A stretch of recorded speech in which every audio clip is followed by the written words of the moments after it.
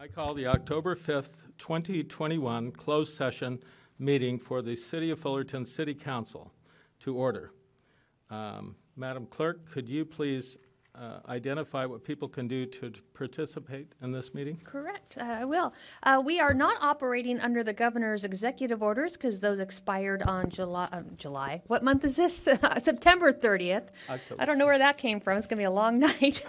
But we are still doing virtual participation for public comment. So if anybody would like to join via Zoom, you can call 1-669-900-9128 or go to zoom.us/join. The meeting ID number is 978-4219-1797. And then raise your hand in the app or on the phone when it is time to talk on your item. Thank you for that, and would you please now conduct the roll call? Mayor Whitaker. Here. Mayor Pro Tem Dunlap. Here.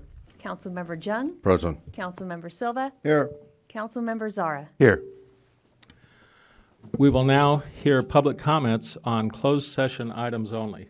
So anyone wishing to address the council, this is strictly for items that are identified on the closed session agenda.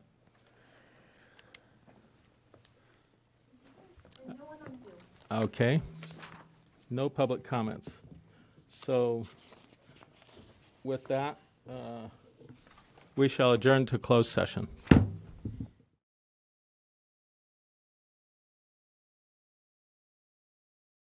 I call the October 5th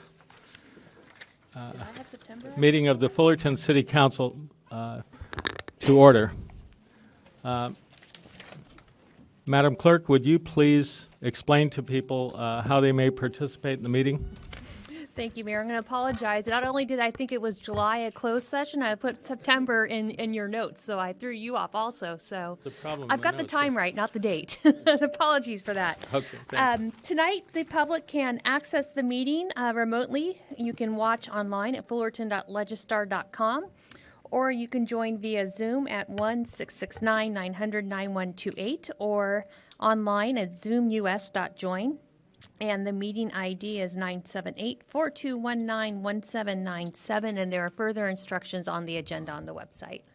Thank you for that. And again, it's October 5th, 2021 is the meeting.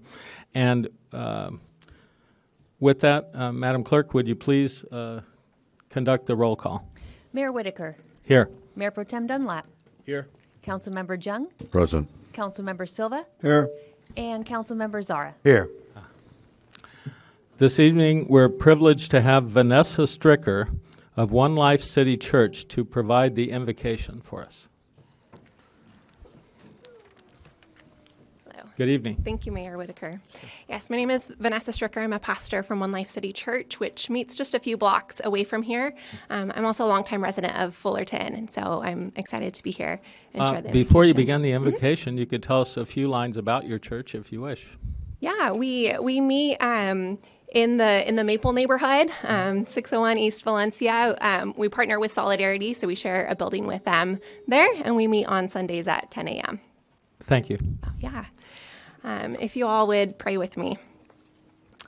God, I thank you for this community of Fullerton that we are all a part of.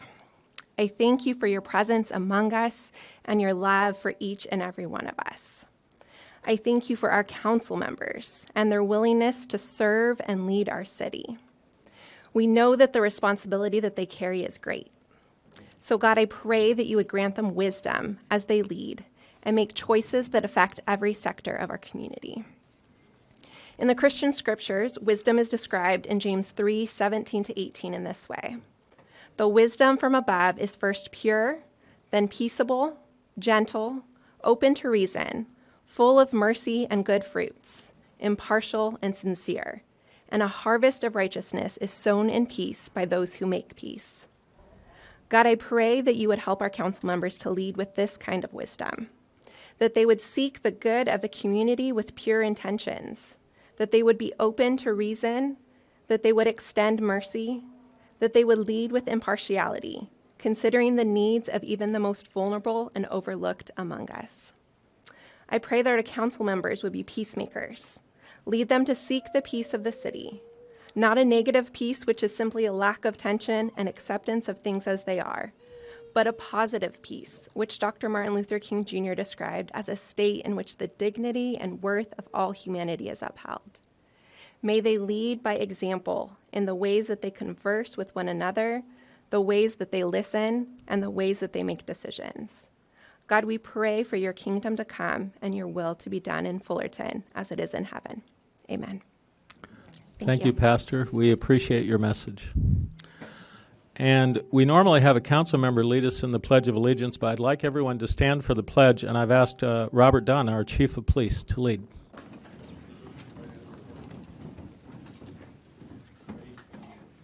I pledge allegiance to the flag of the United States of America and to the republic for which it stands, one nation, under God, indivisible, with liberty and justice for all.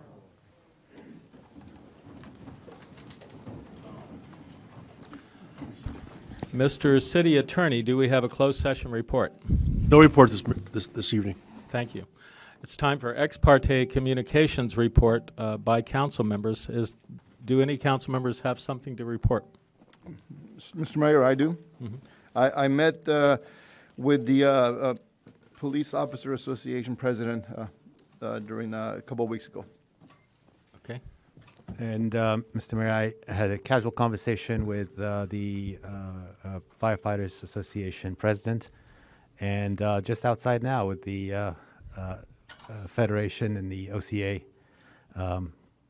president. Thank you. Okay. Mr. Mayor? Yes. I met with representatives of our fire and OCEA. Thank you. Okay. Thank you for that. We have one proclamation to present this evening, which is Domestic Violence Awareness Month. And I do have a copy of the proclamation here to provide to Stephanie Falov of WTLC, the Women's Transitional Living Center.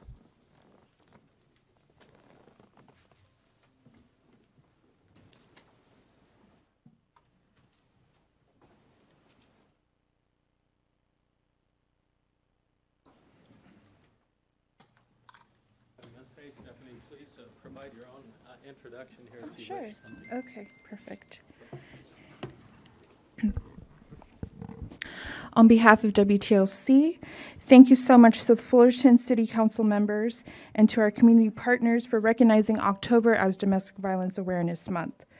1 in 3 women and 1 in 4 men will experience abuse at some point in their lifetime. WTLC has been serving survivors of domestic violence since 1976 and working to create safer and healthier communities through prevention education and community outreach. We hope that all of you would join us the rest of this month by being involved in spreading awareness through our events and activities. Thank you so much.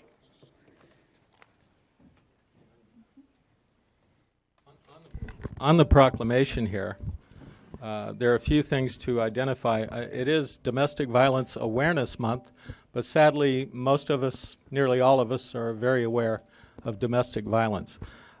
One of the statements on this proclamation says, whereas approximately 1 in 3 women and 1 in 4 men will experience physical, intimate partner violence in their lifetimes.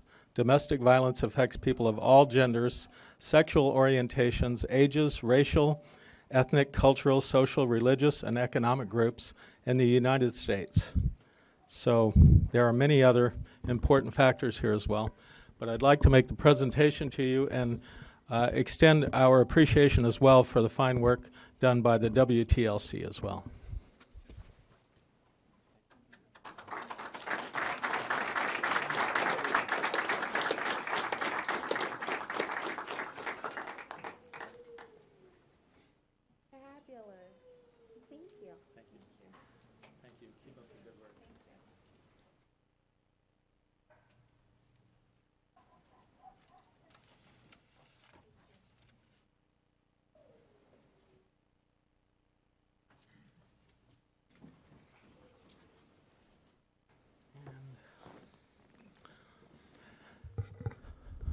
We're at the point now for City Council or staff communications, and Is there anything council members care to report today? No, just, Mr. Silva. yeah, no, I don't have anything today, but I do want to say, should we make that announcement about public comments now or later? So that, This would be a good time, certainly. Yes, good suggestion. and then we'll have, Madam Clerk? If you look at the agenda, you might notice that public comments is going to be at the end of the meeting this evening. Jennifer, I'm going to make you work a little bit. If you wouldn't mind, we're going to ask you to translate this in just one moment because we're going to ask anybody that needs interpretation. I'm speaking slowly so you get your notepad and get up here. Anybody, sorry, I should have given you a heads up, that needs interpretation tonight to please let our interpreter, this is Spanish interpretation, let our interpreter Jennifer know by about 8:30 tonight whether you need her to stick around through the end of the meeting. Otherwise, we may let her get home early and get some sleep. So if you just let her know if you need any assistance with language by about 8:30 tonight. Así que el comentario del público va a ser al final de la reunión hoy noche. Si usted va a ocupar interpretación de español a inglés, favor de avisar al intérprete para las 8:30 a más tardar, por si no necesitan ayuda para que pueda regresar más temprano a casa, pero si necesita asistencia, favor de avisar al intérprete. Gracias. And I'll also just add right now, if anybody would like to pull a consent calendar item, you'll get a chance to request to pull that before City Council votes on the consent calendar. Thank you for that. It feels a little bit like an opening night here this evening, right?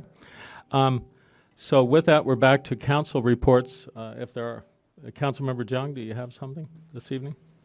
Mr. Mayor and Council, time remains undefeated. It will certainly outlast me and us all, and apparently heal all wounds as well.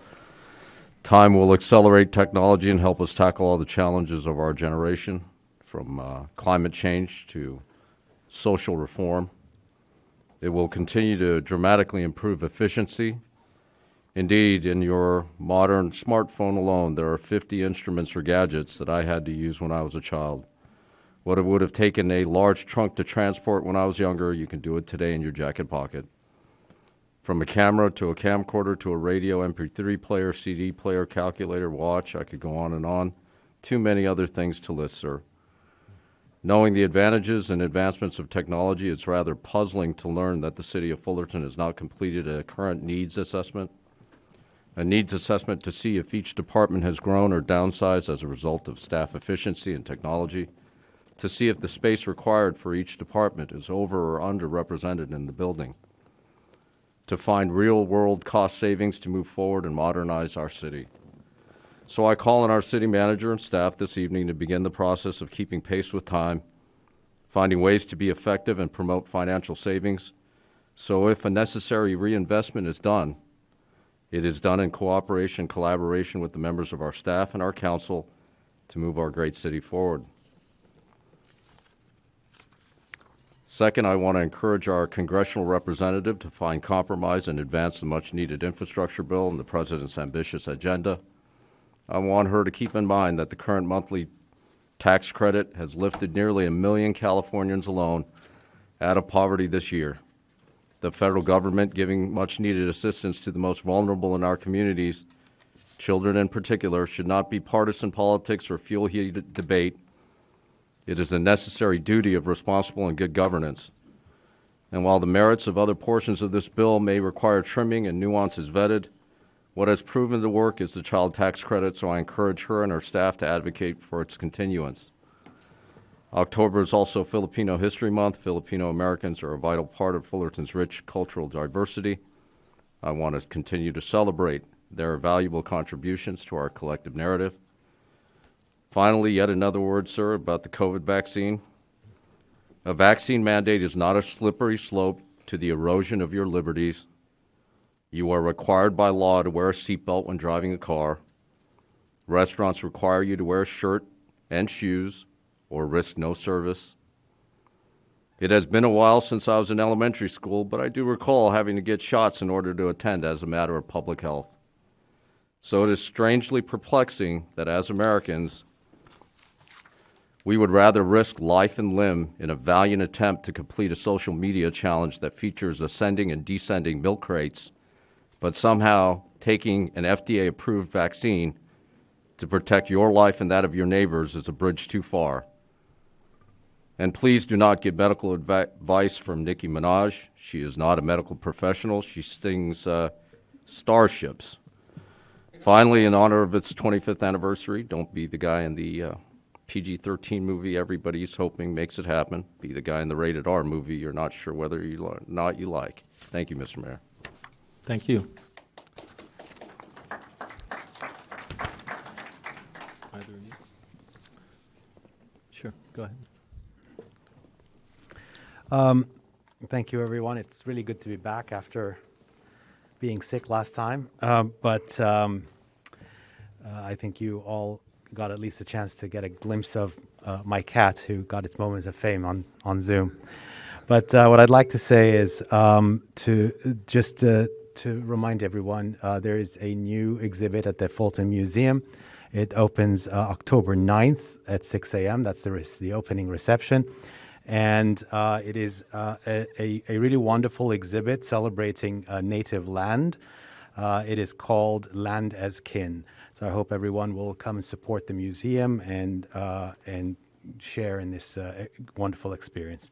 Thank you, and I will be resuming also my community meetings at the end of the month at every last Tuesday at 6 p.m. So stay tuned on my Facebook page. I'll make the announcements on where we will congregate. Thank you very much. Thank you. Mr. Mayor Pro Tem. Good evening. First, I'd like to congratulate Tara's Chance on a successful fundraising gala over the weekend. I had the opportunity to attend and support what's really a wonderful organization, helping special needs children through equestrian therapy and also therapeutic horseback riding. It's a great organization, and you can support this organization and also learn more about them by visiting their website, which is www.taraschance.org. Something else I think that's important to touch on because of the community support and the community that came together was last month as we celebrated the inaugural Tommy Lasorda Day. And, we had a number of big leaguers and celebrities here in town, and it was great to see really the residents and businesses come together to support, the event. I think my favorite event was the two baseball tournaments that took place. Golden Hill Little League put together a wonderful program up at the sports complex, and I wanted to highlight that they are actually selling some of the jersey shirts that they put together for the tournament on their website. You can go there, ghl.com, so ghl.com, and the proceeds of the sale, all proceeds of the sale, are going to the Tommy Lasorda Jr. Foundation. Last thing I wanted to touch on, would like to acknowledge the numerous emails that I received about some of the vandalism and damages that have taken place up at the West Coyote Hills Trail, and let the public know that this behavior will not be tolerated, and that we will ensure that proper police resources are allocated in order to, identify those involved and make sure that they face the consequences. So this is not something that we take lightly, and I wanted to assure the public of that. Thank you. Thank you. Mr. Silva, you covered it? Okay, I've covered thank everything you. today, Mr. Mayor. Well, I want to do a partial here of a water report. Our new water year, the period which we measure rainfall precipitation for the season, began on October 1st. So on cue, just last night, we experienced a pretty good downpour, not just of rain, but of hailstones as well. I do have a measurement from the OCWD that Fullerton received about 0.29 inches of precipitation, ice and water combined. But any more, nearly a third of an inch, is a significant percentage of our annual rainfall. So that's a sad commentary. On the water issue as well, at Tommy Lasorda Day, as the Mayor Pro Tem talked about, we did have the general managers of OCWD, Mike Marcus, and also of Metropolitan Water District, Adele Haj Khalil, in attendance. And Adele is a Fullerton resident. Unfortunately, we didn't get to him in time for him to speak at our press conference. But I did attend an event a few nights ago, the MODOC dinner and speech, and he was the keynote speaker. And I do have to say that I appreciate his style so much in terms of trying to bring us together and leave no one behind in coming up with ways of changing that agency to better develop and create sustainable water supplies for us as we go forward, and to actually reset their mission a little bit as well. So I think there may be many more good things to come as time permits here. The last thing on the Tommy Lasorda Day too, I feel it's really incumbent. It was a success by most everyone's measure. In fact, some of our guests, our friends from Los Angeles, commented that they thought the city of Fullerton did a better job in providing a tribute to Tommy than the city of Los Angeles had done. So that was fairly high praise. So our acting city manager, Steve Danley, certainly give you thanks for your support of that effort. And our Public Works Department, Community Center staff, Landscape Department, and Parks and Recreation Department as well, who did an outstanding job putting our best foot forward and creating a really good first impression to people who might have been attending this area for the first time. Also a shout out to Cynthia Peck at Angelone Vinci's, who also hosted a very nice event in tribute to Tommy. It was a national sports lounge radio show. And as Mr. Dunlap said, we had some notables there as well. And then there was a fundraising dinner for the Sister City Association of Fullerton as the aftermath, really, of our signing the new Sister City Agreement, the Covenant, as they call it, with Tolo, Italy. So for an inaugural event, I think it went very well, and I think we could look at good things for the next effort as well. And with that, Mr. City Manager, do we have anything to report? Just add one last name that we didn't bring up, and that's you, Mr. Mayor, for your brainchild for the efforts, and it was a great event. So I appreciate you bringing it to the city. Thank you. Well, thank you for that. Appreciate it. And with that, we are back to, we already explained the consent calendar situation this evening. So we are up for appointments now. Redistricting Advisory Commission appointments. Madam Clerk. And just to refresh everyone's memory, City Council opted to form a redistricting advisory commission. It's going to be composed of 7 members total. 5 of them will be directly appointed, hopefully this evening, by the council. And then the commission will appoint another 2 applicants from amongst the application, of 2 more members from the applications received. At the last council meeting, I provided you a hopeful timeline of the process. After meeting with our demographer, we're going to need to tweak that a little bit. So meetings with the commission probably won't start until November. The demographers right now are all very busy with the agencies that need to have their maps done by the end of the year. So they asked if we could push things back a little bit to let those folks that are panicking about getting things done by the end of the year done first. And we'll get another schedule to you with the new dates, and we'll get that formalized. So no October 26th meeting, wherever that date was for this commission. So they have a little more breathing room. Okay, now I was going to poll the council as well as to whether they're prepared to make their recommendations tonight or whether we would be well advised to carry this forward to the next meeting. You do have time. You had 20 or 21 applications by the deadline yesterday, so. So I guess anyone who would want to declare tonight can certainly do so, or we can do it the next meeting. I say let's get it done tonight. We're all. Well, it sounds ready. like we may only get it partially done if we do proceed, but we could do it on across 2 meetings. That would be easy. Oh, so you're saying not everyone's ready? Well, there were a number of late forms filled out by people of applicants for this, and I just don't know whether people had adequate time or not. Okay. So we're good? All right. Just wanted to make sure that we're not trying to push someone ahead of what they want to make their choice as well. Sure. So with that, do you want to conduct this, or should I lead? I could just poll by council member if you want Do to that. name your appointment, and then you can vote to, I feel like I'm part of the team. Right. You can take a motion in a second and vote to ratify all of the Ratify. appointments. Mm-hmm. So, Mr. Mayor, if I may, just a quick question before we start. So I know we pushed the timeline a little bit. The commission, once it's formed, will have the task of appointing 2 more people. Do you think that we should factor that in so that we can get that out of the way early before they actually start? That is an option. They could meet just for those appointments. We do have a housekeeping meeting, which would be the first one, meeting for the group to go over the Brown Act, things like that we don't need our demographer present for, so we can do that meeting. And the Earlier. second part of that question is that if we are, after our appointments tonight, would we open up for more applications, or will they select only from the pool that has already applied? It's council's discretion. We had closed the application period as of 5 o'clock yesterday, but if you wanted to open it up for the additional 2 seats that'll be appointed by the commission, we can also do that. Yeah, I mean, I would be okay to leave that at the discretion of the commission itself, Okay. if that's okay with the council. We'll see how it goes. Okay. We're ready. Okay.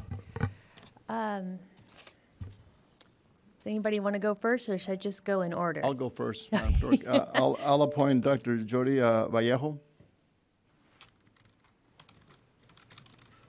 Okay. Let's go in order of the dais, just to mix it up a little. Councilmember Jung. James Lira. Okay, James Lira. Mayor Whitaker. John Seminara. Okay. Mayor Pro Tem Dunlap. Greg Seaborn. And Councilmember Zara. Ms. Kitty Jaramillo. Kitty. Excellent. I will get in touch with those folks and get them started and let them know what they're in for. Well, I would entertain a motion Thank you. to See, I said ratify that and this. forgot Yeah. about it. So move. Okay.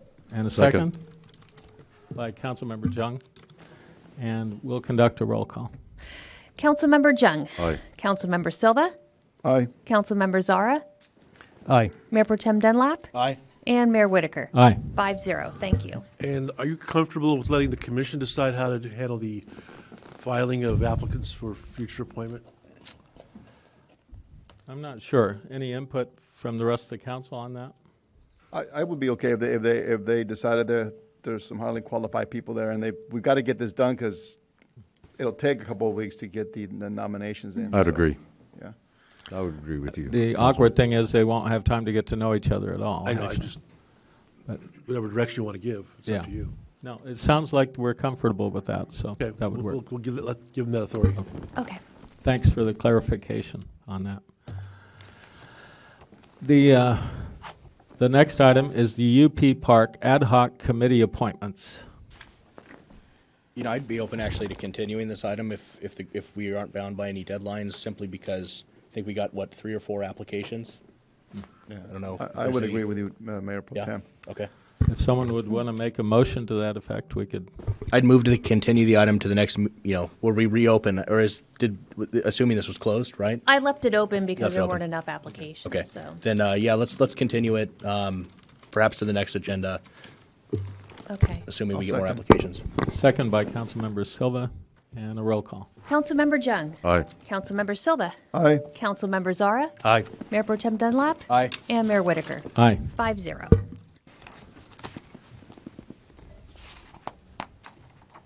So we are now at our consent calendar. This would include items 1 through 9.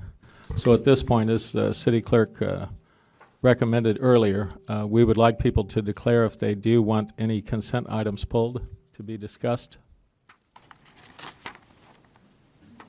And seeing none on the council,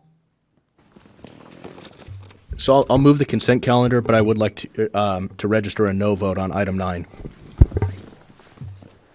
and Madam Clerk, please register the same no vote for myself on that as well.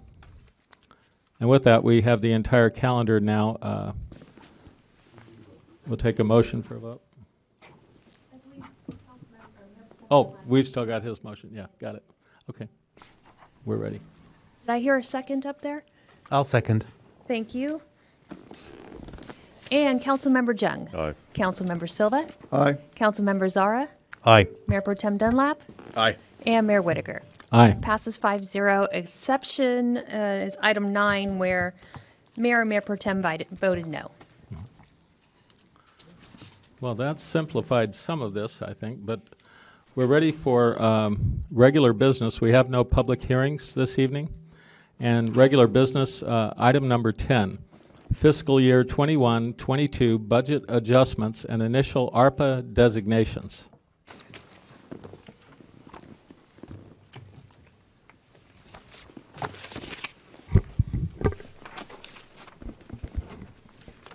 Good evening, Mr. Mayor, members of City Council. The budget agenda item tonight asks City Council to provide direction on 4 items. The first one is to choose a budget adjustment option the council would like to implement for the current fiscal year. The second is to affirm the consensus rank order of strategic priorities that will be used to make any budget adjustments. The third is to authorize the city manager to develop the specific actions required to implement the budget adjustment option chosen by council and return to council at a later date for your review and approval. And the fourth item is to direct the city manager to return at the October 19th council meeting to discuss directions on the remaining ARPA funds to be used for new projects. With that, I'll just go to slide number 4 behind you on your chart, just to give a brief summary of the scenarios we have gone over in the past. We'll start with the first one, just to remind everybody what they are. That's the status quo option is number 1, which is to continue our $3.8 million of vacancy savings, of keeping 37 positions vacant, and not using ARPA money for new projects. With that, you would have the full amount of ARPA left for new projects, $32.7 million. And with choosing that options, you would also have, by the end of 22-23, our reserves would be depleted, and then we'd have a negative fund balance for fiscal year 23-24. Scenario number 1 was to retain the $3.8 million vacancy savings and to use ARPA for revenue replacement for government operations. In that scenario, the revenue replacement for government operations would be $19.4 million, leaving you with $13.3 million for non-budgeted projects and programs, and that would give you approximately a 13% contingency reserve level. In scenario number 2, $3.8 million vacancy savings, with the addition of a 2% cut in the budget, and also using ARPA for revenue replacement. With that, you use $8.7 million of ARPA for government operations, leaving you $24 million for new projects, and it also gives you a 13% contingency reserve level. Scenario number 3 is the same with a 5% cut that spends $2.7 million on revenue replacement, leaving you $30 million for new projects with ARPA, and it gives you the 17% or more in later years for reserves. And then scenario number 4 was if you were to make sure that you keep a 17% reserve level, what would that look like? You'd use $24 million of ARPA money to get you to that 17% level, and then you'd have $8.6 million left over. Of course, with these, there's also, if the council wishes to pursue other options, they can do that as well, and move through that. With that, I will just return it back to council for your deliberation, and we have staff available to answer any questions you might have. Thank you. If council has questions of staff, it would be good to handle those at this time. Otherwise, you may want to listen to the public first before we launch into that discussion. But if there's need for clarification on anything that's been presented. Yeah, we've been through it a couple times, so thank you. And with that, we will invite public comment to this item. So those who have checked in, what number do you show at this stage?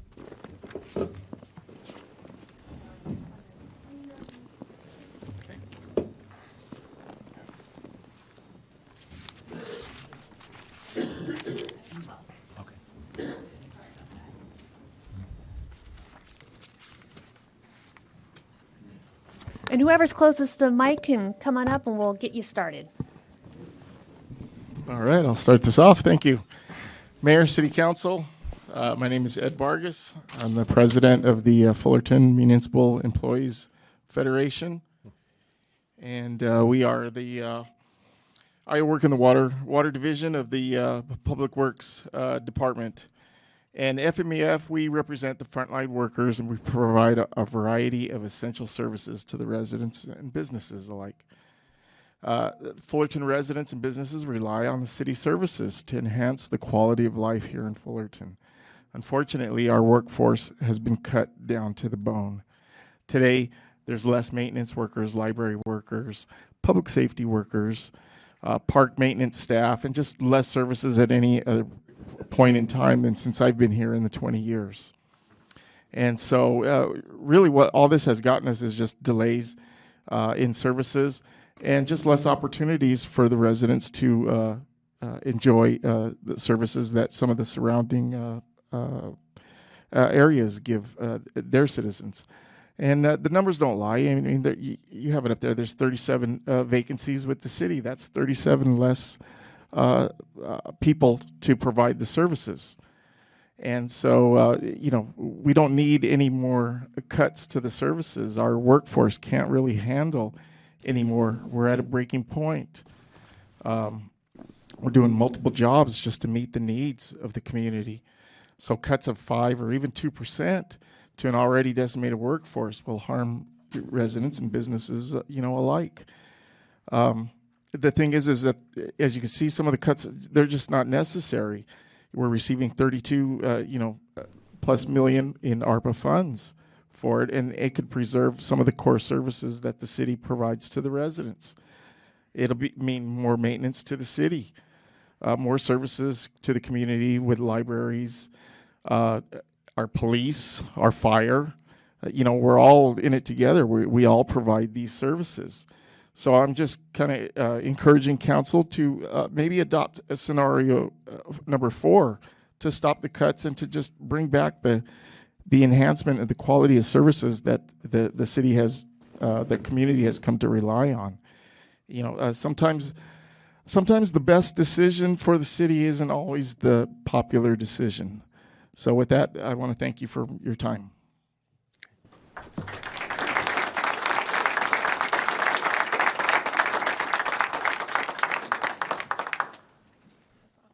Good evening, Mayor and Fullerton Council. My name is Veronica Rodarte. I am a Senior Labor Relations Representative at the Orange County Employees Association. I am also the lead negotiator for the Fullerton Municipal Employees Federation. FMEF is an affiliate of OCA. And OCA is the largest public sector employee union in Orange County. Beyond these connections, I'm also a proud Fullerton homeowner. And Fullerton is really a great place to live. The extensive network of parks, restaurants, small businesses, that's what attracted me to this city. Someone who's a resident and also involved with the frontline workers, I really see the impacts to the services, the impacts that reductions over the years have had. And I ask the council to not further cut these services. The services that a city provides are not a gift that the council gives to its residents. It's a core public function that residents deserve and should have fully funded and staffed. So we are asking the council today to not put any additional cuts on the table. Thank you.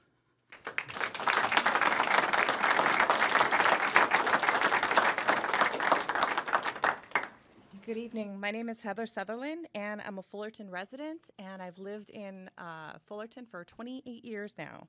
And I raised my daughter here in Fullerton, up in our humble little abode in the Rolling Hills Elementary area. And Councilman Silva, my daughter Chelsea, was a proud member of the Fullerton High School speech and debate team with your son, Jack. And the team was great when she was on there. And just recently I was dusting, and I'm like, man, there's a lot of trophies in this house. And I'm sure you can completely relate. It was an awesome experience. I'm not the great public speaker that my daughter Chelsea is from having that experience, but I really wanted to step up because this is an important issue to me and to my family. And so I'm here tonight to speak out against any additional cuts to city services. And just like the prior speaker shared, there's so many amazing things about living in Fullerton. A lot of great businesses, awesome restaurants. But the one thing that's always really stuck out to me is how Fullerton promotes an active lifestyle and being outdoors. And that's just something that's important to me and my family. And we've got some great parks, some great trails. And in fact, this weekend, I've got plans with some girlfriends to walk the Fullerton Loop. Not the whole loop, part of the loop. It's pretty long, but you know, I'm going to be joined with dozens of other residents on that awesome trail, runners, bikers, you know, the whole spiel. It's just a wonderful place to be. Hillcrest Park is also somewhere that I really enjoy, and I've really appreciated it over the pandemic, especially early on when we were all cooped up in our houses. It was a blessing to be able to get out of the house and enjoy nature. So here, you know, hearing that the council's considering making cuts to services, especially while they've got this federal aid coming your way, it seems like the wrong move at the wrong time. And as someone who uses our city services, I really want to see our parks and our trails continue to be well maintained and safe for families such as mine. You know, I see so many people out there, and it's, like I said, it's a real blessing and a joy. So we have an active community here in Fullerton, and a lot of our businesses really depend on the amenities that Fullerton has to offer. And I think some of these wonderful, you know, trails and parks and things attracts people from all over the county, not just Fullerton residents. And that's something that really helps our local economy. I mean, I know people come in from other cities and then, you know, after having their adventures, you know, visit a lot of our local businesses and restaurants. So we can't afford to cut city services. We want to keep attracting people to this awesome city and making it a wonderful place to live for all of our residents. So please invest in our city. Thank you.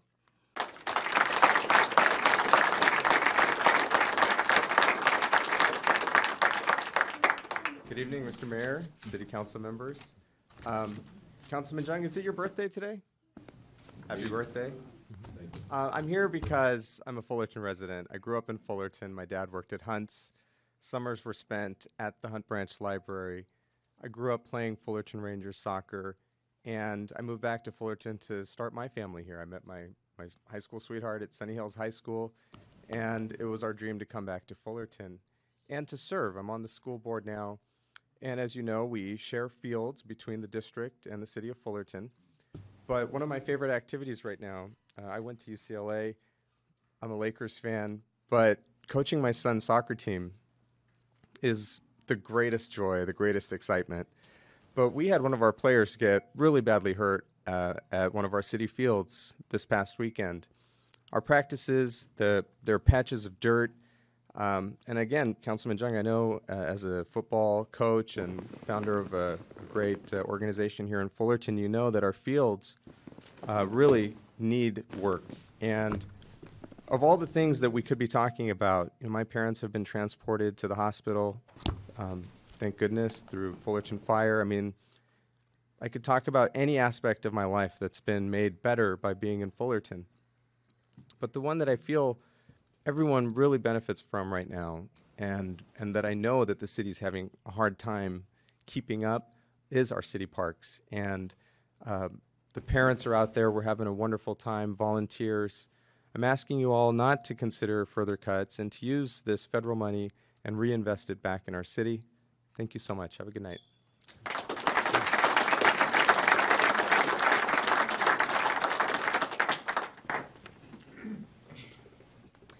Good evening, Fullerton City Council and staff.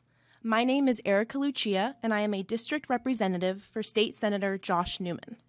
I am here to read this statement on his behalf.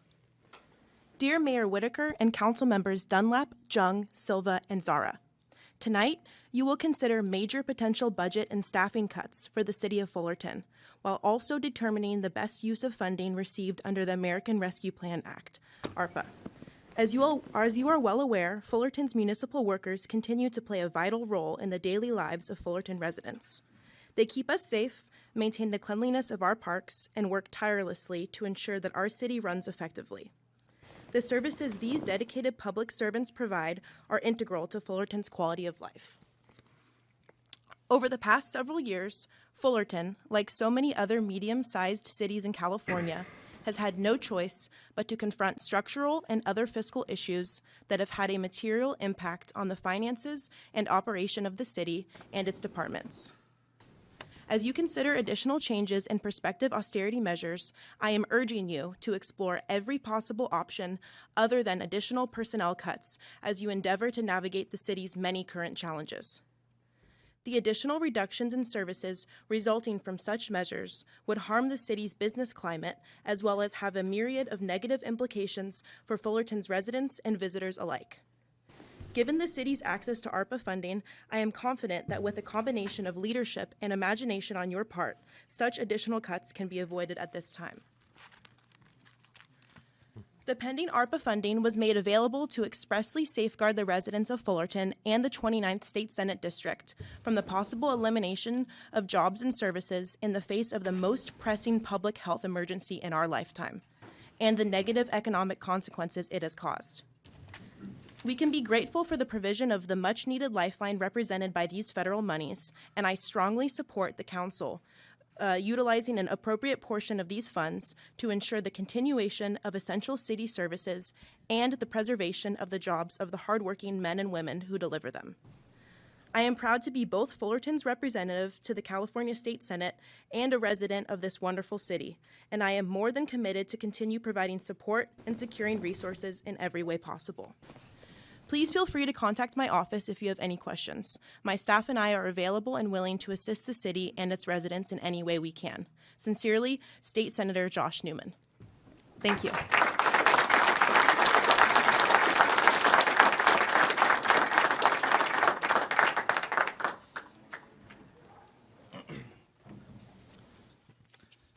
Hello, Honorable Mayor, City Council.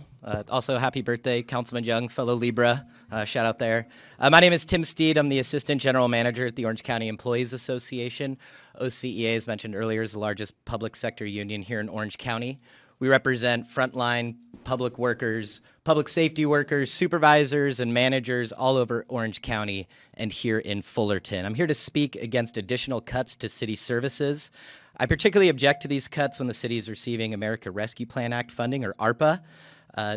Earlier this year, or even last year, OCEA joined in coalition with working families, community groups, elected officials to fight for direct funding for local governments as soon as the CARES Act of 2020 omitted funding for any local government under 500,000 residents. We mobilized through our legislative advocates in Washington, D.C. We met with our congressional delegation, and we had one message.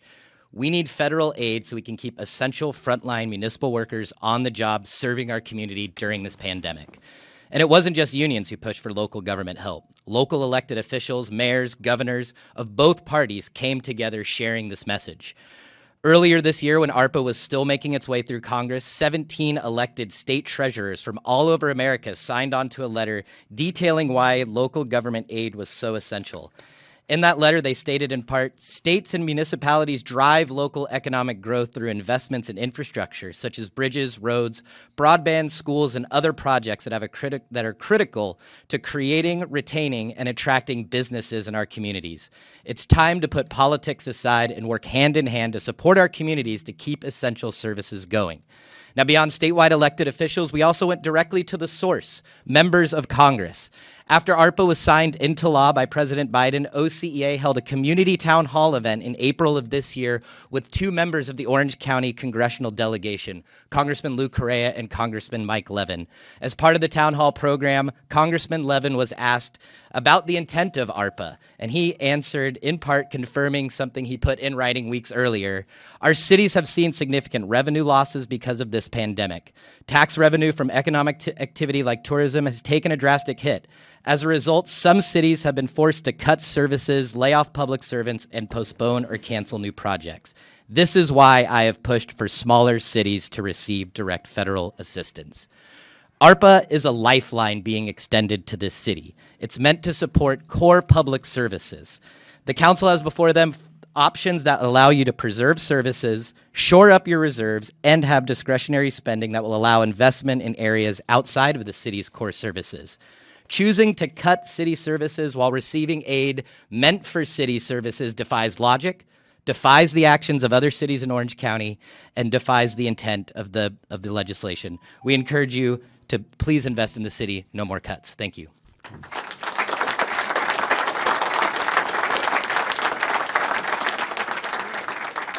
Good evening, everyone. I'm Joshua Gonzalez. I work in the equipment division, city yard. Proud worker, as we all are for the city.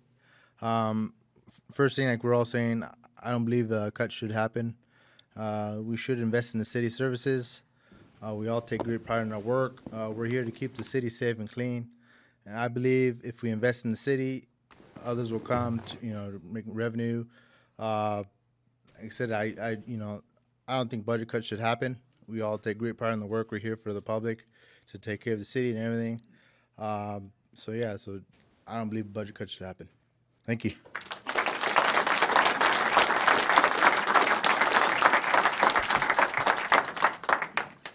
Good evening, Mayor and Council members. My name is Amina Mirzakazi. I'm a Fullerton resident, and I'm here also on behalf of the Justice for Hector Hernandez Coalition. We stand here today in solidarity with our brothers and sisters, the municipal workers who are begging you not to slash their funds, their payrolls, and to fill any vacancies and not to have any additional cuts to the existing programs. I also wanted to point out that the Fullerton Police Department has 48% of the budget and of the general budget, and did also receive a 3% increase for the 21-22 budget at a time that our city is in dire need of expanded services in so many other areas. And to that point, I wanted to address item 10.2 about the adoption of strategic priorities, which actually was not presented right now. And I feel that if you are going to vote on 10.2 tonight, adoption of consensus strategic priorities, which does list public safety as the #1 priority in the city of Fullerton, and if you are then going to, under 10.3, direct the city manager to make budget amendments or according to those strategic priorities, then those should have been presented to the public to give the public an opportunity to comment on those strategic priorities. It is not a strategic priority to overfund the police department when all these people here are saying that we have other priorities, such as infrastructure, community development, engaging and retaining a talented workforce, investing in our parks and libraries. Thank you.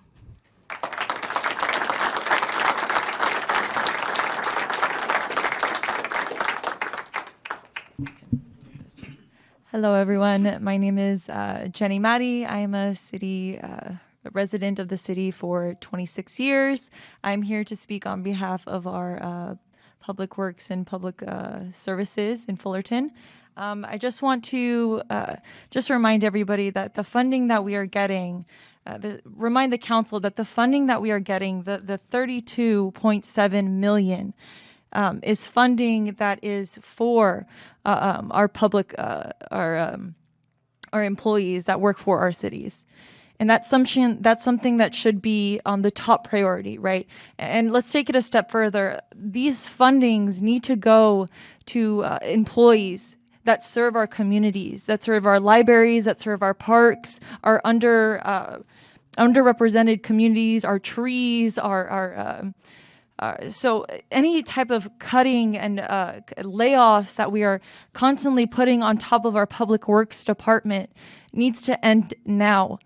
Because that we have been given the opportunity to finally balance our budget with funding that was for balancing our budget in our communities. These are families that we are talking about. These are jobs that union jobs that we are keeping within the city.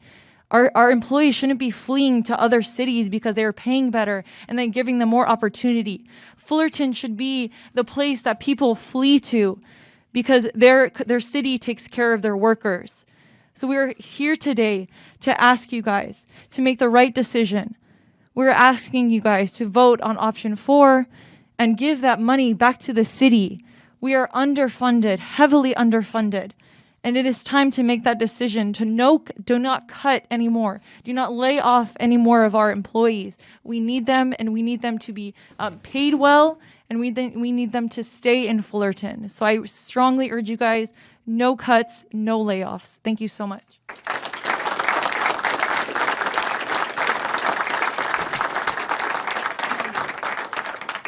Hi, Kitty Jaramillo, District 4. I hope I'm speaking to all of council. I feel like I'm only speaking to 3. So please listen and pay attention, please. This is very important. I've lived here for 67 years, worked for this city for 17 years. That was when most of the employees were happy and treated well.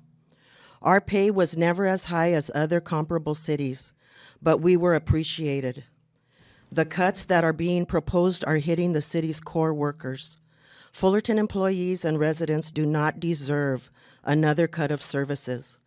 For the first time in my lifetime, myself and other residents, your constituents, are sadly seeing the lack of maintenance in every sector of our city. I'm not proud of that, are you? We are functioning with several acting positions, as well as diminished park, water, and street divisions. You know that federal money can and should be used to save our employees and save our city, and save your jobs too. Thank you.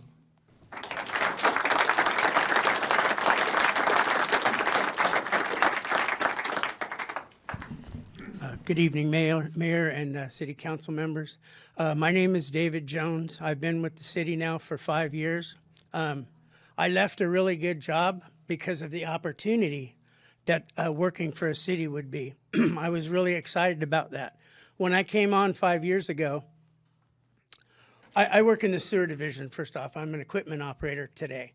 When I first got into the sewer division, and this is across the board with all of the different divisions. We had 16. We're operating with 7 now. And like expected to do, sewer's important. It has to get done. So I'm not just speaking for just sewer. This is across the board. When COVID hit and everything was affected, people were losing jobs, people were going home. Us, along with police and fire, still had to go out and perform these duties. Not had to, that's what we did, that was our job. We look at this as an investment. We've invested our lives and our efforts in this great city, and we just would like the same in return. Those funds, it just seems to me that that's exactly what they're supposed to be for, is for those that back into the services. We serve all of the residents of Fullerton in all different areas. And I know we hear from them all the time how grateful that they are. We would sure like to feel the same from those above it, from you guys. So we ask that you go for number 4 as well and not cut anymore. We're not just an employee number. We're individuals, we're workers, and these workers, we all have families. So this is huge to us. We just ask that you support us as well, and that we ask that you invest in us as well. Thank you.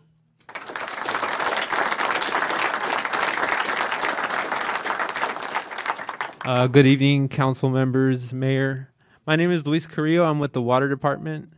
I'm here to speak on behalf of Public Works and implore you guys to consider scenario number 4. I know it's easy to look at the budget in terms of numbers, but just to give you guys a little bit of perspective, as an individual, sometimes in the city of Fullerton, in the water department, we have main breaks in the middle of the night. First of all, the city of Fullerton is very underfunded as far as our infrastructure goes. We have more than 110 main breaks per year. Anaheim has less than 20 in a year. A lot of those main breaks come in the middle of the night, so there are times when we are out there working over 24 hours in a row, no sleep, 26 hours, operating machinery. We're tired, we're jackhammering, we're out there, but we do it because it's part of our responsibility to the community to make sure they have safe, potable water for kids to shower in the morning, to drink. We don't want to keep them out of water. So we work really hard. And at the end of the day, it's kind of sad that we work those long shifts, but we can't even afford to live in the city of Fullerton. That's how underfunded we are. So I just hope you guys, in good faith, look at the budget, consider scenario 4 and realize that, hey, if anything, we're actually underfunded. So just keep that in mind, please. Thank you.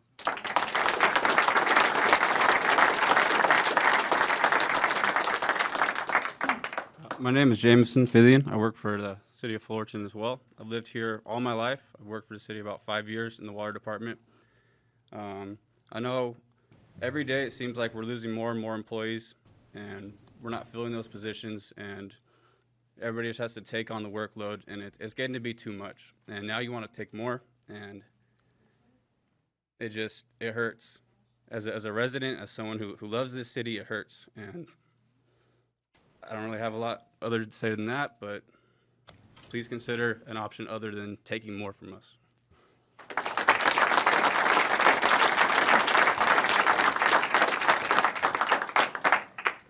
Good afternoon, everyone, council members, mayor.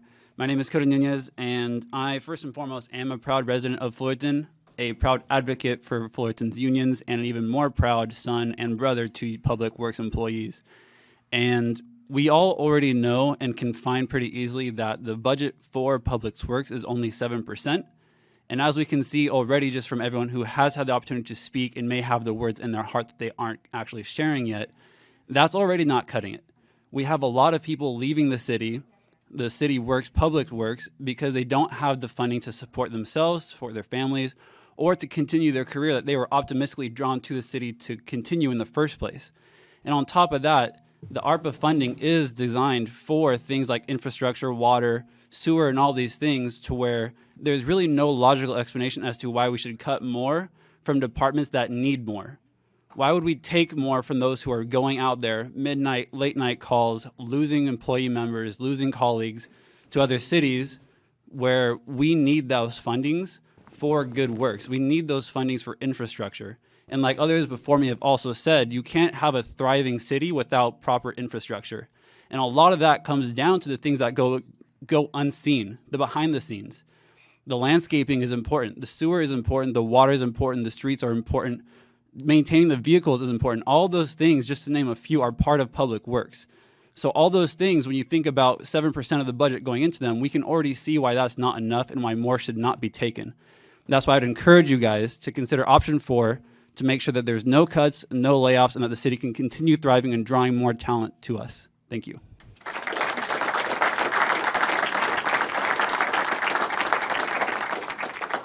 Good evening, Mayor Whitaker and council members. My name is Sulin Chen. I am board trustee in the library, but I am representing myself tonight. So I want to say that during this very unprecedented pandemic, life is very challenging for all of us across the board. So I first want to show appreciation, not just for city council members, the city manager, every person that has been working throughout the pandemic. I feel like we all deserve a pat in the back. That continuous working, continuous producing, it's a great job, and thank you all for doing that. Secondly, I am disappointed to see that the library actually be on the third last on the priority list. And I know it's easy to think about, okay, if you don't read today, it's not a big deal. But if you look at all the emotional issues that happen due to the pandemic and how the hobbies, the readings can bring us the emotional happiness, then it's not a price that we can put in for the education and the value that we all can have. So to make it short, basically, if everyone is content, love the book, love the enjoy in a fictional world that we live in, there will be no emotional or mental issues, and in a way will reduce the police that has been heavily needed during that situation. I also want to say that I am actually very impressed with our library staff. Not just that they gave the calm kit. So everyone, if you feel stressed, go to the library, pick up a calm kit. help you to, take a deep breath, feel calm about it.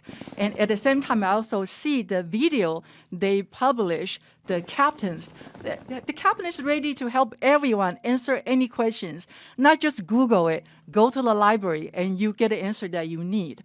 Thirdly, I want to say that, during this challenging time, if we really can work together, get through this, I think at the end of the day, we are neighbors. We live in this community. In spite of different opinion, I think the important part is we take care of each other. We are all in this together. By working together, we will get through this together. And please smile, be happy, and visit the library. Thank you.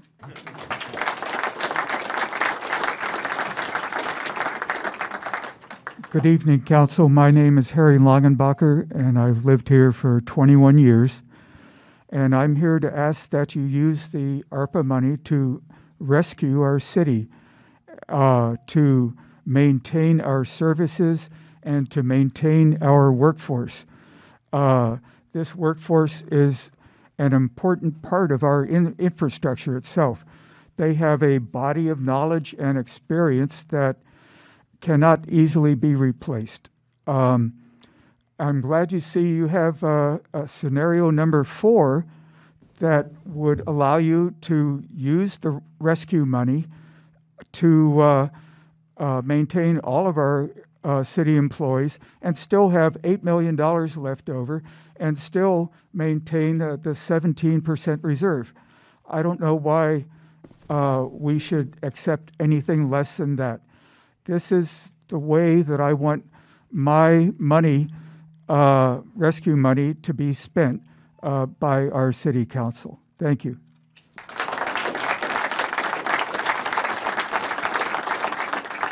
Hello, good evening, gentlemen. My name is Debbie Langenbacher, and first I want to say a huge thank you to all of our city employees that with minimal resources have kept everything going.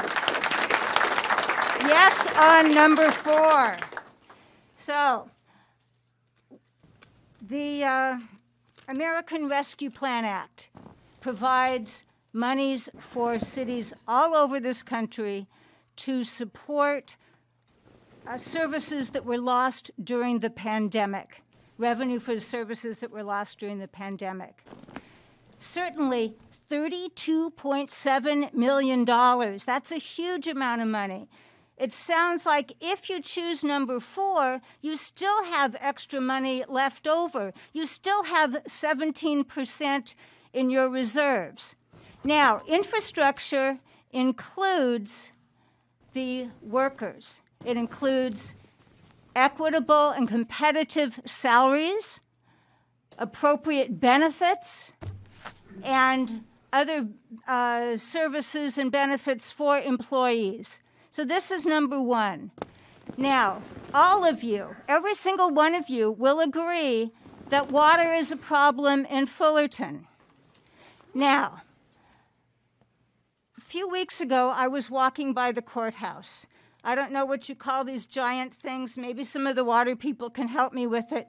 But these things that have lots of pieces of metal together was spewing water out. The whole trail was flooded with this. I tried calling the city to complain about this and say, we need to stop wasting water. I got a voicemail. I was early in the morning, so I called back when I thought they'd be open. There was still nobody there. I ended up making 5 phone calls before I found somebody who could address the problem. Now, this is clearly an underfunded city not doing our part to take care of our water resources. Also, for the past week and a half, I go walking every morning before work. Mr. Dunlap, in your district on Francis Street, for the past week, there's been a water leak getting worse by the day. There's a cute little sign that says, this has been reported and is scheduled for being fixed.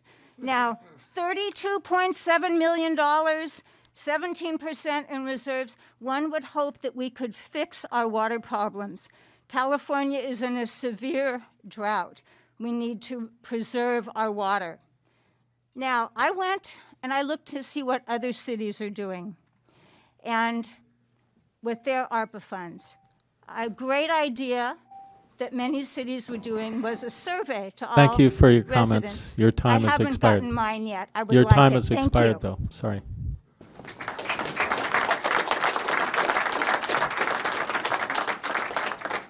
Good evening. My name is Elizabeth Hansberg. I live in the city of Fullerton. I currently serve on the Planning Commission. For the past 12 years, I've been on some committee or commission in this city. I love this city. And even before I was on the commission or any committee, I loved this city. I want to tell you a story, and the story is about my friend Paul Dominguez.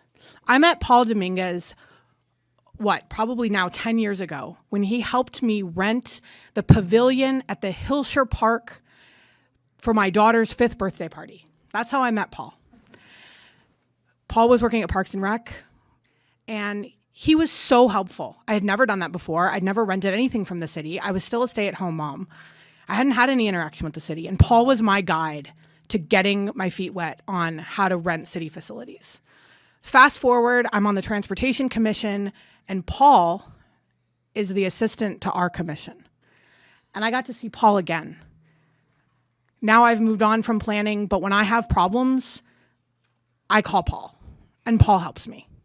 Paul Dominguez is a really good guy. I want Paul to stay.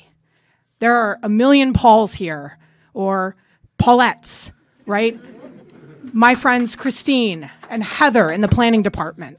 I work with planning all the time. These people work hard. They do. They are the institutional knowledge of our city. They are the people who run it because, let's face it, guys, commissioners, electeds, we come and go. When I was first started getting involved in city committees and commissions, it was a completely different cast of characters up on the dais. These are the people with the institutional knowledge that run the place. It doesn't run itself. So if they're asking you for things, please give it to them. Please don't leave us in a situation where the institutional knowledge went to another city because they offered better pay or they offered better, whatever they're asking for. We need these people. I mean, we have burned through planning directors. I'm actually personally really worried about that. But okay, it's planning, right? It's lots of ideas, but you can't burn through your sewer people, right? I mean, if they're the guys that know where the stuff is. So please do right by them. Please give them a reason to stay. Thank you.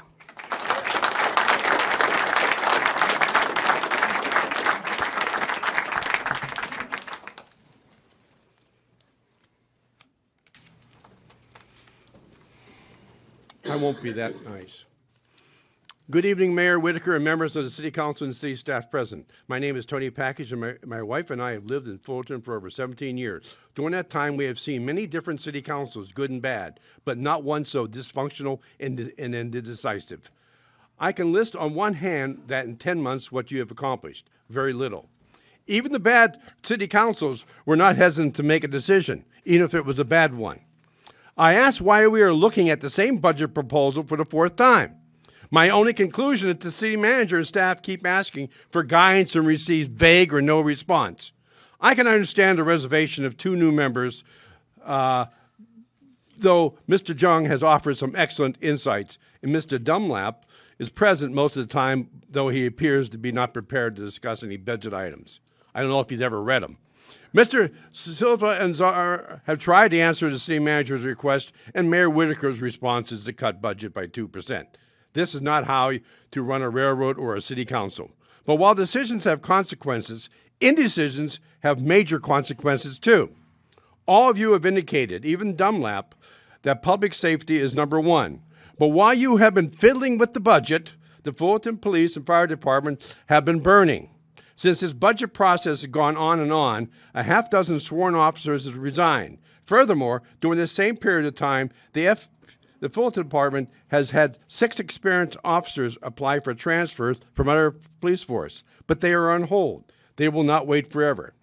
The loss of 6 officers and the inability to hire the transfers is directly correlated to the unknowns in the budget, causing Fullerton police officers to seek more secure jobs and the transfers to wonder, what kind of a city am I going to? Is there no job security? The City Council's inaction is totally responsible for this situation, and you will have your key departments suffer the consequences of your failures. Mr. Whitaker, this failure will be the legacy of your 3rd term as mayor, and fortunately the last. Obviously, either your proclamation that public safety is your leading concern is hypocritical, or you have no idea what you're talking about. Or is it both? Just ask the public. They will give the answer, but you will not like it. My only comment to the city staff and managers, do you really expect different answers after 3 asks? You are very optimistic. The only scenario that makes sense to me is number 4, because it continues to keep people employed and gives us no more staff reductions. Thank you very much. Oh, by the way, the circus is in town. And the main attraction?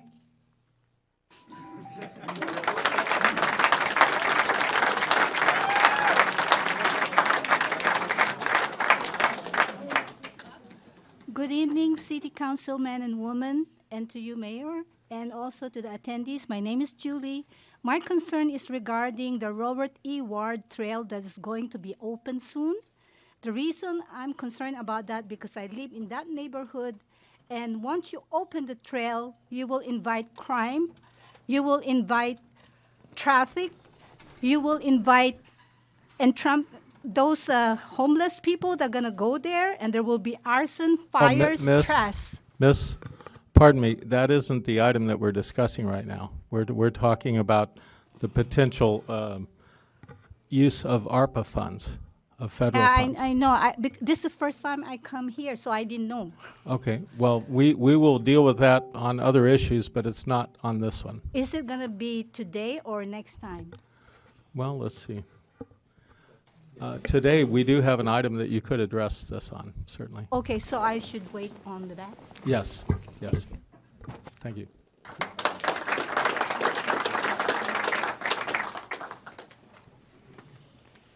Hello. I'm here to speak about fighting for justice for Samantha Velasquez, who I'm sure the City Council is aware of and the Police Department of Fullerton is very aware of. Samantha Velasquez was drugged at JP23, a bar in downtown Fullerton. And once again, that isn't what we're discussing at the moment. it needs to be discussed. I don't We're think there is discussing an agenda about this. item, and this needs to be specific to that. Investigation by the police department. Fred Jung has been the only one that Pardon, has spoken up about it. we can't address that right now on this agenda item. If you don't finish speaking at this stage, you'll have to be removed. JP23 protesters have been assaulted. Cops have done nothing.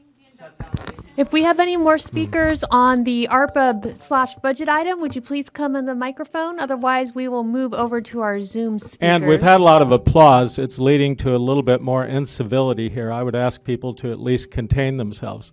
We are focusing on the speakers.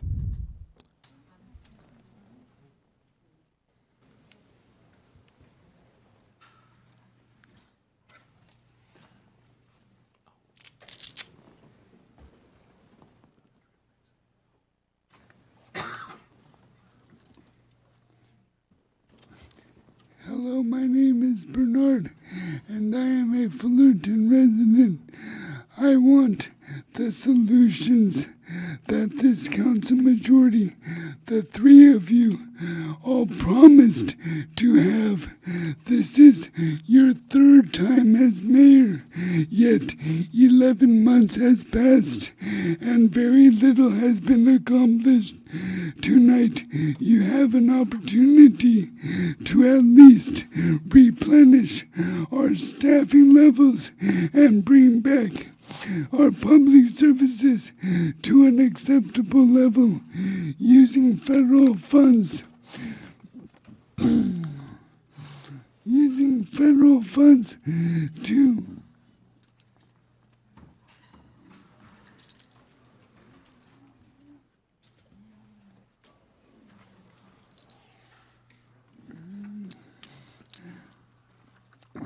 using federal funds, not anything you produced. Yet you keep pushing for more cuts, driving away our talent and pushing our city into further disrepair. Zero talk about generating funds. But this is not surprising. Mayor Pro Tem Dunlap doesn't do his homework. Do you even understand how cities operate? You clearly don't even understand the terms of ARPA. You cannot use the funds to cover up your campaign lies. The three of you claim to support public safety until it's time to support public safety. It doesn't make sense. Councilmember Jung just likes to listen to himself talk. He only tells us what we already know, pontificating about various communities' priorities is moot when you are completely inactive and unproductive. Telling someone to compromise is a method, not a solution. Shame on you. You have children. You are teaching them that bullying and blaming is acceptable, lying is acceptable, and to not be accountable for those lies. It is wholly unacceptable to just throw a tantrum and blame while not actually addressing the issue. Thank you for your comments. It's now Your time has October. expired. Do something. Take Thank you for your talk. comments. Go Appreciate Bruins. it. Next speaker, please.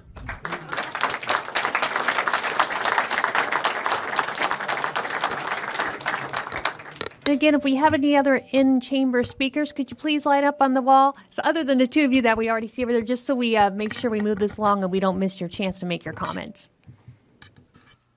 Good evening, Council. Tanya McCrory, Fullerton resident. I just don't know what people don't understand about the fact that our city is broke. Currently, police and fire get 70 cents on every dollar of our budget. 70 cents of every dollar. That leaves 30 cents for every other need that our city has. Everything else. I support our firefighters and I support our police department. I am not a fan of defunding the police, but the city has got to stop kicking the can down the busted up roads of Fullerton and be brave as a council and finally do what so many councils before you refuse to do and balance this budget. You can't just speak for the union workers. You have to speak for all the citizens of Fullerton. Thank you so much.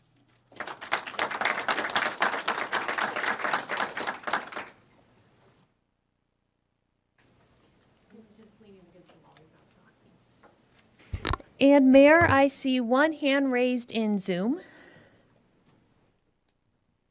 That's it for people over at Net 2. They heard me.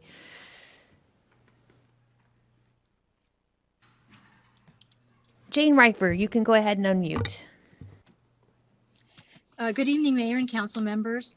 I was going to bring this up through a different process because it's somewhat new to me and I wasn't sure how it worked, but it certainly pertains to funding. So I thought I'd mention it and leave it to you on the dais to see how it would fit into your decisions tonight. We've discovered in working with city trees, whether they're street trees or at parks and city facilities, that there's damage being done on a regular basis to them with irrigation systems hitting the lower end of the trunks and causing rotting and disease after a while and reducing the strength of the trees. And also kind of a similar thing with lawnmowers hitting the trees because there's no surrounding mulch or something preventing the lawnmowers from going right up to the tree. And including also that with string trimmers, or it's normally called or typically called weed whackers. So all these things are damaging our trees little by little, week by week. And as the years go by, it's caused the city to now have to remove quite a number of these trees that have been damaged. When we have been bringing this up, we were told that Public Works would like to fix that problem, but it will cost money.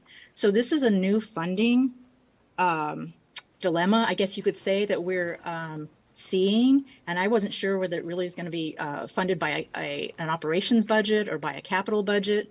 You can't quite tell where that goes because it involves irrigation and some other things, but we know it's going to be probably a large amount of money needed just in order to keep the trees we currently have. And most of these are mature trees throughout our city. I do think that trees in a funny way are part of our infrastructure. So this will be needing to be addressed. I'm only bringing it up tonight because I know you're making budgeting decisions, but this might not be on the radar yet. So thank you very much for your consideration. Thank you for your comment. Okay, Jensen Hallstrom, you should be able to unmute now. Hello, can you hear me? Yes, we can. All right.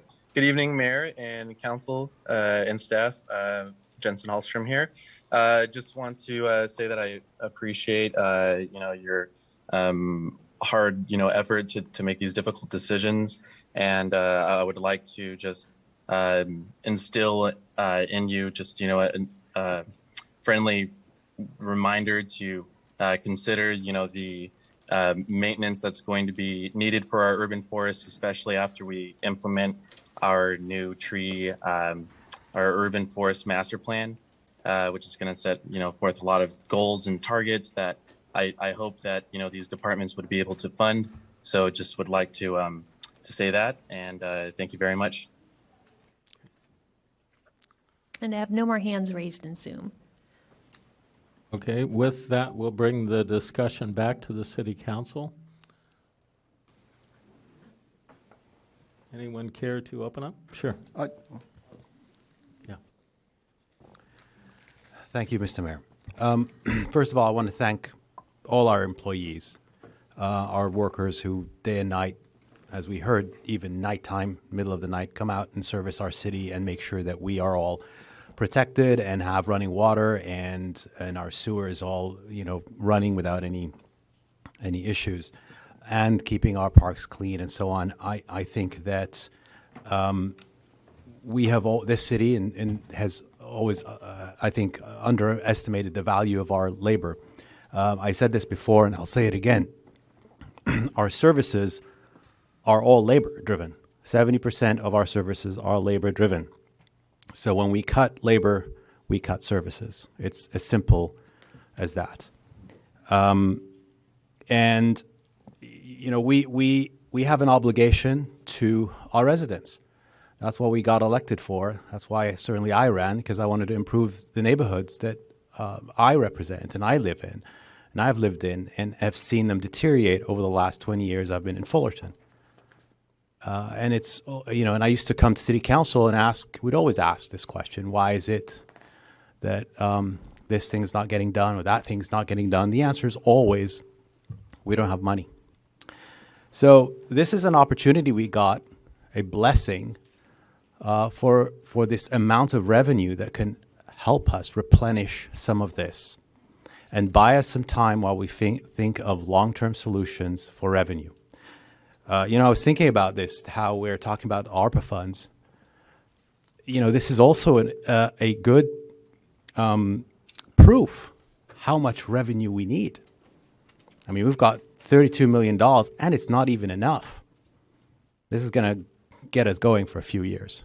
But we need to have a serious discussion about revenue for long term. I mean, we're having this discussion now, and we certainly won't last here. But what about the next council and the next one? What about the future generation, the kids growing up here and looking forward to having good parks and for their kids as well? So we need to have these long-term discussions as well for now. That's why I would love to have that discussion. And, I think the ARPA funds provide us, with the scenarios that we have, provide us with options that don't include a cut. So we can delay this for now. Let's, use these ARPA funds wisely, invest in the services, bring them up to level, and then we can start having discussions about long term. But we have, our staff worked really hard to provide these scenarios, and we do have a scenario that provides us exactly what we need: replenishing our services, making sure our employees are retained, and we can hire more people to improve the services, and without compromising anything. We also have a moral obligation as an employer to our employees. We often forget our moral obligation.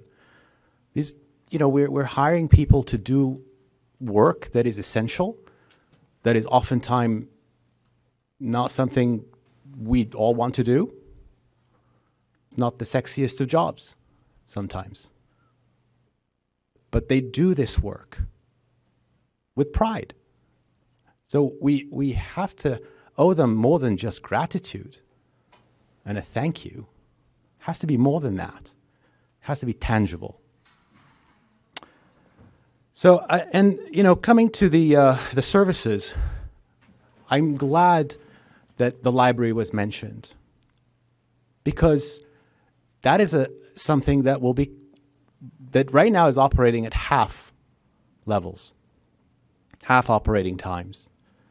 So I'm thinking of all the kids that can't afford Kindle, don't have access to the internet, seniors who rely on books, and people who need the computers to access to get jobs and apply for jobs. And, we call ourselves a city of education, yet the library is at the bottom of the list. And why is that? Because they don't have enough staff. Comes back to employment and employees and workers. How can we call ourselves the city of education when we're cutting our library? Now, the museum has already been cut. So I know we saved it a little bit with some infusion of funds, but the museum is operating solo at this point, renegotiated a contract. So don't think that this city really is doing it any service. So the arts has been trampled on, in my opinion, in this community. But we still have an opportunity now, tonight, to salvage all of this. We can do this. It is not brain surgery. We got the money, invest in the community, invest in the services, and we can start looking at ways to reach out to our community and talk about revenue. Our businesses, our economic development all rely on us tonight on making this decision. Does a business want to open here when we don't have enough staffing to get their paperwork through properly? When they have to open in a place where trash is accumulating outside? We can't keep up with that. We need to go from being a reactive council and city, having to wait for people to call us and complain. Oh, I've got trash in the alleyway. I've got trash in front of the bus station. Oh, there's rats here.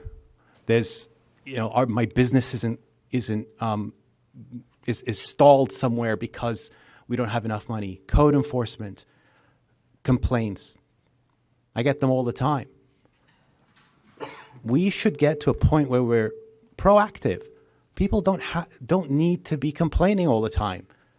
We don't need to wait for the complaints. We have to be proactive, but that only happens when we have adequate staffing levels. So, I want to read a little bit from the Treasury on these ARPA funds and the use of the funds. Support public health expenditures. I'm going to abbreviate. Address negative economic impact caused by the public health emergency, including economic harms to workers, households, small businesses, impacted industry, and the public sector. Replace lost public sector revenue using this funding to provide government services.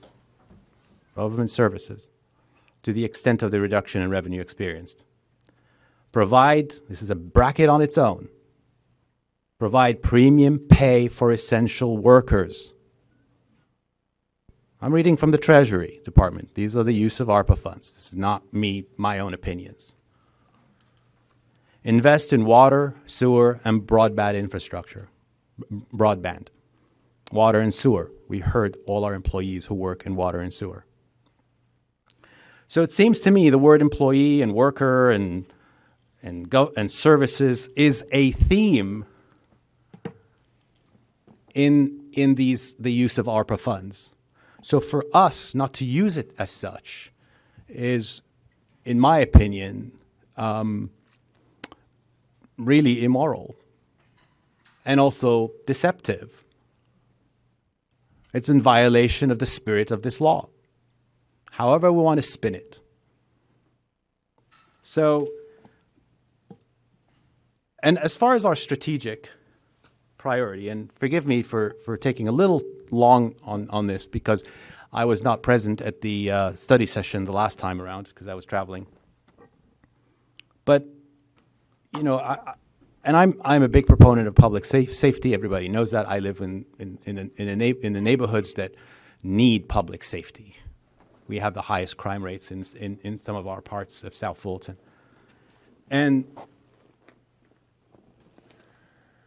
But our workforce, prioritizing our workforce should be number one in our strategic plan. And the reason is because it encompasses every single department. If you talk to our public safety and say, okay, what's your biggest problem? It's staffing, it's employees, it's hiring, it's retaining, employment, workforce. Same thing in our fire, same thing in our public works, same thing in our library, same thing in our community centers, same thing in our parks and rec.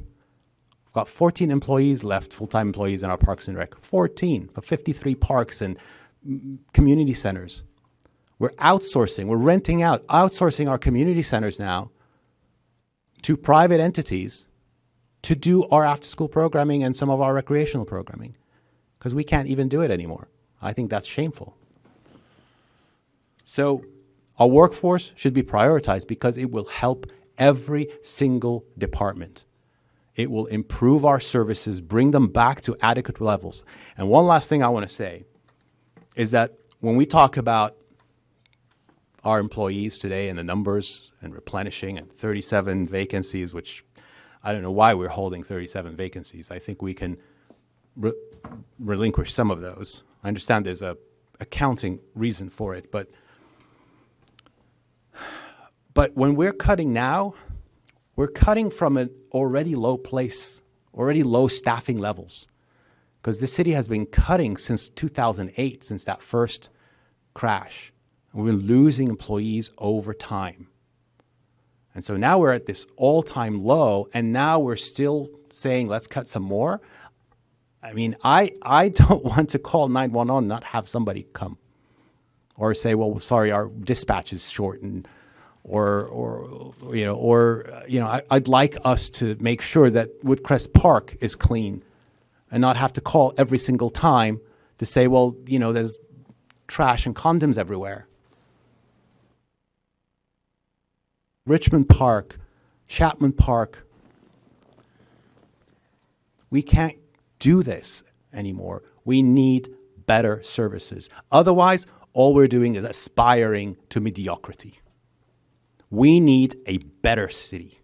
And that means a good workforce, a well-staffed city, and a discussion about how do we fund our city properly through economic development and other discussions about revenue that we really need to have serious discussions about. I will, looking at the scenarios, my preference is scenario number 4. It does what it needs to do. It follows the spirit of the law. It helps us replenish our services, and it makes sure that we have an adequate reserve, which is important. And at the same time, we will have some funds left over that we can discuss looking at investing in our economic development, small businesses, and even our infrastructure. So that is what, and I'd like our priorities to have our workforce be number one, and then the rest should really follow in that. So that is my preference, and I yield. Thank you. Is that a motion, sir?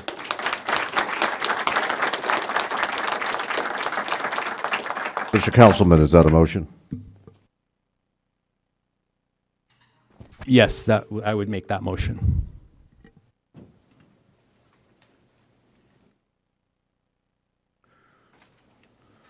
Sure. Mr. Mayor Pro Tem. I think in the 4 or 5 meetings that we've had, including the budget study sessions where we've reviewed this topic, we've heard, I think, a lot of good information, I think, on both sides. And one of the things that I know I found interesting, at least tonight, is as there were points made on both perspectives, it's interesting to see how some of the comments, are in fact similar, right? People, complaining that, hey, on one hand, we've always been reactive as opposed to proactive. On the other hand, I think one of the comments I think that resonated was, there's somebody that's commented that, hey, it's easy to look at the budgets and make these adjustments, and the reality is it's not. You get into this role in sort of a volunteer capacity, and you've got a $220 million budget in front of you, and you're trying to get as much information as you can so that you can understand how you can help improve things and how you can help guide the city in the direction that you would like to see it in. There were many comments, I think, shared from longtime Fullerton residents who had complained about sort of the appearances and the way things have, or the conditions that have deteriorated over the years. And, having grown up here, I certainly can speak to that, doesn't seem too long ago that, we didn't have many of these problems. And so, I attribute a lot of that to, unfortunately, past councils not making the tough decisions. I think it's also a unique circumstance in that because of the the fact this is a public agency, there are unions and employees involved in this budgeting process. At a private company, my company in particular, over 300 employees, and generally those employees, some of the managers are part of the budgeting process, but with respect to the personnel decisions, that's not a decision, that's not a process that they're involved with, and so there are some different nuances, and so. One thing that I did want to say, I think there was a comment made that some of the staff feel as though they're not appreciated. And at least for me in the course of this budget discussion, that couldn't be further from the truth. The reality is we're here to discuss the dollars and cents aspect of it and then try to figure out how that can kind of transcend the city and the workforce. So, I think in looking at these scenarios, I wasn't really thrilled with either of the scenarios that were presented. And the reality is, I think, look, the fact that the city was given this money, and there were, I think, comment after comment that talked about how we need to reinvest that in the city. When I hear reinvest that in the city, I mean that to me that means reinvesting that in our road, streets, and our infrastructure. And so I think at least for me, I think the decision to make, given the current circumstances we're in, was one of the alternate scenarios where, essentially we maintain the existing vacancy savings, propose an additional 4% reduction, and then that would give us I think there'd be about $2.7 million in ARPA funds used to supplement the government operations. That would give $30 million to the city to invest in roads, streets, and infrastructures while also maintaining about a 14% reserve level. And so that's what I'm prepared to support. So I'd actually make a substitute motion for that at this time. Thank you, Mr. Mayor Pro Tem. For discussion purposes, I will second your motion. Sure. So that would be the main motion because Zara's motion never got a second. Oh, you're right. That's so correct. that is the primary. Yeah, and if I may now, Mr. Mayor, well, first of all, thank you, staff, for the presentation and the work you've done. And I know that Councilmember Zara and Mayor Pro Tem Dunlap has talked about the emails they received. I too have received emails regarding our lack of funding, lack of resources, and a couple of them that struck me was a basketball league was calling. They wanted to rent space, but because we have to close our community center early in order to rent the basketball courts to practice, they would also have to pay for an employee to open up the community center. And that's because, again, we're down to the bare bones in Parks and Recs. Another one was from the Fullerton Hills softball. That league now is being charged with some sort of maintenance for the field because, again, we are cutting budgets and cutting resources so they can maintain it. And another instance was with, I believe, Mr. DeCour still here, where now the school district is taking the lead in maintaining the fields that we used to do it as a part of our share of fields. So these are all services that require employees that we've had to cut to do that. And I do agree with some of the items about funding infrastructure. I know that we've been getting at least one email a day informing us that another water main has broken. And we're out there fixing it, and as soon as we fix that one, somewhere else it breaks. So I agree that we need some of that some of the ARPA funds to go to infrastructure. But I also agree is that in order to do that, we have to bring the employees back. Another instance was the mediums that our public works maintains. We've got, I believe, a 3-4 week wait before we go clean up something. I know someone mentioned that water leak up by District 2 where there's a sign that says it's been notified, we'll get to it someday. So I like to see that be someday now, sooner than later. So, and with that in mind, as I stated last time, I don't want to see any more cuts. I think we're already at a low enough workforce. I think we need to increase it. So with that, just because I believe in that, I'm going to request a substitute motion for scenario 2 and add that we give back another $1 million to restore some of the vacancies that we have. So in essence, under scenario 2, we would put back another $1 million so that we would only have 2.8 million in vacancies and manage it that way. So I would like to make a substitute motion for scenario 2 with the added that we restore $1 million worth of vacancies. Just a point of clarification, if I may. Which scenario 1? Because so in the first page in the staff report, we have a box up, here with the scenario status quo, the scenario 1, the scenario 2. Scenario 2 has additional 2% reductions. It's scenario 1 right there, where we would use 19.4 million. Okay, so scenario 1, not 2 then. Right, scenario 1, I'm sorry. And then, but also I want to include another $1 million to backfill some of those vacancies that we've had since 2008. And I think that will allow us to get out there to the water main breaks sooner. It will allow us to get out there in more lawns and do our share with the school district regarding the maintenance of the fields. Backfilling, are you backfilling the 3.8 million vacancy savings? Yes. Is that what it is? So it would be a 2.7. Yeah. It would go down to a 2.7 million vacancy savings. Is that what? Right. We would achieve? decrease the number of 37 vacancies. Okay. I would be open to that, and if I didn't get any as a compromise, I would second your motion for scenario 1 with that caveat there. Thank you. Councilmember Jung, do you want to go next or last? Sir, I suppose we can call the question and move forward. Well, I haven't had any comment on this at this point. I'd like to explain where I'm at. I thought You're welcome to do that, sir. Okay.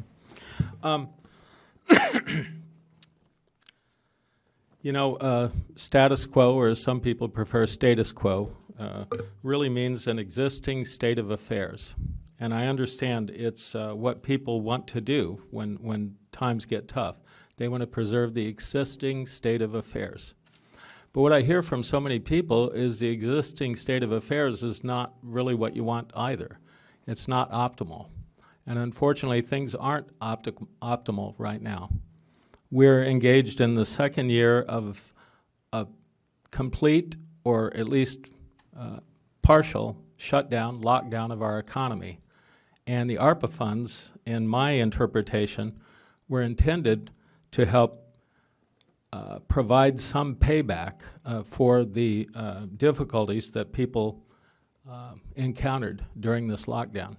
Now, those difficulties were actually heaviest upon the for-profit sector, for businesses, for landlords, for households, for everyday people who are the bulk of our constituents. Now, city councils are also charged with looking out for the employees of the city, too. So that's an important concern for us as well. But one of the speakers said, listen to your constituents and what they want. I've been tuning in very closely to a broad array of opinions out there in the community, and it does seem like streets is maybe the largest complaint, the very largest complaint by far. They've stuck with things, even with shutdown of so many different city departments and with lowered service levels with the city.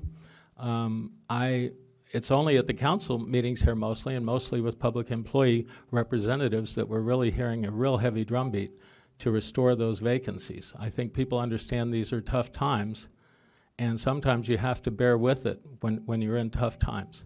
The reason I started with status quo on this is there has been a holding pattern on the council going back for a few decades, perhaps, where we kept repeating and doing the very same thing.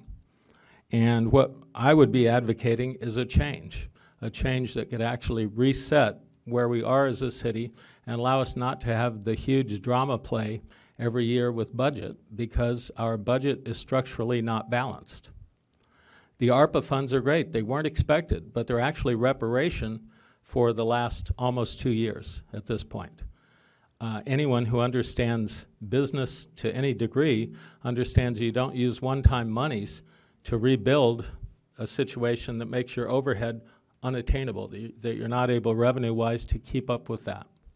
So right now, the current situation is crying for a change. It really is looking very strongly for some adjustment, which would get us out of this feedback loop that we're in right now completely.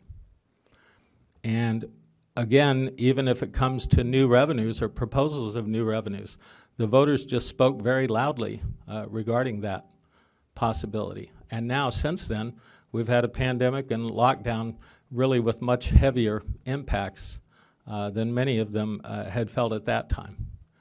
So I would feel that we would be deficient as a council if we didn't try to do a little bit of major surgery at this stage rather than just putting a Band-Aid on it, or even beyond the Band-Aid, just having the band play and act like things are all great and we're all happy and the current level is just really comfortable for everyone. I know that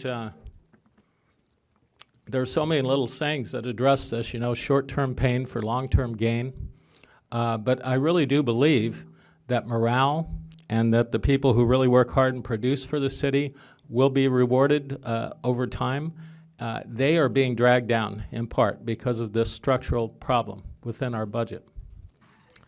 So while there's no question that some of the ARPA funds could be intended to help the city kind of recover through these challenges, to me it's very clear that it's the larger public that we have to address in a large way.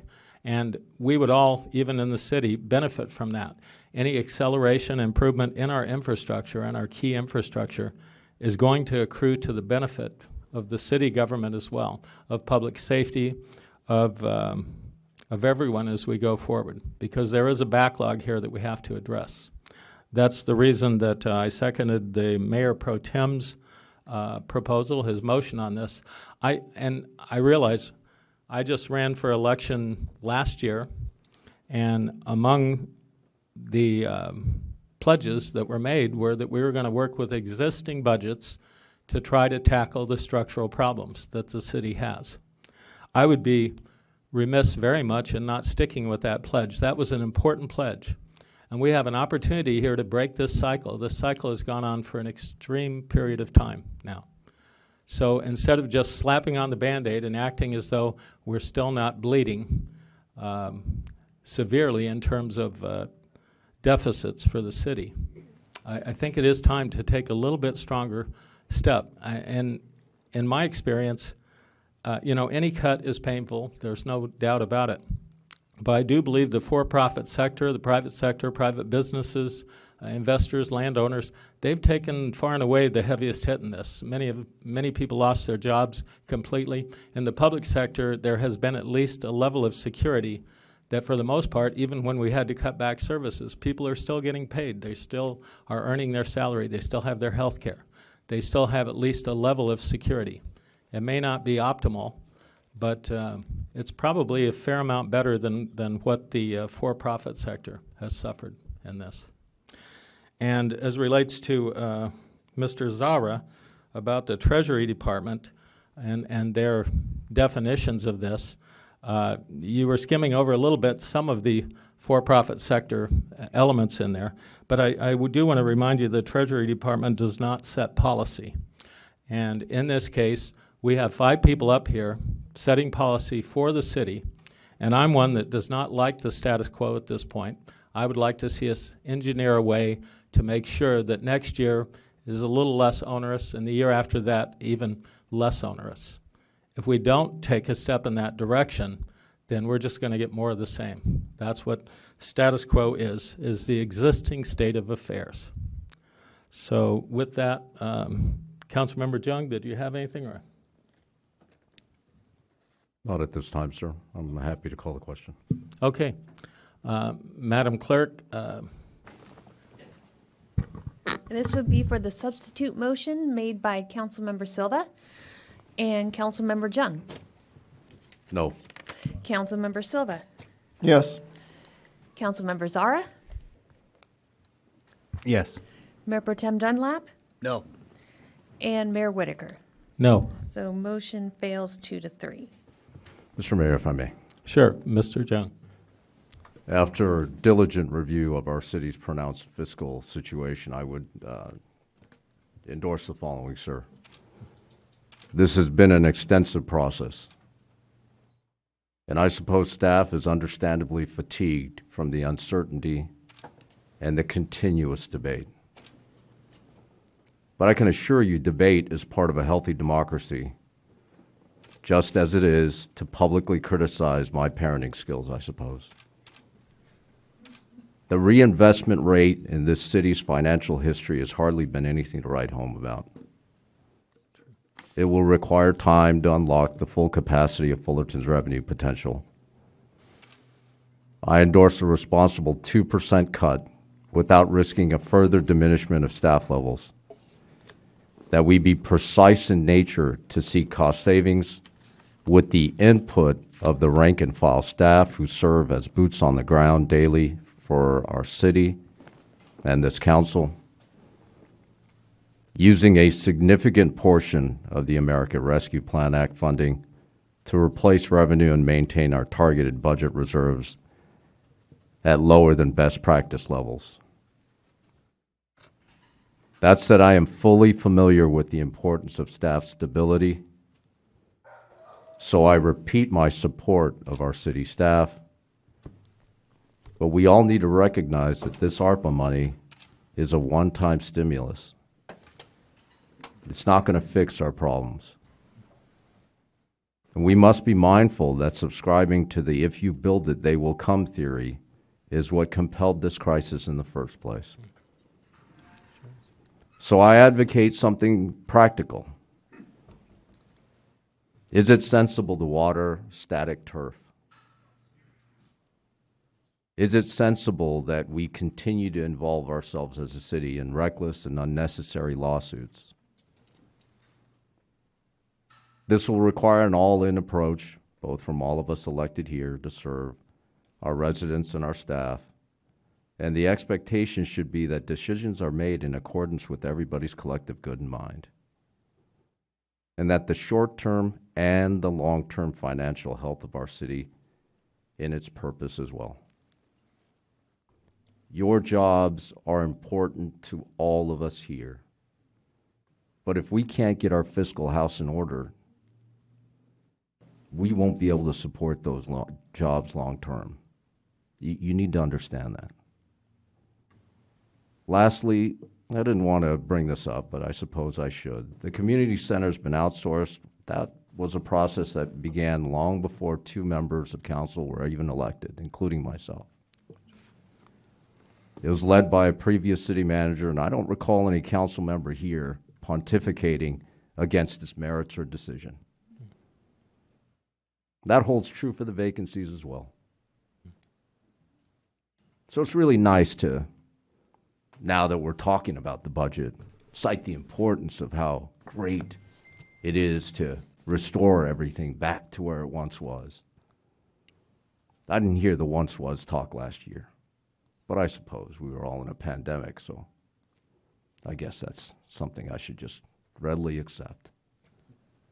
So I would make a motion, sir, for scenario number 2, and again, surgically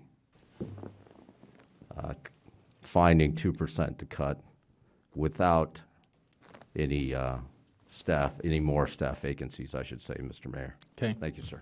And, For housekeeping, we do have a motion to be voted on first. Yeah. And your motion is there, waiting a second. So, Madam Clerk, we'll call that question. You have the main motion made by Mayor Pro Tem Dunlap, so we'll vote on that one. You will vote on that one. Councilmember Jung. No. Councilmember Silva. No. Councilmember Zara. No. Mayor Pro Tem Dunlap. Yes. And Mayor Whitaker. Yes. And Okay, this now one also we fails are- 2-3. We are at the point to consider and continue our discussion. There is a motion on the floor. Requires a second.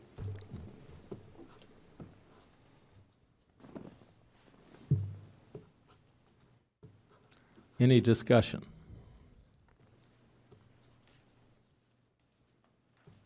Okay, since we're stalemated, I will provide that second, Mr. Jung. Thank you, sir. And with that, if there's nothing further, we would call the vote on that. Councilmember Jung. Aye. Councilmember Silva. No. Councilmember Zara. No. Mayor Pro Tem Dunlap. No. And Mayor Whitaker. Aye. That one also fails 2-3. Well, Mr. Mayor- Indecisive or well divided, would you choose your term, but. Well, Mr. Mayor, if I may, I Yes. would motion for scenario 1 without the $1 million to replenish the vacancies, and in case that was an issue for other council members of restoring $1 million in vacancies. I would second that.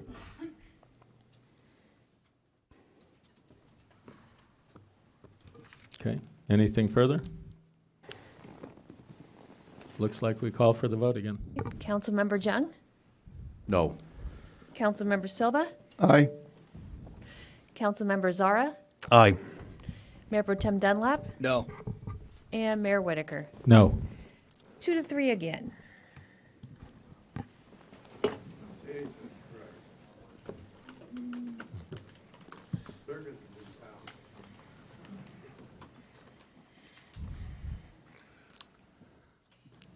So since there appears to be a negotiating session going on here, would you consider splitting the difference and going to a 3%?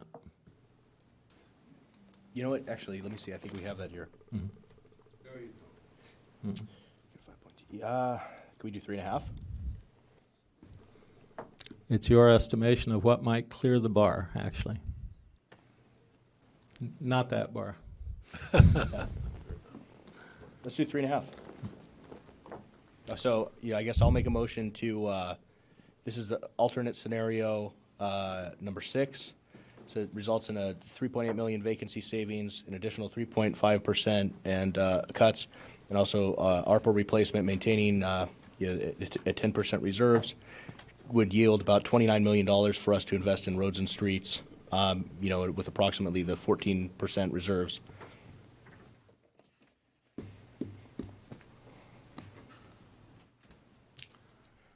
Mr. Mayor, if I may. Sure. I'd make a substitute motion if I can for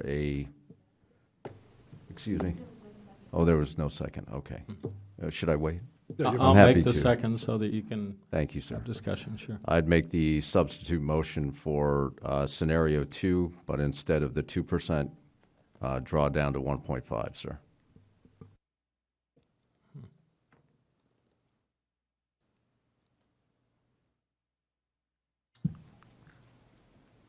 Needs a second.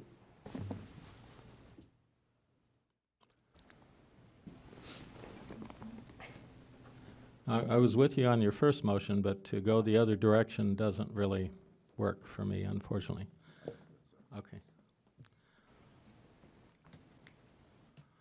So with that, we have one motion and 1 second on the floor at this point? Right, there be no second on your substitute motion. That substitute motion dies, and we are back to the 3.5% scenario motion. We'll call the vote. Who's on first? We all got that? Okay. Councilmember Jung. No. Councilmember Silva. No. Councilmember Zara. No. Mayor Pro Tem Dunlap. Yes. And Councilmember Whitaker, Mayor Whitaker. Yes. Again, 3-2, 2-3. Right. Well, obviously, the council members feel strongly about the positions that they've assumed on this, but I do believe that it would be useful for us to put the ARPA revenue to work wherever it's going to be put to work. But I just saw this year, I see this year actually as a real opportunity to start creating structural change in the city. So I'm willing to modify somewhat on that, but if we head in the other direction, further polarizing our positions on it, it's going to be very difficult to get 3 votes. Can we try 3% maybe? I'm willing to toss that out there. That was what I suggested. That's, well, hey, let's just keep going. Mr. Mayor, if I may, I have a question. So just a question to our city manager and staff here on this. So we're looking at ARPA revenue replacement at 19.4 million and then non-budgeted projects at 13.3 million. These are numbers based on your calculations of what we need. What's our flexibility to make little adjustments in those if we are able to bring some more revenue in from one to the other? Maybe that could be a compromise and allows for some compromise there. The other option is if this council would consider not voting on the cuts at this point and voting on the ARPA revenue replacement for now, so that at least we can move our city forward, and then taking the vote on the cuts at a later time. My preference would be just get it done now. I mean, we've had countless meetings on this, lots of discussion, lots of public input. We're here. We can work through this. Fair enough.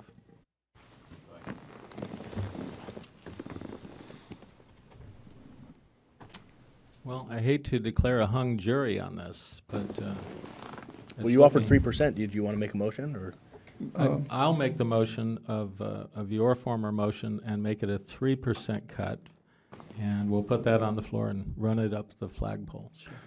I'll second that. Okay, moved and seconded. Mr. Mayor, if I may? Sure. I was going to try and catch you before you second that, but maybe we look at scenario 1 again, and I know because I can't advocate for any more cuts, and maybe move some of that 19.4, move some money over to the 13.3, so it might get us a smaller reserve, but it might give us more money, as you said, Mayor, to put into non-budgeted projects and get some work done on the street. So, it wouldn't be. It would still leave us with the $3.8 million in vacancies, and we could move some of the 19.4 over to the 13.3 and reduce that budgeted balance, if you will, of 13 maybe down to 10, so that we put more money into projects that are not budgeted. I know you mentioned that. I appreciate your efforts on that regard. If we had some possibility of future ARPA-like bailouts from either our state government, I know you have special connections there, or from our federal government, then that's something I could hang my hat on. But what I see is if we do what you're proposing is within a very few short years, our reserves will dissolve again. Yeah, and I think, as you said before, though, we're going to come back next year and we can readjust those numbers to maintain our reserves. I know you said it that every year, or even in the middle of the year, because this has been a living document, if you will, where we can adjust in mid stride. So, I mean, I would offer that we might be able to do that. But if you do things like restore vacancies or add on more labor, it's actually deepening that. No, and that's the point, that we wouldn't restore any vacancies. So it would be scenario one is you still have the 3.8, so there's no restoring the vacancies. We would just shift money from the revenue replacement over to the non-budgeted projects. Do you want to give that a try after we run this last one for a quick vote? Sure. You understand what the motion is, right? Right. And Mr. Mayor, if I may, Sure. one just comment. I know, we do have connections to the federal government. It is our congressional representative. There is an infrastructure bill right now in the federal government that will be paying for a lot of the infrastructure, in which we will probably receive some. So it would be great to have our representative advocate for that. So there is those options, But our road situation is due to our long-term issues, and so putting all the money in that means there's no money for any other service. Plus the fact that that money also will go away in a couple of years, and we'll be back to how do we maintain our roads again in 3 years' time. There are many what-if scenarios, but when you're budgeting, you have to work with real solid information on what you can expect. Yeah. Just like with aircraft repair or mechanics, you don't proceed on a wing and a prayer. You really need something fairly solid. So the Mayor Pro Tem has been saying, let's call for the vote on this last motion. Okay, and this is the motion for the 3% cuts. Correct. Right. Okay. Councilmember Jung. No. Councilmember Silva. No. Councilmember Zara. No. Mayor Pro Tem Dunlap. Yes. And Mayor Whitaker. Yes. 2-3.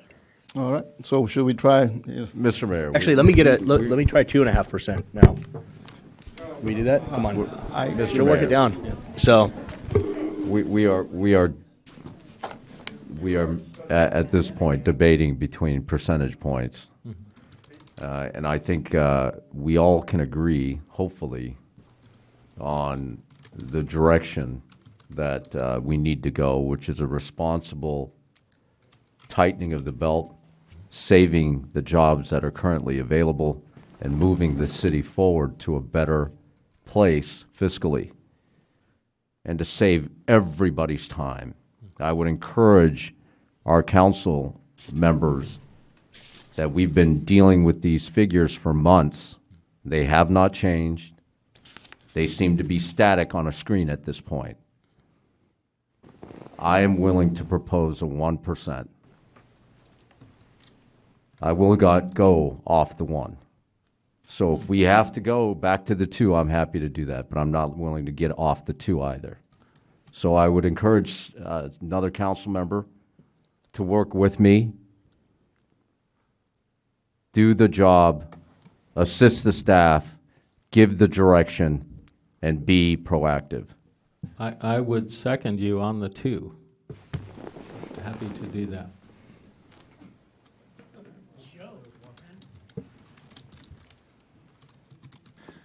I know we've been talking about these numbers, and from the get-go, when we've got these numbers, I've been advocating to restore funding right from the very beginning, when we knew that we could justify restoring the TOT tax and the sales tax.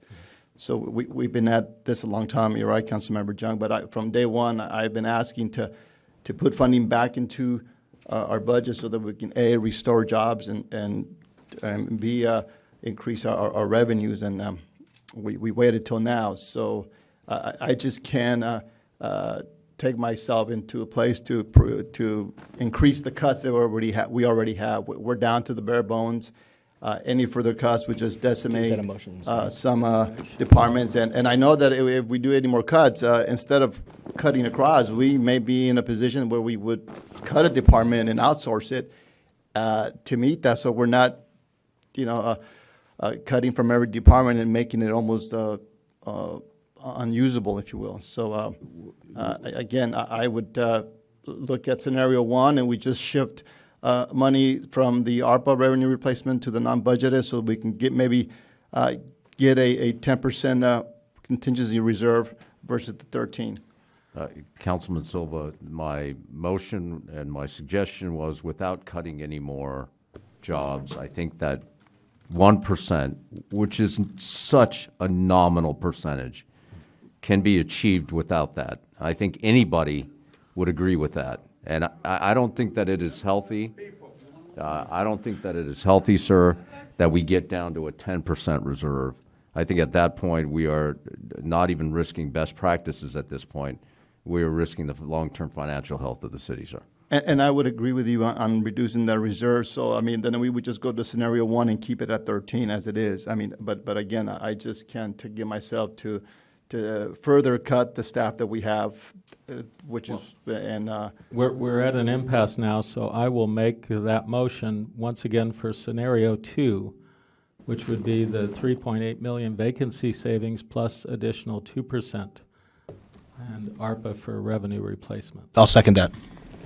Moved and seconded. And, sir, this is based on my original, where there's no staff cuts, correct, sir? Thank you.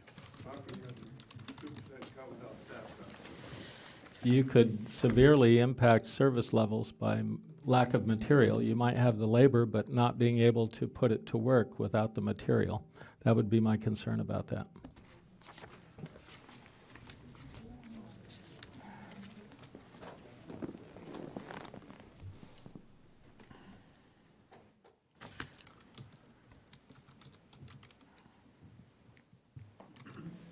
Well, we'll go through it one more time. We have a motion and a second.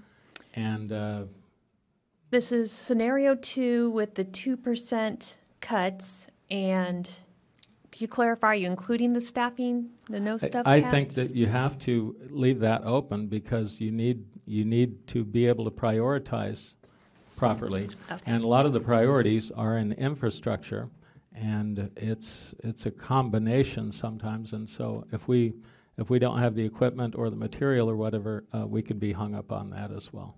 Okay, so this is 2 and 2, scenario 2. And it's to give us some flexibility, give us some managerial flexibility. Yeah. So scenario 2, 2%. Yep. Okay. And Dunlap seconded, correct? Right. We have a second. And this is with the option of staff cuts, correct, is what you're saying? With the option, but, these are suggestions by staff to us with these personnel cuts.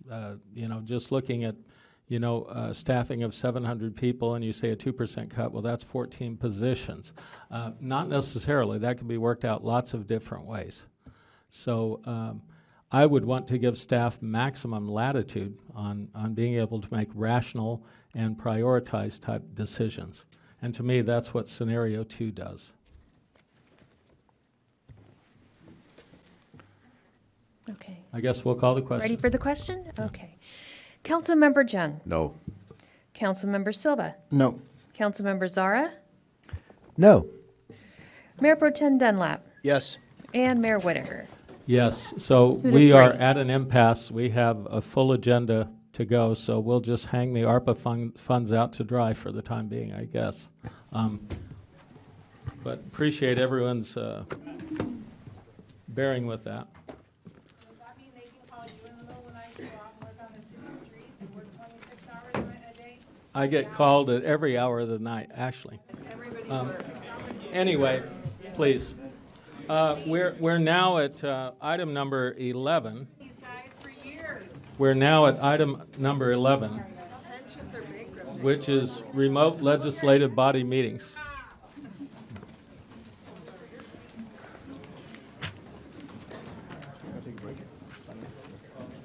Yeah, let's do that. It'd be a good time to take a few minutes break, 5 minutes.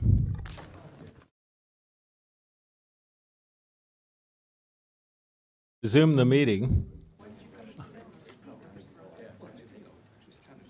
And item number 11, remote legislative body meetings. Consideration to allow continued remote legislative body meeting access, including remote legislative body member participation under the Rules of Assembly Bill 361. Say that 10 times Madam Clerk. fast. Thank you, Mayor.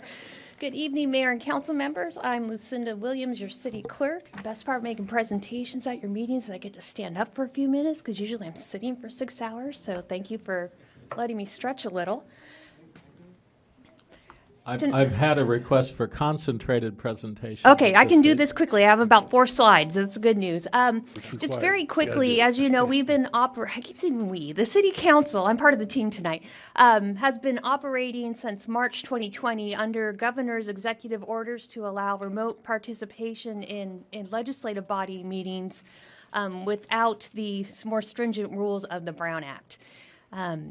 That executive order expired just a few days ago, September 30th. But the potential good news is that in the place of that executive order, the governor signed AB 361, which became effective on October 1st, which does give legislative bodies a method to continue to hold remote teleconference meetings with the relaxed Brown Act provisions, but it takes a little more work to do it that way. This is what the executive order did. It relaxed the Brown Act rules. So with remote participation by the legislative body members, there were no remote noticing requirements under the Brown Act. You would have to notice at every remote location, and the public would have access to the meeting at all those remote locations. I keep waiting for a council member to want to dial in from Hawaii so I can go make sure you're properly noticed, but that hasn't happened yet. But I'm all for teleconferencing if that's going to happen. And also, of course, the famous roll call voting is required for those. What we've been doing under the governor's executive orders is remote access for legislative body members, the public, applicants, consultants, and staff, and we've been broadcasting the live and on-demand video via Zoom. One of the nice things about having to unfortunate COVID situation, but finding these remote access tools is that now we can use Zoom to let applicants call in instead of sitting in council chambers and having to unfortunately charge us for their time here, or to get the applicants into our meetings. So there have been some benefits to Zoom meetings, and of course allowing the public to participate. The 361 bill that was just passed, again, allows those relaxed rules, but the state or the city has to have a declared state of emergency, and the part that requires a little more work on city council's behalf is that they will need to make a finding that the state of emergency impacts meeting safely in person, or that social distancing is needed, and you need to make that determination every 30 days. It would probably look a lot like when you had the state of emergency declared in the city, and we were just reaffirming that every 30 days as a consent calendar item. We could probably do something that looks very much like that. And the bill that was signed would allow legislative bodies continue with these relaxed rules, assuming there was still a state of emergency declared through December 2023, and then the bill is sunsets. So staff is asking a few decisions from you tonight. One, if you would like to implement the provisions of AB 361, which is the bill that the governor has signed, we'll ask you to adopt the resolution in your agenda packet, and then we will agendize something for you every 30 days to continue to make those findings, as long as you would like to continue to allow the remote participation for your legislative body members. And regardless of whether you want to implement the AB 361 for people that sit at the dais, you could always continue to allow remote access for public comment and or your applicant, staff, and consultant participation, and or if you'd like to continue broadcasting all of your legislative body meetings. Right before COVID, it was just City Council and Planning Commission, and we brought in the broadcast team and did the more robust broadcast with the lower third graphics and things like that. With just Zoom, it's actually a very low cost way to have it's not as pretty as it's a one camera shot of the entire council chamber in a wide angle, but it still at least gives the public more access to the committee meetings as they happen. They can still follow along. There just aren't as many close-ups, which if you're camera shy, that's probably a good thing. So those are the recommended actions we have for the council, and hopefully that was a bridge presentation for you. Thank you for that. It's it's another issue where we could use a crystal ball, right? And I'm going to head back over to my seat so I can push buttons now. Mr. Mayor, if I may, I have a question, Madam Clerk. When you say continue to make findings every 30 days, what does that entail? What do we have to do? Is this a burdensome thing? It would just be, I'm looking at the city attorney to confirm, but I believe it's just adopting another resolution every 30 days, or can it be a minute order? No, it'd be a resolution every 30 days. I believe it specifically says adopt a resolution, so we have to adopt a resolution every 30 days that makes the findings that the current circumstances are such that we continue this practice of allowing loose and Brown Act procedures for purposes of conducting our meetings. And that would also incorporate a state of emergency continuation for that 30 days? Yeah. You'd actually be operating under the state's state of emergency, so you wouldn't have to declare a local one. The states acknowledge that state of emergency, so you're just confirming what the state's already concluded. And we could put it on consent calendar, so really at that point, it's probably more work for staff to put the report together than for you to vote on it, so hopefully. And that's what other cities are doing, that they're just making it a consent item. And then, if we're not implementing it, we consider these other items that you have listed here, right? Correct. Using remote for public comment, applicant, consultant, staff participation, broadcast. You know, even through most of this lockdown, the city council has been present here in chambers, having council meetings and doing what we could under the law to allow as many citizens in the chambers as possible. So unless something were to change strongly, I would consider going to a more normal route. That would be my preference. Willing to hear from other council members too. I know this would also apply to your commissions and committees, and some of them have been taking advantage of the remote participation. Right. Any comments, Mr. Jung? I'll wait until public comments are concluded, sir. So with that, we will request public comment on this item. Bernard, are you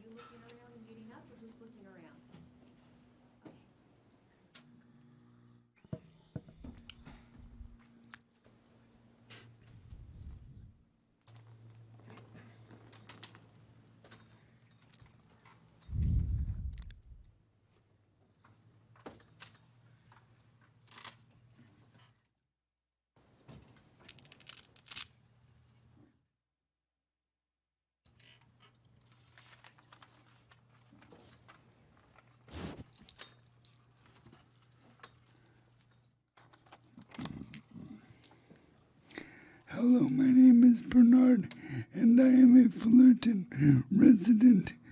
Mayor Whitaker, you are trying to silence the public by putting public comments at the end, knowing that Mr. O, sorry. You need to address this item. This is about whether we should implement AB 361 or some of these other components as well. Anybody else on remote legislative body meetings, which is the item? Yes, besides the two of you standing, I see you, but come on up to the mic. Hi, it's me again. I'm your Planning Commission Chair. We have been taking advantage of the remote participation, mostly for public comment. We did have maybe like 1 or 2 times commissioners dialed in. I don't have super strong feelings about if you want commissioners to be present in chambers. I think that's totally reasonable. I think you should make it possible for people to make remote public comment. I think it opens up the realm of people who can participate, people who have disabilities, people who have young children who want to comment on an item and can't. I personally think that AB 339, which was passed, which is the bill that requires cities larger than 250,000 residents to maintain remote public engagement. I think that's a good thing. It won't apply to us because we're only 140,000, but I've served on a lot of commissions for the last 12 years here, and I don't mind the increased participation. I think it's good. I think it promotes the democratic process, and so I would be in support of maintaining remote public access for the public. Okay.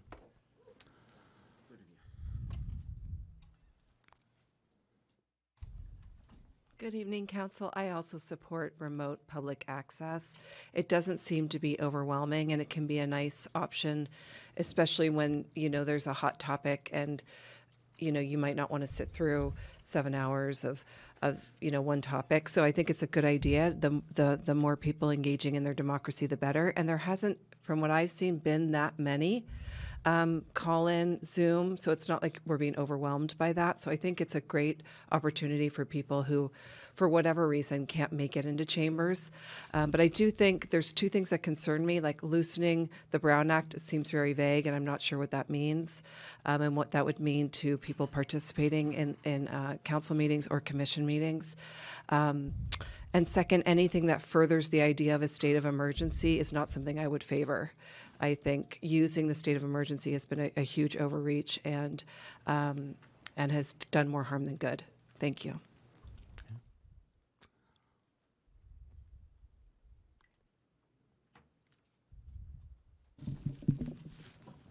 Mayor, City Council. Yes, I'm for the remote speaking. I think it offers a great opportunity for many people for whatever reasons they may have that they can't make it to the meetings. So I just want to make sure that I put the input in for that to say yes. It's very important based upon today's technology, with the telephones and everything. So it allows you to go ahead and continue anything else that you have to do, or whether it be other meetings or family responsibilities or anything. And so, again, I just like to say remote opportunity is great. It keeps up with technology, today's technology. Thank you very much. Thank you. Are there any Zoom callers on this? Yes, there are. There are 4 for this item. Wow. And ML, you are unmuted.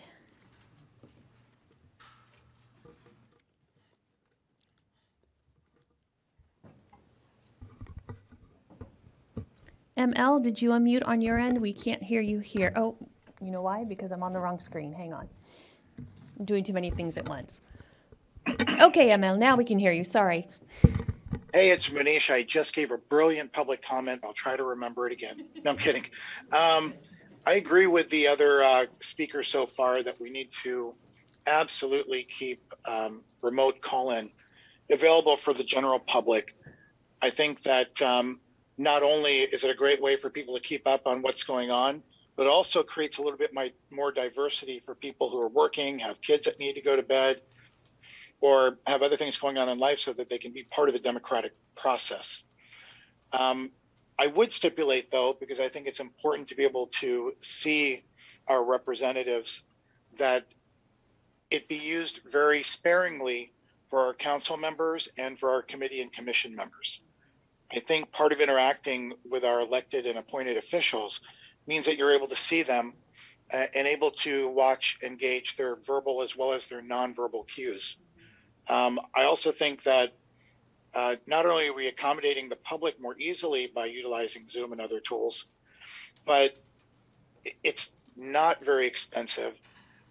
It's environmentally sound. I know that's really important for a lot of people. And it also creates a lot more transparency.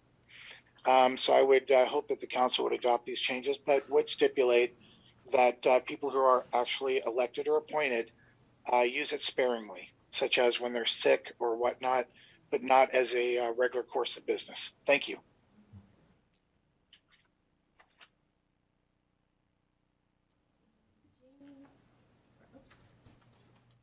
I don't hit the button. Jane Reifer, you should be able to speak now.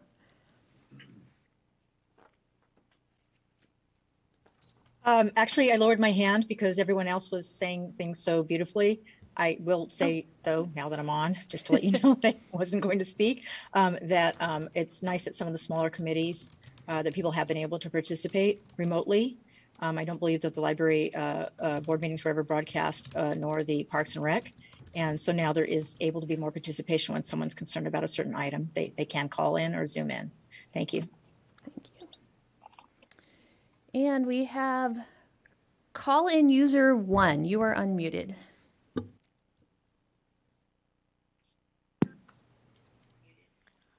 Hi, can you hear me? Yes, we can, Maureen. Oh, thank you, dear. Good evening, Council. Maureen Milton, longtime resident of Fullerton, and I definitely would love to see the meetings, all the meetings continue, the commissions, the committees, because it keeps everybody that wants to be informed. As I say, I haven't been able to be out since the end of June, but yet I've kept up with what's going on. And it's really, really important for the transparency of city government to keep the meetings, all of them, accessible to public comments and the public, instead of always having to go there. You know me, I love to be there, but I haven't been able to be for a long time. I hope soon. So anyway, thank you so very much, and I hope that you agree with everybody that wants to keep the process going. Thank you. And Greg Seaborn, you are unmuted. Great, thank you. Mayor, Mayor Pro Tem, council members, thank you. I am speaking on this item on behalf of INRAC as the chairman. We have a couple of members who are calling in remote and have expressed COVID-related concerns, and I believe they are looking to get the booster, or maybe they're about to get the booster shot. So I would ask that we at least continue to do this until all of the members of INRAC and I would suppose any of the legislative or administrative bodies of the city are prepared to meet in person and can do so safely. And just for those few that can't, being able to call in remotely like this is hugely beneficial. And I do like the public comments that INRAC receives. They do help us in our deliberation. They help us understand the concerns of the public, and it, I think, makes for a more effective meeting. Thank you. Okay, and we have one more hand raised from Larry Ibashi. You are unmuted.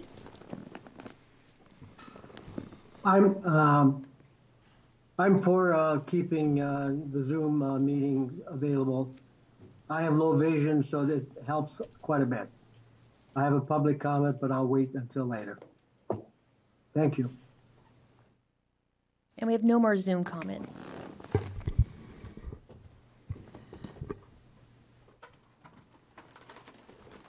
Okay. Okay, we'll bring the item back to council at this point. I'd move to adopt the resolution. Second. Which one is this?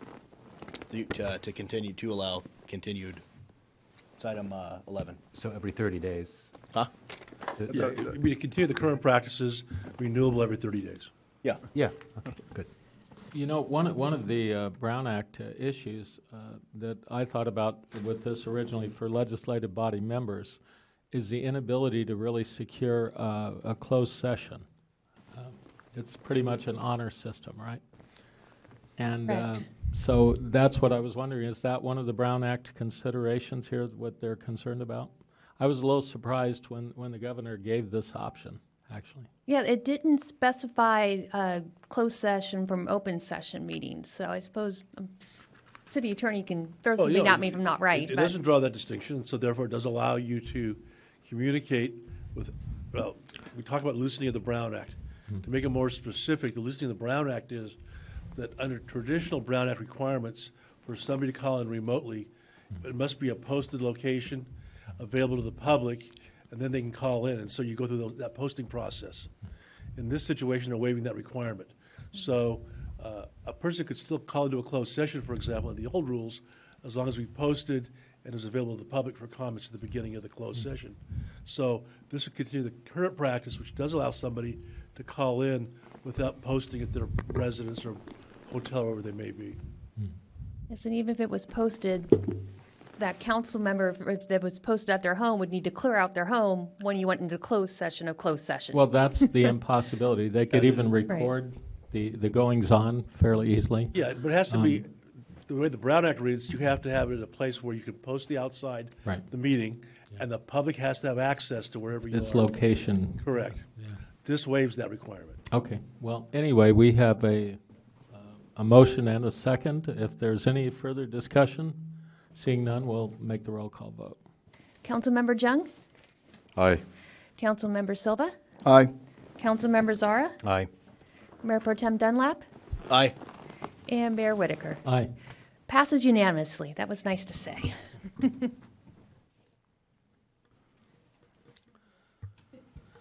We are at item number 12 on the agenda, which is, I guess Greg Post will be making a presentation on this.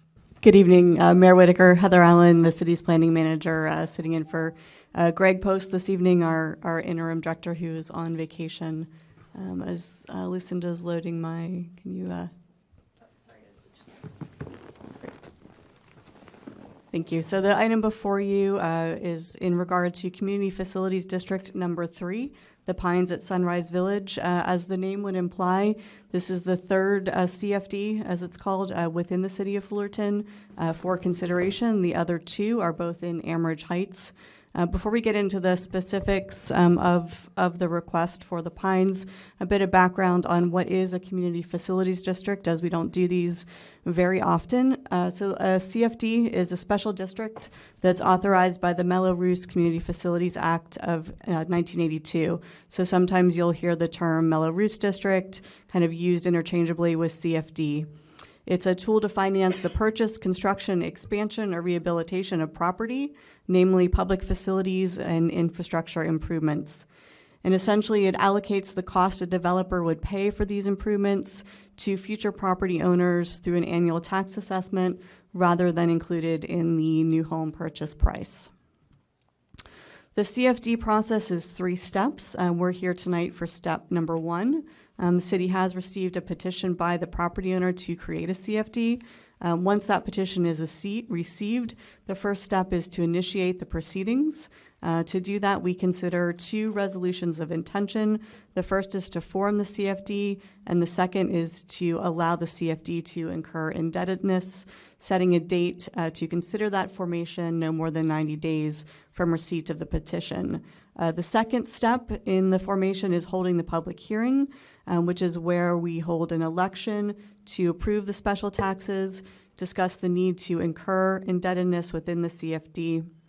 And the last step, which would happen at some point down the road, following project approval, and only if the developer would desire to initiate bond financing, the city again would hold a hearing to consider bond issuance. A few other considerations just to keep top of mind. So neither step 1, which we would be going forward with tonight, or step 2, which is the public hearing to conduct the formation proceedings, neither of these steps obligate the city to issue bonds. The formation efforts would cease should the project not be approved, so the action tonight would not presuppose any action on the Pines project, which will be coming before you at separate public hearings. The applicant is responsible for covering all of the city and consultant costs, so this is not a city expense. If the cost of the developer constructed facilities identified in the CFD end up costing more than what's included in the CFD, the developer, not the city, is responsible for the additional amounts to complete any required improvements. And lastly, the bonds are not obligations of the city. Although we take action to form them and issue them, they are not obligations of the city, and they're secured solely by the special taxes levied in the CFD. So specifically, CFD number 3 pertains to the Pines at Sunrise Village. The action tonight really addresses 4 components. The first is setting the boundary, which is generally the area that you see on the screen, a portion of the former Sunrise Village Shopping Center. It's a just a little over 12.5 acre site. The boundary includes setting the rate and method, which would propose an effective tax rate of approximately 1.43%, so a bit higher than the standard for that area, which is just over our 1% when you take in special assessments. The resolutions also consider the eligible facilities, which includes the rehabilitation of streets, park improvements, and sewer improvements. It also sets certain bond maximums that would ultimately be detailed in step 3, but essentially the cap would not to exceed $7 million and with a 40-year maturity. Just for point of reference, the actual CFD 1 and 2 bonds were 30-year maturity. And the last action included in the resolutions would be to set the public hearing date for step 2 of November 16th of this year. So there's 2 recommendations before you and 2 resolutions. The first would be the resolution of intention to establish the CFD, and the second would be the resolution of intention to incur bonded indebtedness. And with me tonight via Zoom, we have our 3 consultants. We have Brandon Curry with Urban Futures, who's our municipal advisor with respect to bonds, Shane Morgan with DTA, who's our special tax consultant, and Scott Ferguson from Jones Hall, who is both bond counsel and disclosure counsel. So these are the key staff support for this item. Both Shane and Scott worked with us on the 2 Enrich Heights CFDs as well. So they can answer any of the technical questions that you may have. And that concludes my presentation. Thank you. And with that, if council would prefer to hear public comment first, we'll do that. We'll invite public comment to this item.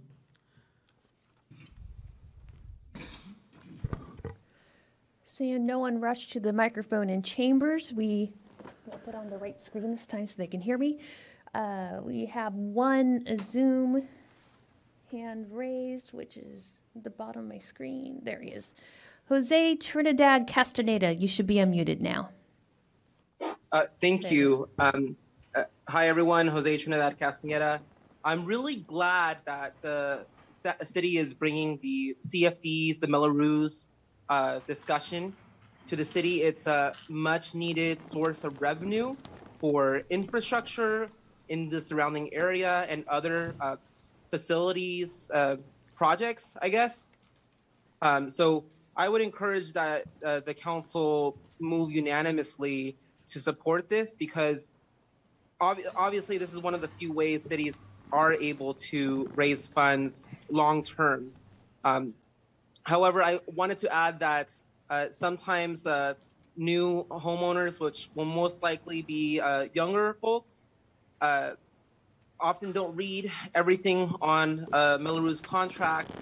And so I think if the council could recommend that some of the language around this is in size 14 font, so that way people can clearly see it's in larger print, what they're getting into, that it's basically for their neighborhoods only, since they're the ones that have to vote on approving this or any, just renewal of the Melrose if there's no sunset clause in the future. Thank you. And you have no other speakers. Okay, we'll bring the item back to council. Any questions of the experts here this evening? Sorry, I didn't know that it's very close to my neighborhood. Yeah, I'm not really sure whether I agree for the development of the residential unit there, because we don't have a place to go. We're only discussing the CFD, the establishment of a CFD, which would be a Melrose type arrangement for the property. If you have a comment there, we're interested. Oh, okay, yeah, because in that neighborhood, they don't have enough commercial, like you can go out to have a coffee or get your... But that again isn't really on topic with this. Okay, okay, so I just have to... Yeah, I apologize for that. Yeah, okay. Mr. Mayor, if I may. Yes. I'm happy to move the item, sir. I- Adopt both resolutions, resolution of the intention of the City Council of the City of Fullerton to establish Community Facilities District, City of Fullerton Community Facilities District number 3, and also the to incur bonded indebtedness, City of Fullerton Community Facilities District number 3 as well. Thank you, sir.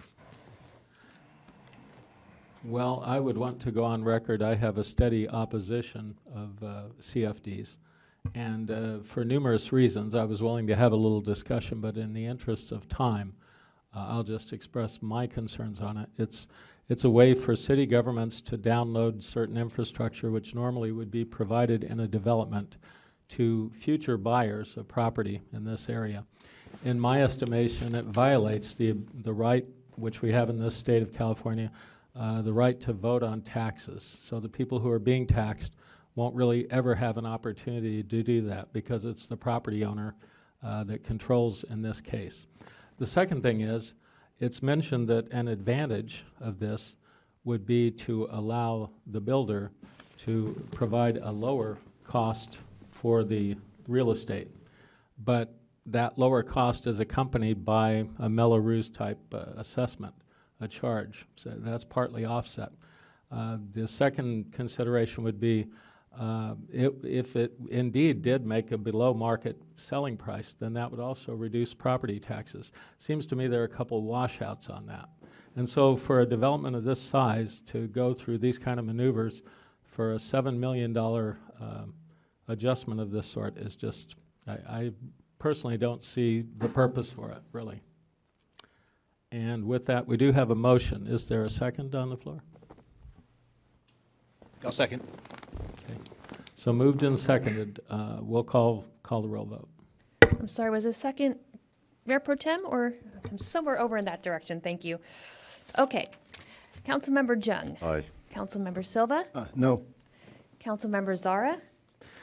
I have reservations about this, but I will say yes to move it forward for tonight. Mayor Pro Tem Dunlap. Yes. And Mayor Whitaker. No. So that passes 3-2.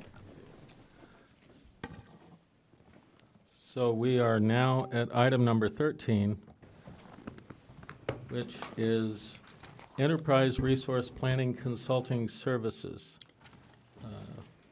Ms. Chang prepared this, and Ramona Castaneda. Oh, it is Ms. Chang. Okay, good. Good evening.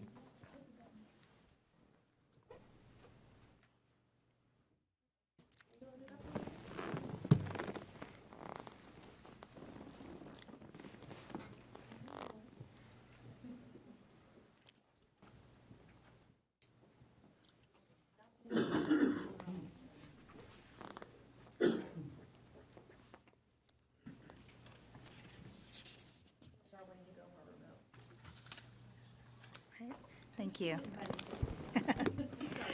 Good evening, Mayor and City Council. In this evening's presentation, staff will present a request for approval to enter into a professional services agreement for Enterprise Resource Planning, or ERP for short, consulting services and the corresponding project appropriation request.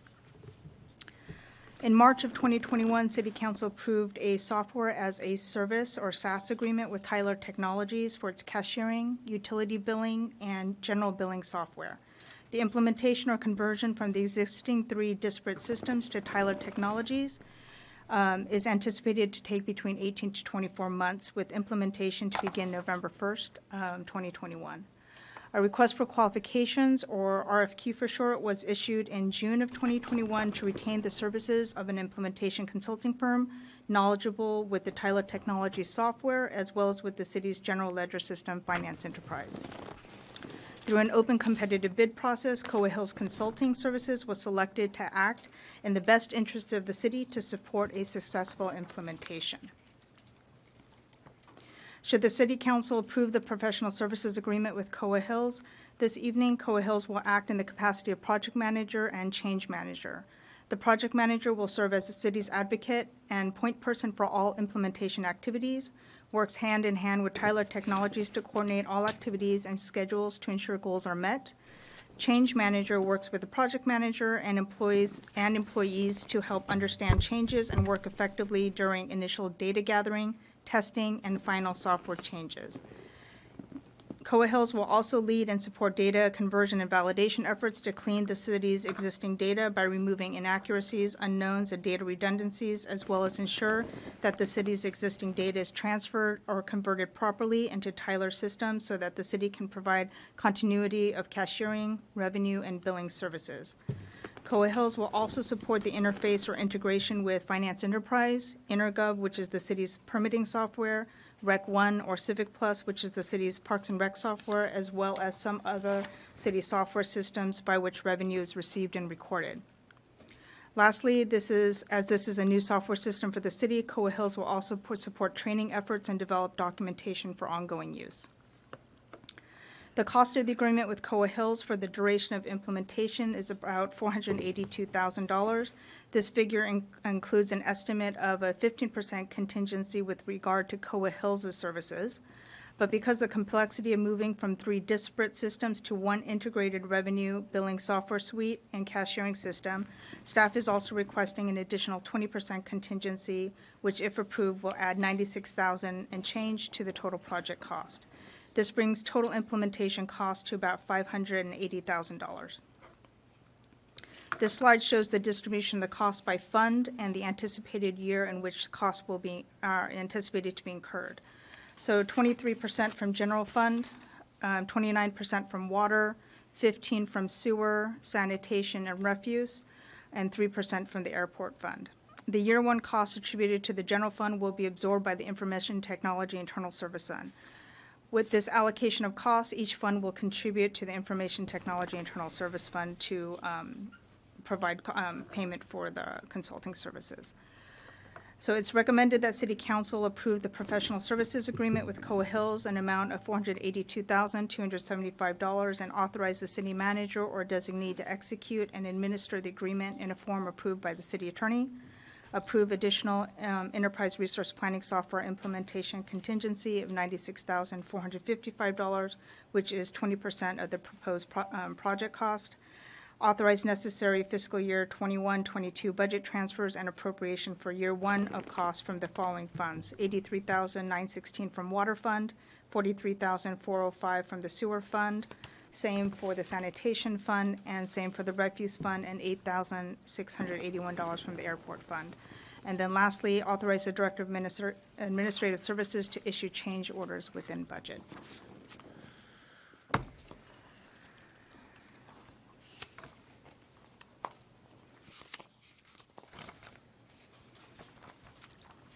And with that, staff are available for questions. I had a quick question, actually. Sure.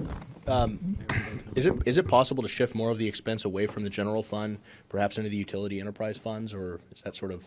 The I saw alloc- there was yeah. reference to an allocation, but No, so the Tyler software was allocated based on the pro rata share based on the level of services that are allocated to each of the enterprise funds. Enterprise funds should not be disproportionately allocated money just to divert savings from the general fund. and then 35% contingency. I noticed. Is that common for software? I mean, it seems a little high. I think the 15% contingency to Coa Hills is reasonable, and that is for the Coa Hills agreement. The additional 20% that we're requesting right now is because we're looking at bringing data in from 3 disparate systems into one Tyler system. And because of the unknown factors, we could obviously bring back additional contingency to City Council, but then every additional change order request would need to be brought forth. So that's like an potential import or implementation fee. Okay. That's correct. All right. Seeing no further questions at this point, we will invite public comment on this item.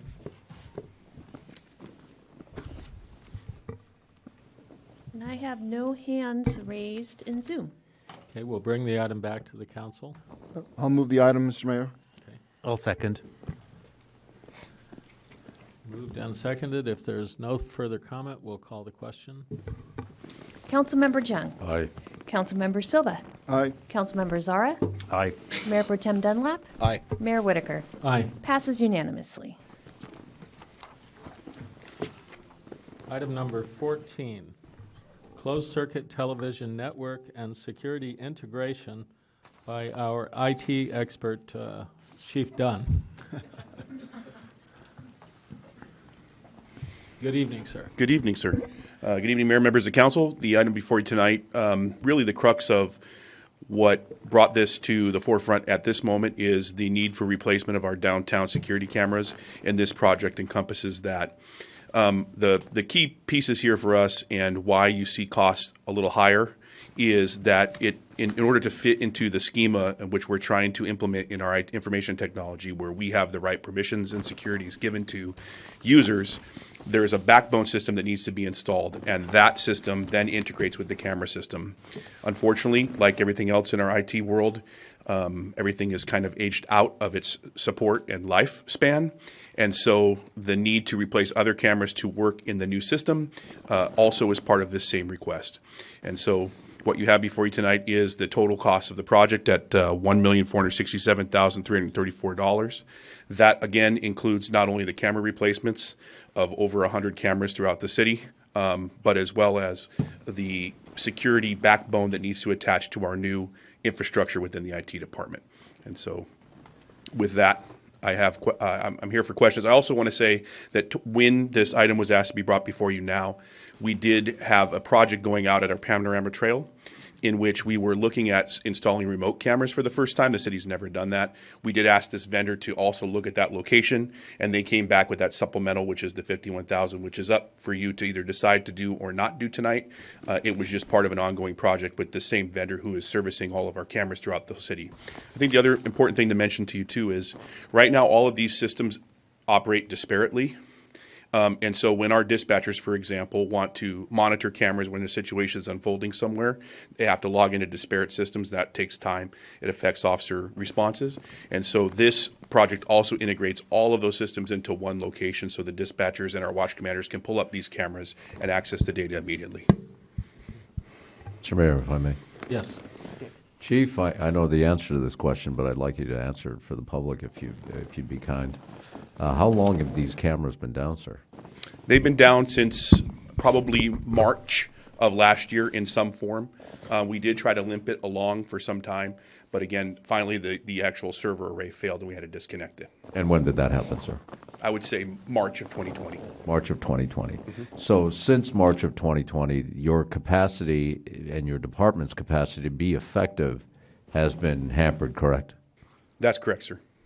And you would agree that a lot of the issues that we've had with certain establishments that provide alcohol/nightclub facilities and the incidents that occur there, your work as an investigator in your department as a resource is being impaired by not having these cameras operational, correct, sir? Yes, sir. There's been several incidents down there where having the camera footage would have been helpful for our investigations to enhance our ability to look at those cases. Very good. Thank you, sir. Sure. Yeah, thank you. Chief, thank you for the presentation, and I'm really glad that we're seeing movement on this. I know it's been a while. Could you just let us know again for the public, what was the delay in getting this since last year to this year? I know there was COVID, and I know we got hit financially, but was there any other reason other than the financial impact that we endured? Or no, we initially, when the system went down, we initially contacted the vendor to get a quote for that, and it came back near $1 million. That's something that we put in a queue of requests.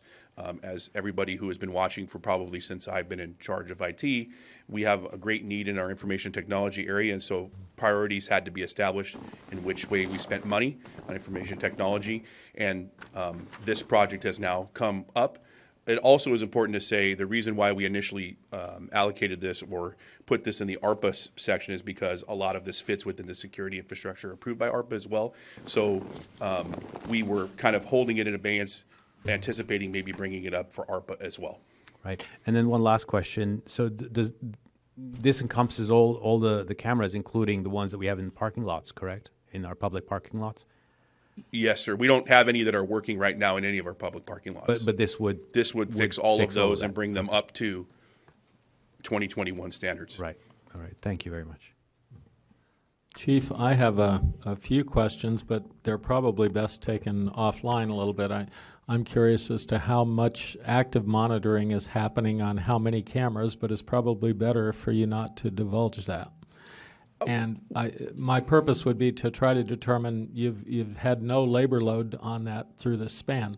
So this would create an uptick in labor load as well, right? I think I can answer that kind of in two ways, though, sir, without divulging kind of the operation. Okay. The first thing is, prior to the system going down, our dispatchers were very adept at when a call for service would come in our downtown area, they could look it up. They're very quick at pulling up the data and accessing the camera.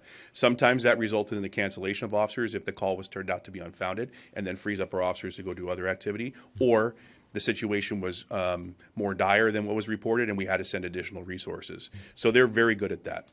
If you remember back to when COVID first kind of subsided in our downtown and we had quite a few problems in the downtown area and had to upstaff, we were doing the same thing, but we had to bring in officers to run our UASs to fly over the various scenes. And what that helps us do, especially at closing time of downtown, is triage where all these fights are occurring and going to the one that is most emergent and then going to the one that's next in line and next in line after that. So this also puts that load on dispatch, but at the same time, it's a more efficient use of our resources, especially at egress.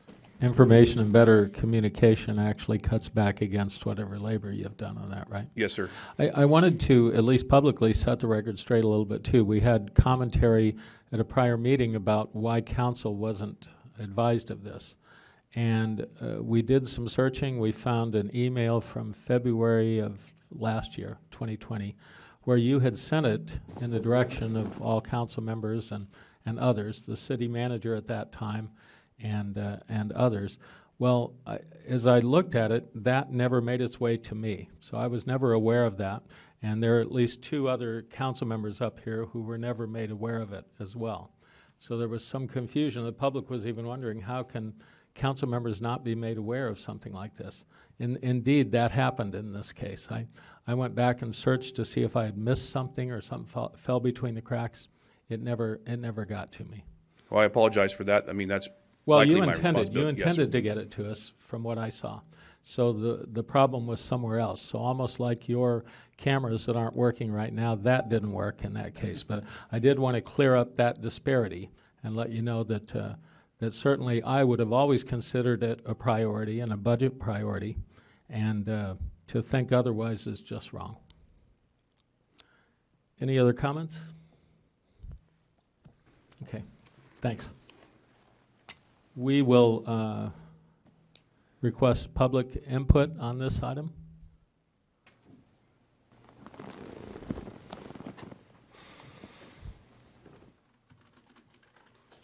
Good evening, Council. I was speaking with a detective recently who was able to capture a man who had committed 2 homicides on Walnut through cameras that they put up. So I think it's a really good idea to have cameras and to have, it seems like a no-brainer to me that the police would have access to that since they can't be in all places at all times.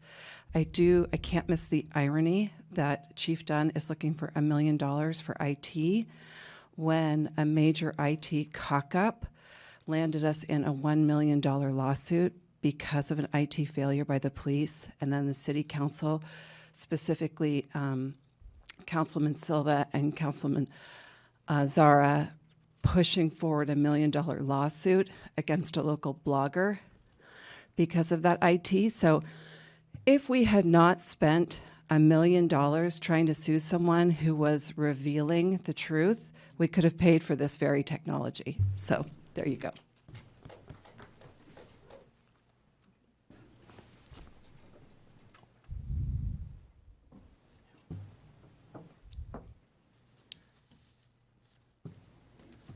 Mr. Gamble. Oh, okay. Mayor, City Council.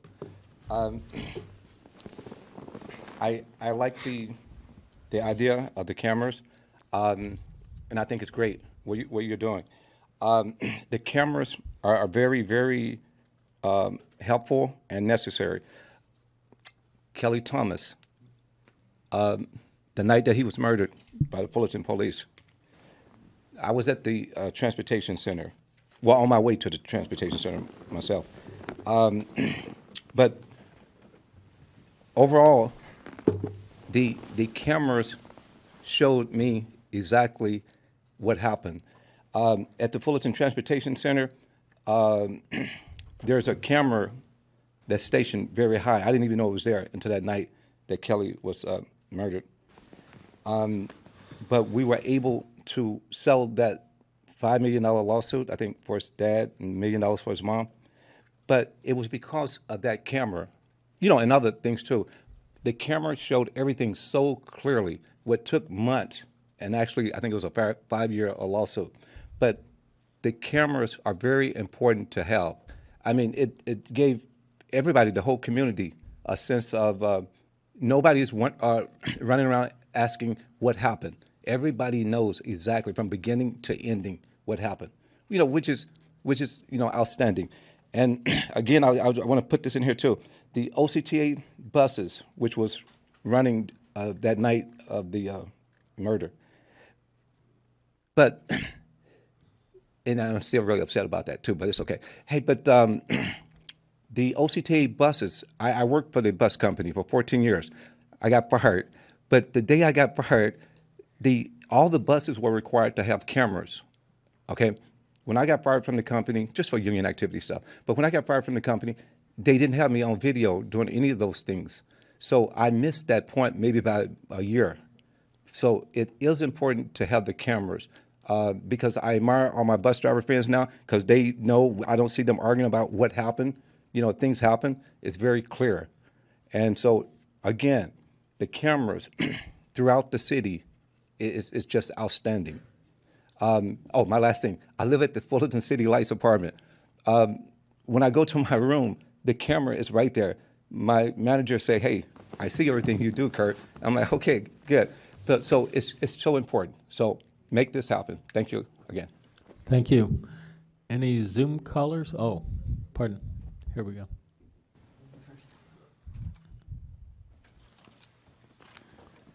Can I comment on this without losing my slot in general comments?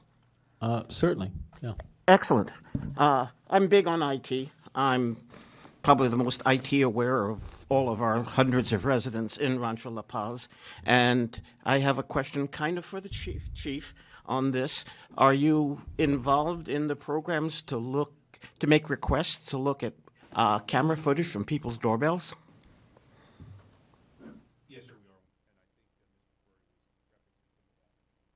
are. So that is included in this program. It's not integrated in this program at this time. That's a different type of program that we implement, but we do regularly use video footage from private residents in our investigations. Thank you. I'm all for it.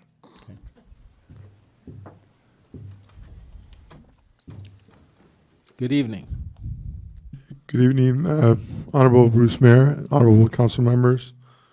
I'm a longtime business owner in the city of Fullerton, and Chief Dunn, your retired Detective Gary Surin, he has told me that I probably have the best camera system in the city. At that time, I had 2 DVRs. I now have 3 DVRs and 45 HD cameras and a couple of super duper ones that zoom into the driveway. So anyone that comes on my property, I get their license plate. When they walk out of their car, I can zoom into the tattoo on their neck or on their wrists. When you're going in and out of my store, I have the camera at a low angle. So as you're walking out, if you're wearing a hat, I'm looking at your face from underneath. I have cameras on the counter. So I'm very sophisticated when it comes to these cameras because in our store in Diamond we had a fatality in 1993. So I never want something like that to ever happen again. The most important thing about these cameras and what's really also important is when accidents occur and there are no witnesses as to say who ran the light and who's at fault. And one of the best things about these cameras, at least I've been a witness of accidents in front of me in Newport Beach, and I helped the person when they got in an accident, and then the officer called me later.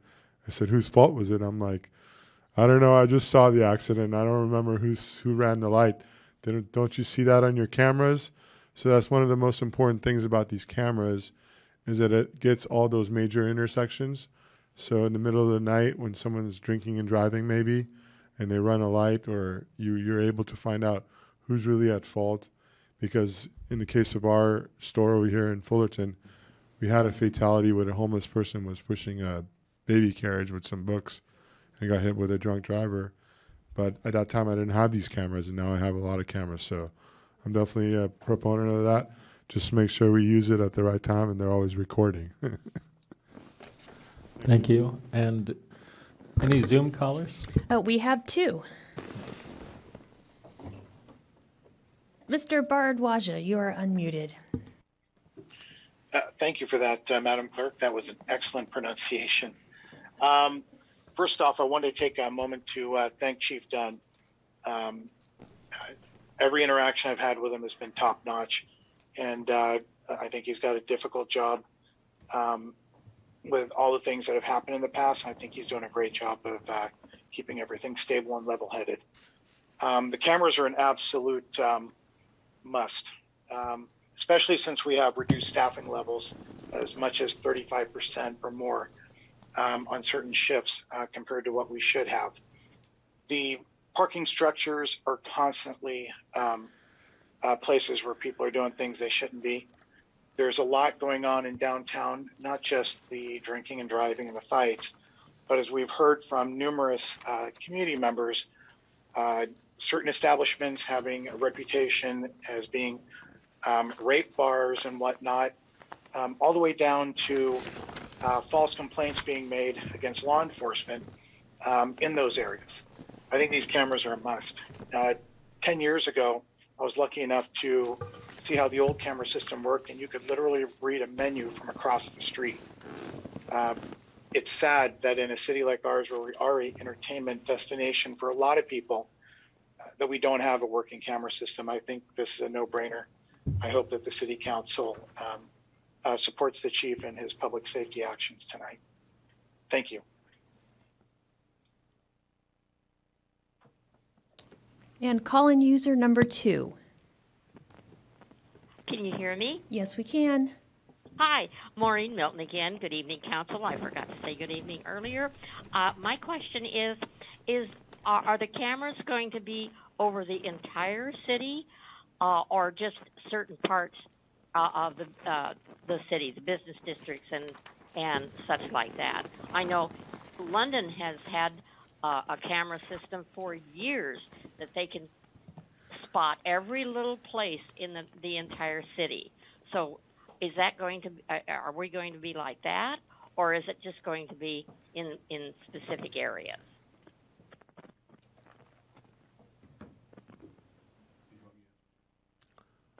You can. If we have one more. I was going to let that go first, yes. And with one more hand raised, Jordan Sanders, you should be able to unmute. Hello, everyone. I work for the library, and I wanted to just say that thank you, Chief Dunn, for just taking care of us and just looking over the camera system. I wanted to say that I think it's definitely something that we would need there. I can't tell you the amount of footage that I have to go through that our current camera system that we have, it's not the greatest at all. But my question would be, will this also include the library itself? Thank you. And that is all the Zoom calls. Now, Chief, you may address both those questions. Sure. The first one is the concentration of the cameras that we're looking to replace are downtown and our parking structures that service our downtown. There are cameras throughout the city facilities, spread throughout the rest of the city, which does include the library, that will also be upgraded cameras that integrate into the system moving forward. So, to Maureen's question, they're not all over and can see every nook and cranny of the town. The majority of that is concentrated to our downtown area and our parking structure that support that. And then there are cameras at our facilities that will be upgraded and included. Thank you for that. With that, we'll bring the item back to the council.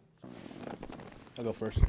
You know, just for me, this is a no-brainer. I mean, the moment we heard about it, we asked the chief to bring this item forward, and I think it's important not only for us to, kind of improve and upgrade the system that's already in place, but also to add new cameras. I mean, this is something that I think, like some of the callers and also some of the council members, in addition to you, Chief, have noted. I mean, this is something that's absolutely critical for people who are, whether it's something that's happening downtown or elsewhere. I think it can only help, you and the team, kind of respond to these issues, and also proactively kind of monitor as well, I think, as things arise. So, with that, I thank you for getting this together and bringing it to us. I would like to, move the item forward at this time, and let's get it done as soon as possible.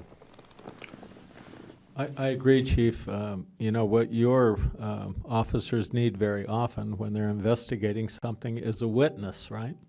Here you have a very efficient, long-standing, silent witness to almost everything. And to me, that would be essential, and certainly for any issue that goes to court for any reason.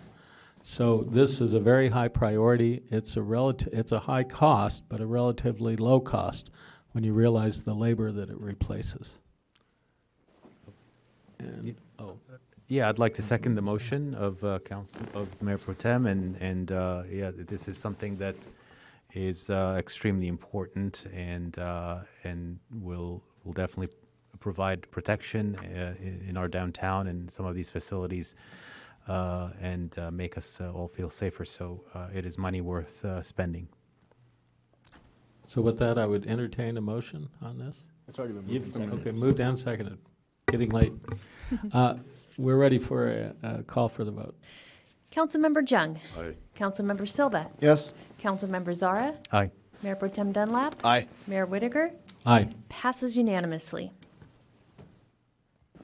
We are at item number 15, which is middle income workforce housing request for the Aspect Apartment Project. Great, and thank you, Mayor Whitaker, Heather Allen, Planning Manager. This is based on a request from the California Statewide Communities Development Authority, also thankfully called CSCDA, regarding their middle income housing program, specifically with respect to the Aspect Apartments.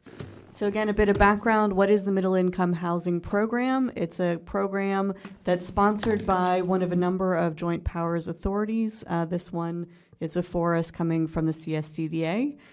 Generally, it converts a Class A, so newly constructed apartments, to moderate income units, so between the 80 to 120% of adjusted median income. On the right-hand side of the screen, just for reference, you see where that moderate income falls. Traditionally, many of the affordable housing programs target the below moderate, so this is really targeted in a unique, often referred to as a missing middle group of moderate income wage earners. Programs date to fairly recently, starting in 2019, and they're generally facilitated by both the current lower interest rates as well as the property tax exemptions. So the programs have a number of pieces and players. They essentially start by issuing tax-exempt essential housing revenue bonds. The Joint Powers Authority uses those revenue bond proceeds to buy a property. Because the JPA is tax-exempt, it removes a site from property tax rolls. As you can see on the graphic on the right, there's many parties. Each party has a relationship through an agreement with the JPA, but the parties generally do not have relationships with each other.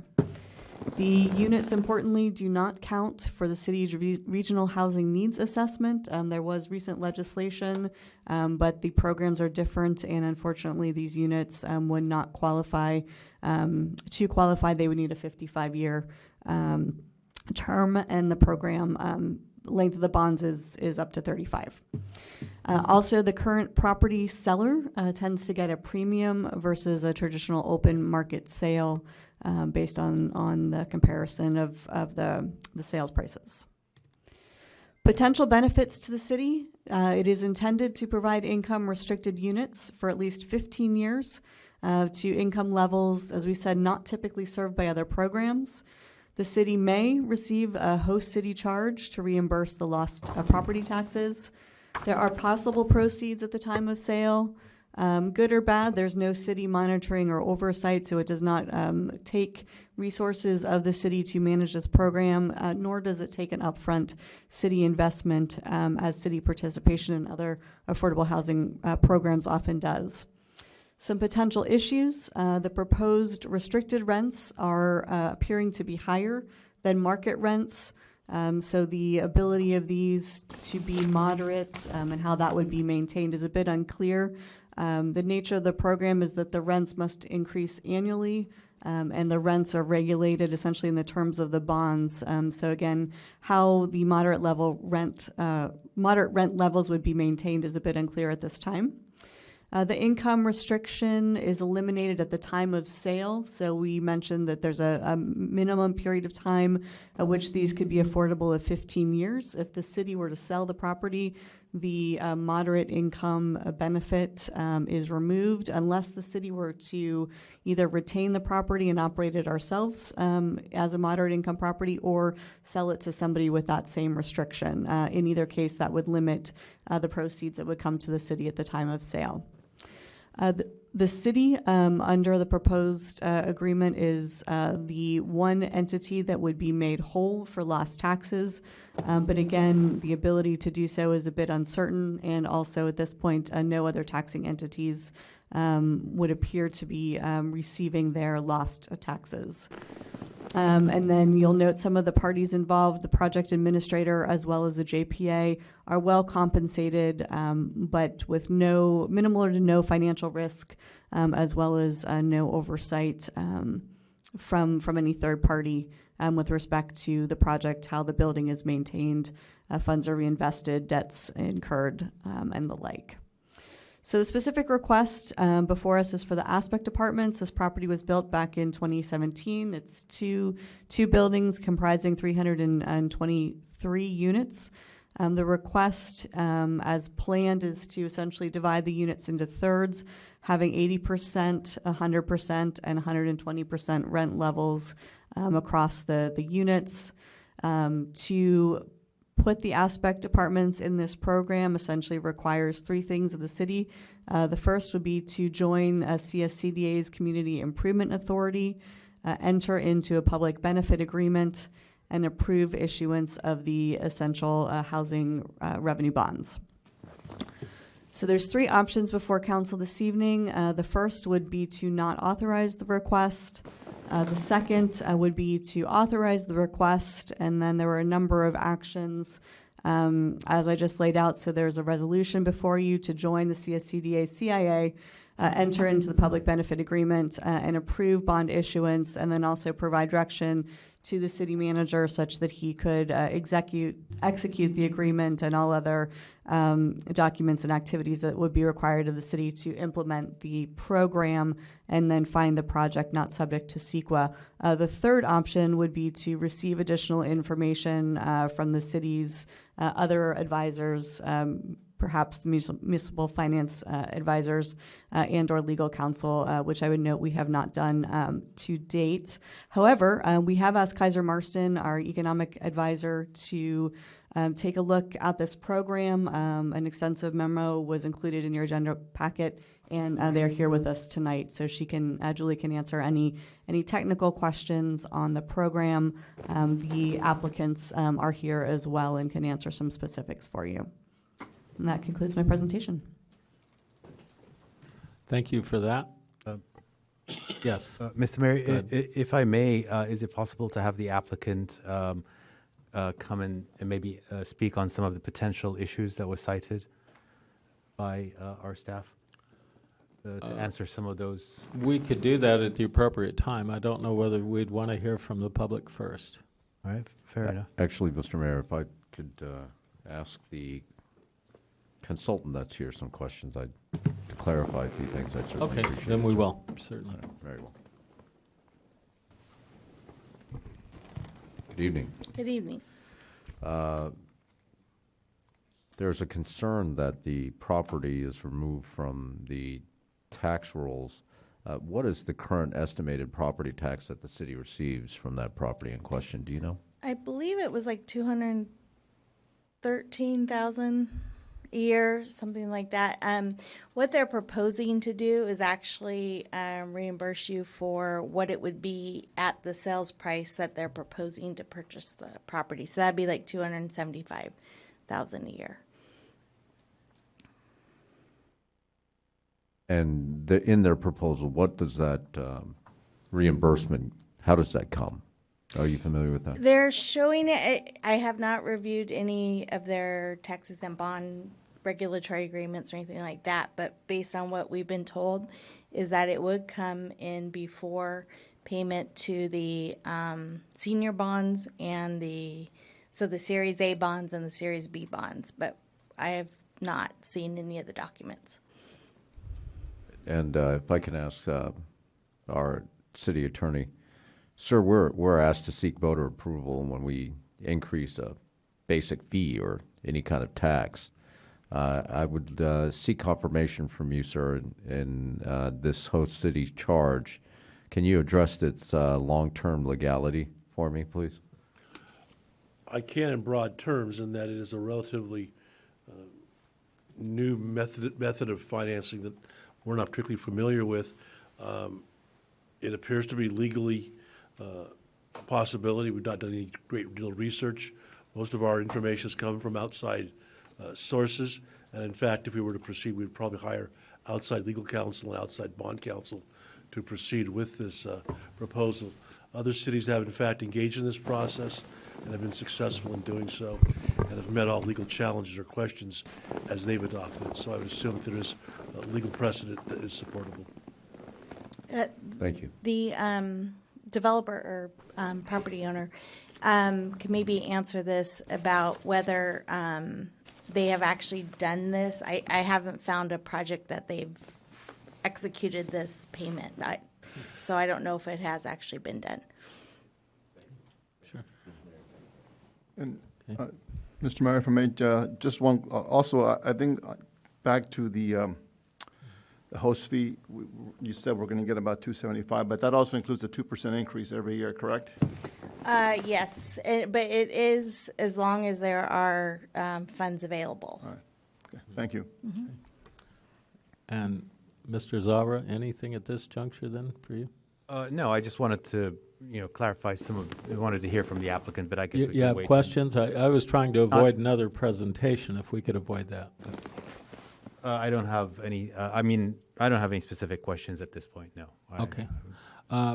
We would then ask for public comment on this item.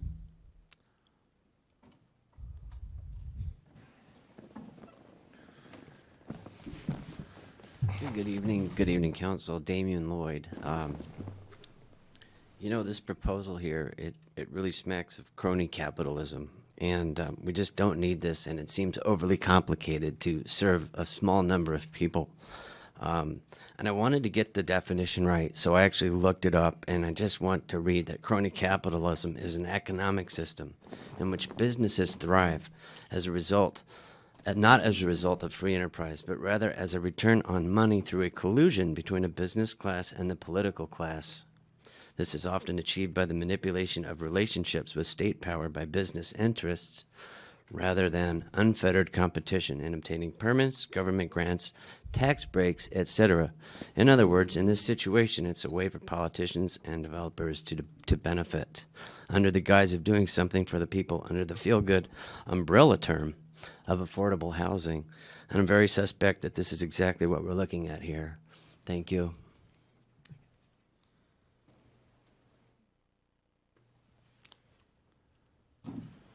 Good evening. My concerns are it doesn't seem to count as part of the state-imposed mandatory housing that I fear we're already being forced by government to change our city and accommodate high-rise pack and stack housing, which no one really wants to live in to begin with. I don't support more of these kind of apartment buildings. I don't think it's the right direction. I don't think it brings quality of life. Also, the planning director mentioned several times that it's unclear how the rent will actually be reduced. And that really stinks when you're talking about affordable housing and they can't come out and say what the affordability will be. I think, again, it does sound like businessmen and politicians making deals rather than the citizens benefiting. So until we know that it truly is affordable and that it's somewhere that people actually want to live, I don't think the council should vote yes on this. Thank you.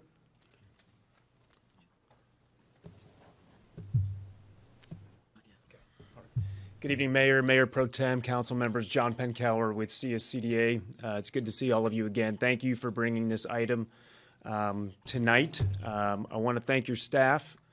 I know Greg and Kelly aren't here tonight. And Heather's, taking the lion's share of work, but they've done a lot of extensive work on this item. I commend them for their efforts. We will be here to answer questions. We can address the host city charge and the mechanics of that now or at the appropriate time, but I wanted to give you a few updates on the program. We did submit a letter that hopefully you all received with some corrections and some clarifications to the city staff report. I know I only have a couple minutes, so I'm not going to go through all of that. But since we were last before you, the program has grown rapidly throughout the state. The city of Orange approved, and we have closed 2 similar projects. The city of Anaheim last week approved its 5th project under the program unanimously, largely because they've seen the success from their first 3 projects. They've seen the leasing outcomes, they've seen who's moving into those units, what their occupations are, and we've converted more than 300 leases in Anaheim to date. It is the intended demographic of first responders, Orange County Fire, LA County Fire, school district employees, healthcare workers. Anaheim implemented a rental preference policy that was not mentioned in the staff report. It is an option for cities. A number of them have elected to incorporate that right into the regulatory agreement, where you can provide a preference to first responders, healthcare workers, teachers, other categories that are of interest to you. Lastly, the Aspect Apartments project.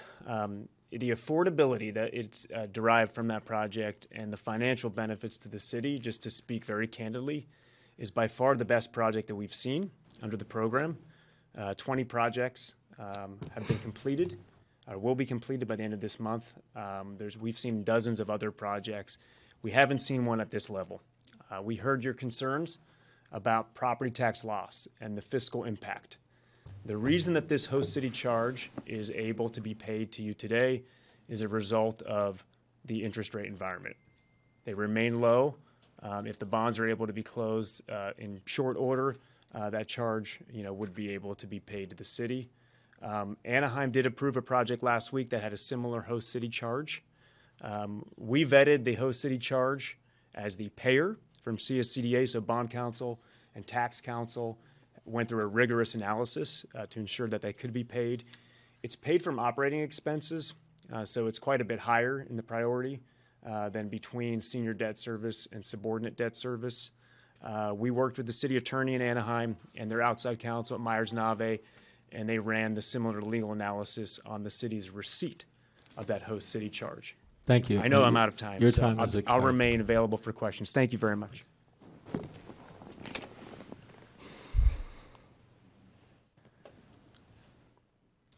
Good evening, Mr. Mayor, council members, and staff.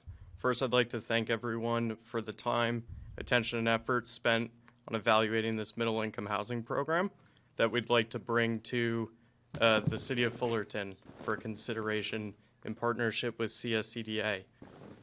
For those of you who don't know me, I'm Chris Cruz, Managing Director at Standard Companies. We're an affordable housing developer, owner, operator throughout the state of California and nationwide.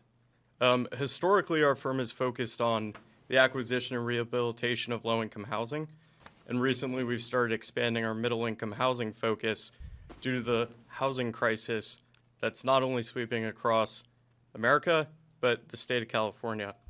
To date, we've converted 650 multifamily units into middle-income housing and have a robust pipeline to reach our goals of creating 4,000 units by the end of 2022 for the missing middle. And we're hoping the city of Fullerton plays a role in this endeavor. We're here to answer any questions and details, but thought I'd step back and paint sort of the broad picture here. We're offering to convert 323 Class A apartments into middle-income housing that would offer over $1.1 million in annual rental savings starting in year one. Some residents will be able to save over $600 per month on rent. Rental preferences, as Mr. Penkower stated, can be created for public school teachers, healthcare workers, first responders, and even high school graduates of Fullerton public school system. The city of Fullerton won't lose a single dollar of tax revenue. In fact, the $275,000 host city charge will be an increase in revenue of $60,000 starting in day one. To comment on the uncertainty of this charge, it is in fact higher than debt service and any fees paid to the administration or the sponsor. And we ran some sensitivity. Rents would have to decrease more than 70% for that charge not to be paid to the city. And that does include a 2% inflation over the life of the project. The city will be granted the right to receive all profits from this project upon the sale.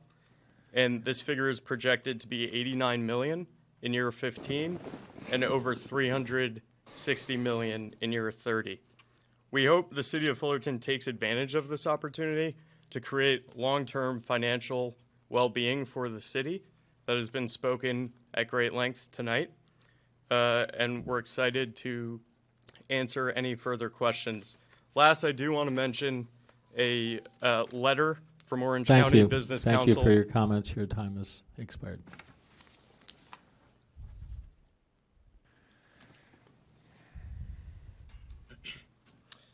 Good evening, Mayor and City Council members.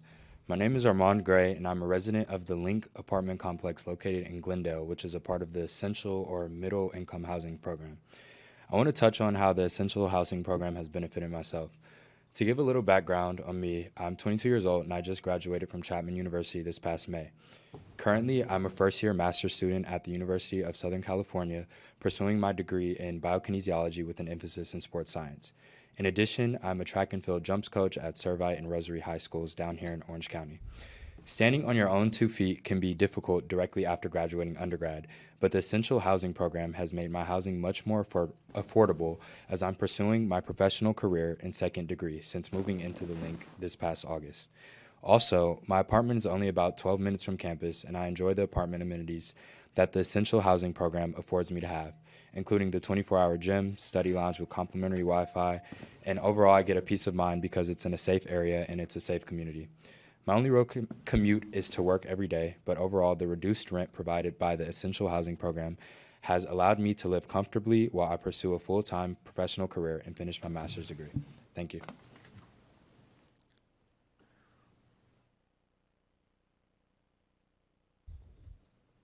Good evening. Hi, my name is Edith Mejia. So a little bit of background about me. Let me just bring this down a little bit. I'm 28. I'm Dominican. I'm Hispanic Latina. I just moved out here from New York City, which the rent is also high there as well. I'm a pre-licensed social worker and I'm an outpatient therapist. So moving out here and looking for apartments, I was struggling a lot trying to find an apartment that was affordable until I came upon the Union South Bay apartment, and they spoke to me about the bonds program, and I thought that program was awesome because it was affordable. It was very easy for me I had extra money to be able to buy food, pay electricity, which are other utilities that I have to pay, and just save money, and to also pay my student loans, and to invest later on into buying a home here in California. So it was definitely beneficial for me in my situation. It's a safe area. I have the supermarket right there. Everything is very close. We have our 24-hour gym, our pool, our jacuzzi, our dog park, and it's a very beautiful apartment. Any type of complaints or anything that I needed, everybody was very welcoming and nice. So I think this program is definitely beneficial, especially for the middle class. People like me, I'm an essential worker, and there's sometimes it's like you're trying to find certain places. It's too much. It costs too much, but you don't. You make enough, but you don't make enough. So my take home is not a lot if I pay the regular rent in California. Thank you so much.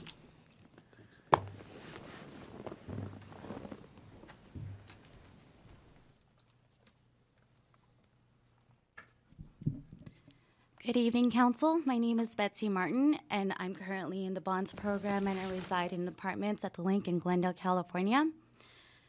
prior to me living there, I did struggle the past 2 years trying to find a place to live. Unlike many other people who were looking for housing, it was a great struggle for me to try to find housing, try to find, or even yet alone apply for one. However, when I stumbled upon the link and with their program, it was very beneficial for me, knowing that I myself am an essential worker, and my husband was a tattoo artist, and he did not work at all at the pandemic, and I currently have a daughter as well. So knowing that this housing is in a safe community, literally 2 minutes away from my daughter's school, I know that I'm in a safe area and I can afford the housing. Thank you.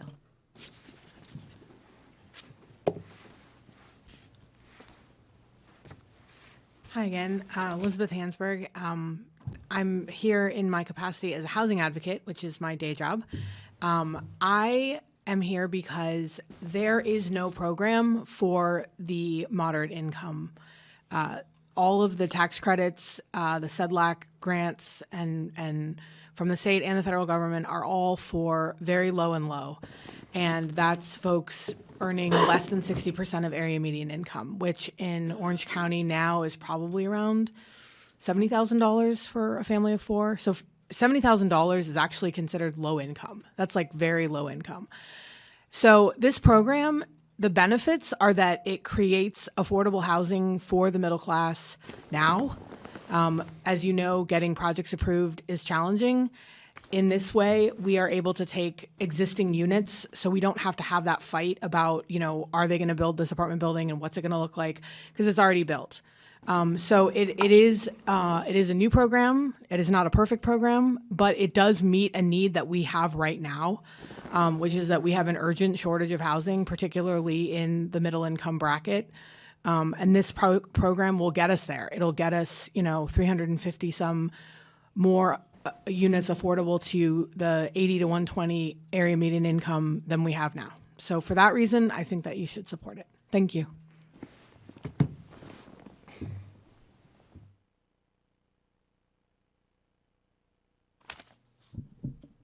Curtis Gamble, activist for the homeless, Mayor, City Council.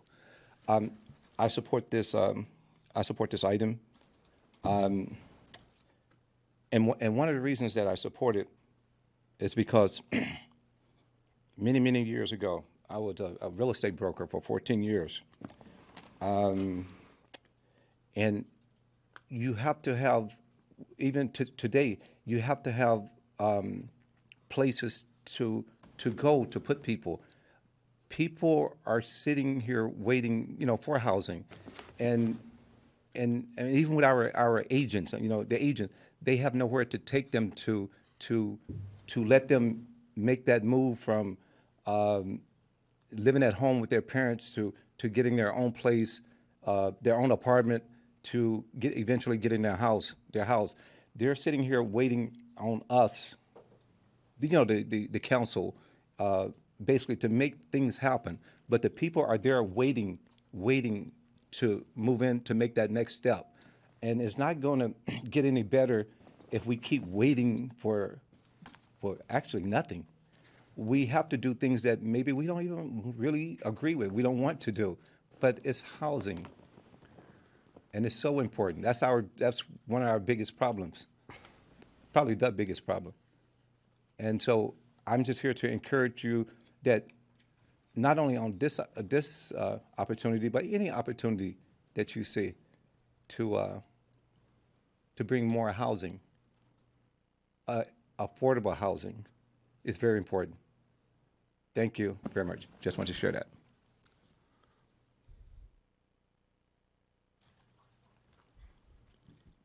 I think you all know my name is Todd Harrison, and I'm stepping in without the script on this one because I did not expect this. In our battle with Saunders and the huge rent increases at Rancho La Paz, the City Council was able to do a little for us with the CBRA and other actions, none of which did me a damn bit of good because I was fortunate enough to have a lifetime as an engineer's worth of retirement investments. Yes, they're burning up at a furious rate with what's happening to me, but nothing benefits me when there's a means test that excludes people above the very harshest of poor conditions. I think a program, and I don't know whether this one is any good, you'll be deciding that, but a program that provides housing support in the current market to anyone and keeps anybody off the streets is a win, if it turns out to be everything that it claims to be. Thank you.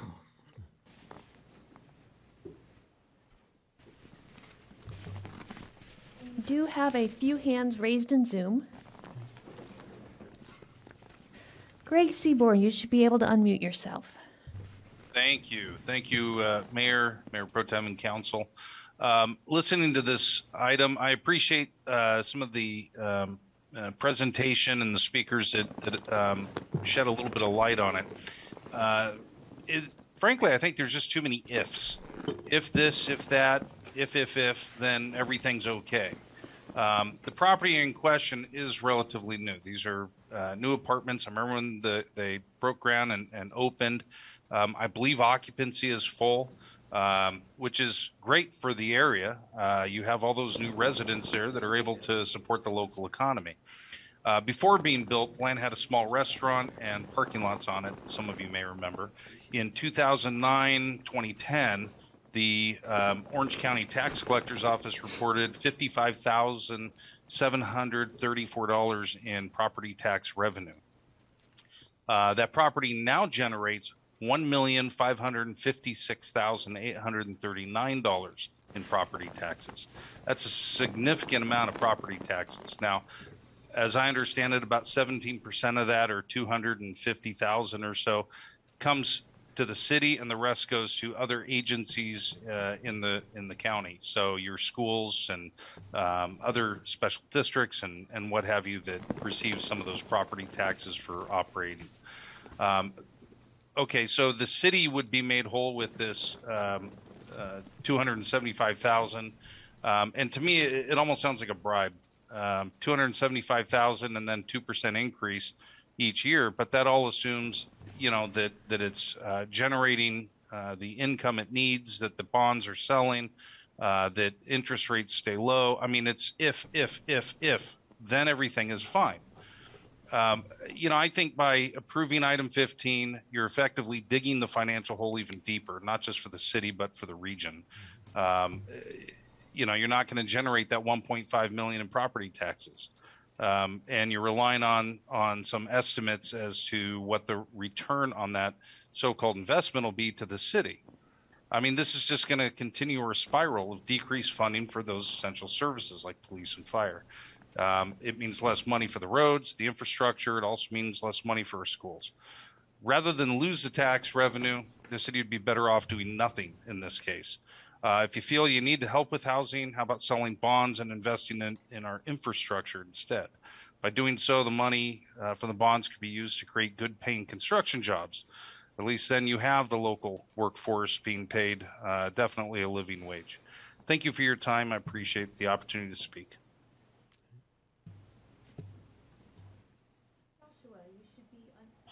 Joshua, you should be unmuted. All right. So, man, the cronyism and intellectual dishonesty on this one is just it's right for the picking. If I'm not mistaken, this building, weren't we told that they were going to do a traffic study a year after it was at full capacity? I mean, it's so new. You guys, I don't think you've done that yet. Red Oak lied to us, saying they were going to have pool tables accessible to the people. It's going to be a boom. I mean, one of your planning commissioners just spoke at the time, was a big favor of the Red Oak facility, because of how different it was going to be, which it's really not for the community, just for the people who live there. And then now we're going to sell it to another developer to maybe realize profits 30 years from now, providing the market doesn't crash, the bubble doesn't burst, et cetera, et cetera. You're going to also strip the schools and other agencies of property tax revenue for reasons. Mind you, the schools are so hard up for money, they actually tried to pass 2 bonds last year to soak us property tax paying people with more. The entire argument on this, which is hilarious that it's coming from people like Jesus Silva and the other Democrats on council, is that it puts more money in the pockets of the people who need money. that's just an argument against property tax. Really, that's just an argument against taxation. I could use more money in my pocket. Everybody could. You aren't creating housing. You're just shifting housing to benefit somebody, and the money has to come from somewhere. In this case, maybe the state will cover it. Maybe other taxpayers will cover it, but the developer could.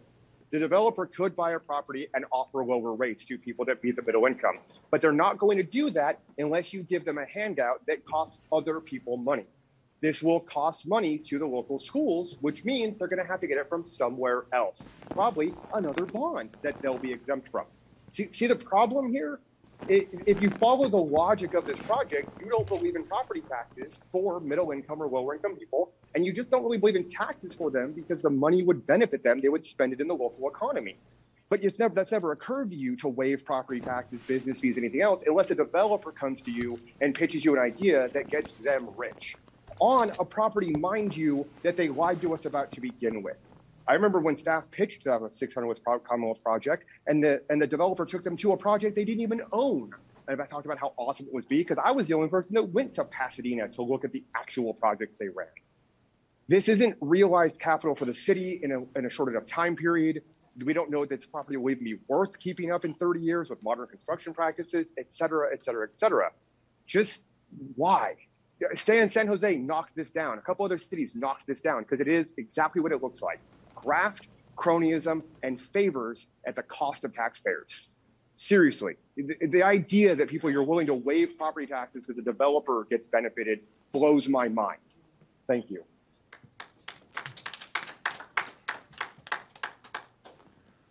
And Jane Reifer? Yes, good evening again. I am a person who is not generally in favor of building stack and pack all through Fullerton. I love what's unique about Fullerton, and I don't think every city has to have stack and pack everywhere.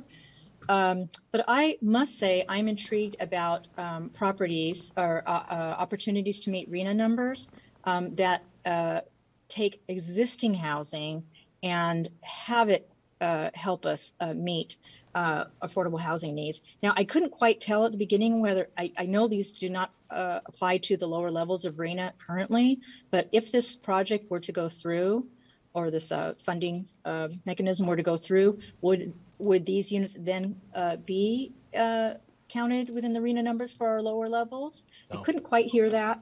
I think what I would like to see most is I would like to hear the presentation from the applicant to understand things, but I would also like this to not be voted passed tonight. I don't think we know enough about it. There are a lot of ifs, as Greg Seaborn mentioned. I'm particularly, let's see, what were the ones?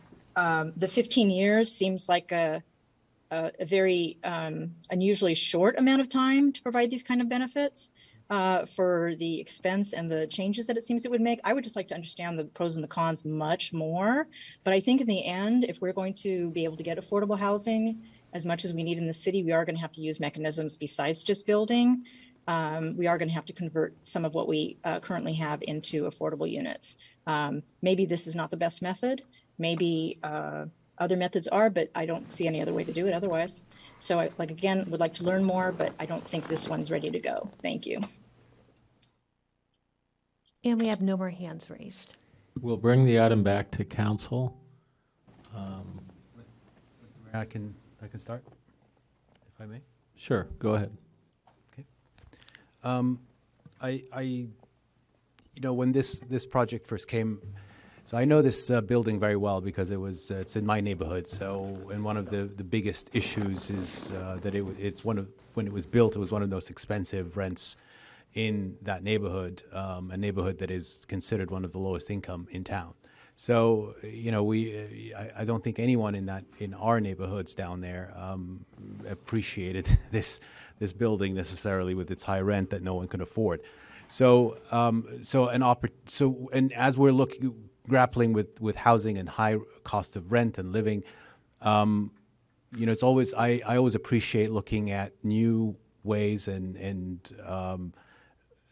programs that are thinking outside the box, and I think this is one of those. Certainly, there are some ifs, but I think the biggest if for me is that if we don't do anything, we're still stuck with the status quo of a very high rent apartment building, and so this is an opportunity to explore a new program that would lower the rent significantly, as I understood it, and in an area that desperately needs that in town.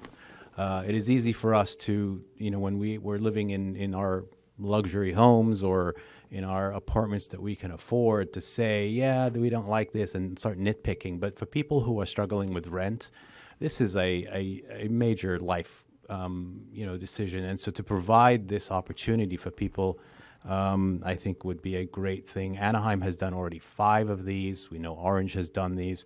Different cities have done those. So, as for the taxes, I mean, that was my biggest concern. I know we are made whole, but the school districts, actually, we are a Title I school district, so we are backfilled by the state. The school district will not have any loss of tax revenue. So just to clarify that, and as was Anaheim as well. As far as the arena numbers, the state passed a bill that allows to count these just recently, to count these in that. I know there was a little bit of an issue as far as the timing of it, as far as 50 years versus 35 years of a bond. But I think they are going to do an amendment of that and change this so these programs would count towards our arena number. So I'm hopeful on that. If this passes tonight, I'd like to see a work-live Fulton preference as well, added to this program.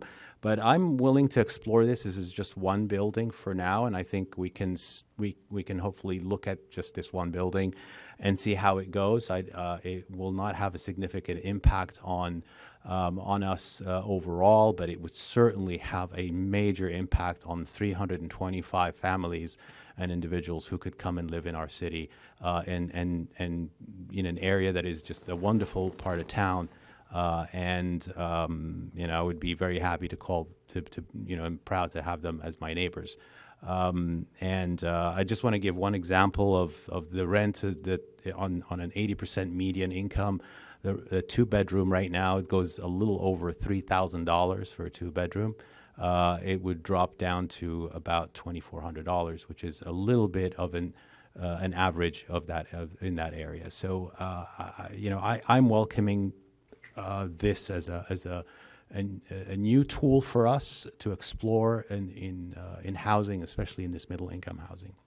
So those are my thoughts on this, and happy to hear the comments of my colleagues. Mr. Mayor Pro Tem. All right, well, kind of got a lot to say about this, and none of it will come as a surprise to the applicant or their consultant or the agency who are here. Should come as no surprise that I myself work in the real estate investment business, and over the past 15, 20 years, is pretty much all I've done, and the past 8 years have probably acquired over 10,000 units, and so I'm very in tune with sort of the underwriting that's involved in acquiring traditional, conventional, or affordable housing complexes. And what's interesting is I came to know this program after seeing market data related to exorbitantly high sales prices. Recently constructed properties where I would see sales prices that were above replacement cost, which is not something you generally see in the marketplace. And so I was intrigued because I said, what's going on? Who overpaid for this property? And then you look and see that it's a state agency, and went on to do my additional research and talk to council members in Anaheim and kind of found out about the program. And I just thought, wow, this is really interesting. I can certainly see why real estate industry likes it, because it's fee driven. How many people here would like to buy a house with no money down? If you could go out and have somebody finance the purchase of your home, you get the benefit of having a significant, rather than having to initially make payments, you'd actually get a large lump sum payment up front, and then on an ongoing basis generate fees. Without having any equity of your own invested in the house. So it's interesting because this is kind of spun into this missing middle. That's the marketing pitch behind this, that it's the missing middle. But if you look at Fullerton, I think there's about 46,000 households in the city. 52% of those are owned, and about 48% are rented. So that's about 22,000 rental units. Of course, many of those are comprised of apartments, and I think 60 to 70% of those were actually built before, 1980. So you could argue in looking at the market, I mean, and I've got some rental data that I will present here, that about 17,000 housing units in this city are already middle income. Except that owner doesn't have a property tax abatement, and doesn't receive any sort of benefit or subsidy from the public. They're forced to pay the operating expenses, capital expenses, and such, and so without any benefit or assistance from the city. I'll use actually a couple projects here. So there's the Kimberly Arms, which is sort of Chapman and Euclid area, or Malvern and Euclid area. A 2-bedroom unit there, or excuse me, a 1-bedroom unit there currently rents for $1,820. Now that's a market rate, right? Something that would be naturally middle income or naturally affordable, I guess, in that sense. If you look at the Cetrea Apartments, which is just behind us here, I think that's Santa Fe, I believe. A 1-bedroom there rents for $520.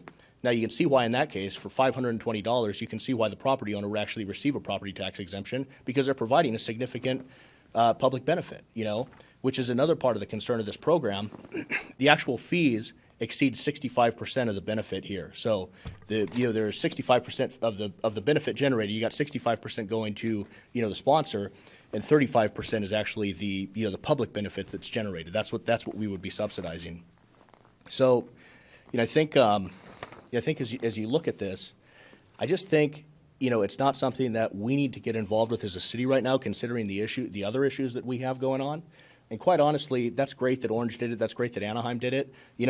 Somebody I think made reference to the San Jose report, which was something that I have here and can refer to, because early on they looked at it. Actually, this was in April of 2021, and they cited that, hey, of the 10 largest cities in California, only Long Beach, Anaheim, and Glendale had actually participated in the program. Cities like Los Angeles, San Francisco, Oakland, and others had actually decided not to. So again, it's a challenge for me, because as somebody who's actually been the applicant and been at the dais trying to get something approved, I try to be respectful. I was totally transparent with the group. This is not something I could ever support. I think it's very bad for our community. And it has nothing to do with, rent rates and affordable housing and such, because, we've had this discussion. We, approved an affordable housing community recently. So I just, I think we spend a lot of time, focused on these shiny objects rather than actually focusing on important business at hand. This is not the type of stuff we need to entertain. So I would actually make a motion that we, reject this item and don't bring forward any more initiatives to this, along these lines. Thank you. We'll just keep going in this order if we want to. Is that okay with you two, or do you want to go next? I'll go. I wanted to bring up a aspect, just to have them clarify that concern about the oversight over the rent range, and how do we know they're going to be meeting that criteria. Would one of you gentlemen care to come up? Oh, before it lies there too long, I will second that motion, by the way, Mayor Pro Tem. Thank you for the question, council member. So this property would have a regulatory agreement recorded against it for the term of the bond financing that would memorialize what the rents are and who are the prospective tenants that could qualify for the rents. Third of the units would be restricted below 80%, so that's actually 61 to 80%. That's low income. You'd have 80 to 100%, and then 100 to 120%. Compliance monitoring is provided to the bond trustee on behalf of the bond investors annually. Those reports can be shared with the city, along with all the maintenance reports, property management reports, whatever else the city would be interested in. Thank you. But the city's not, just to be clear. Mr. Mayor, if I I don't may- believe the city's a part of Mr. that Mayor, I had agreement, a correct? question for the Just to be clear, applicant, sir. just for the record, so it's clear. If you don't mind. That particular performance agreement is between the bond trustee and the CSCDA. It would not be the city would not be a party to that agreement, correct? That's correct. Yeah, the city would not be a party to the regulatory agreement. That would be no different if we issued affordable housing tax credit bonds in the city, where CSCDA would have that same role. Councilmember Jung? What is the current occupancy rate of the Aspect apartments? Can anybody answer that, please? Yeah, sure.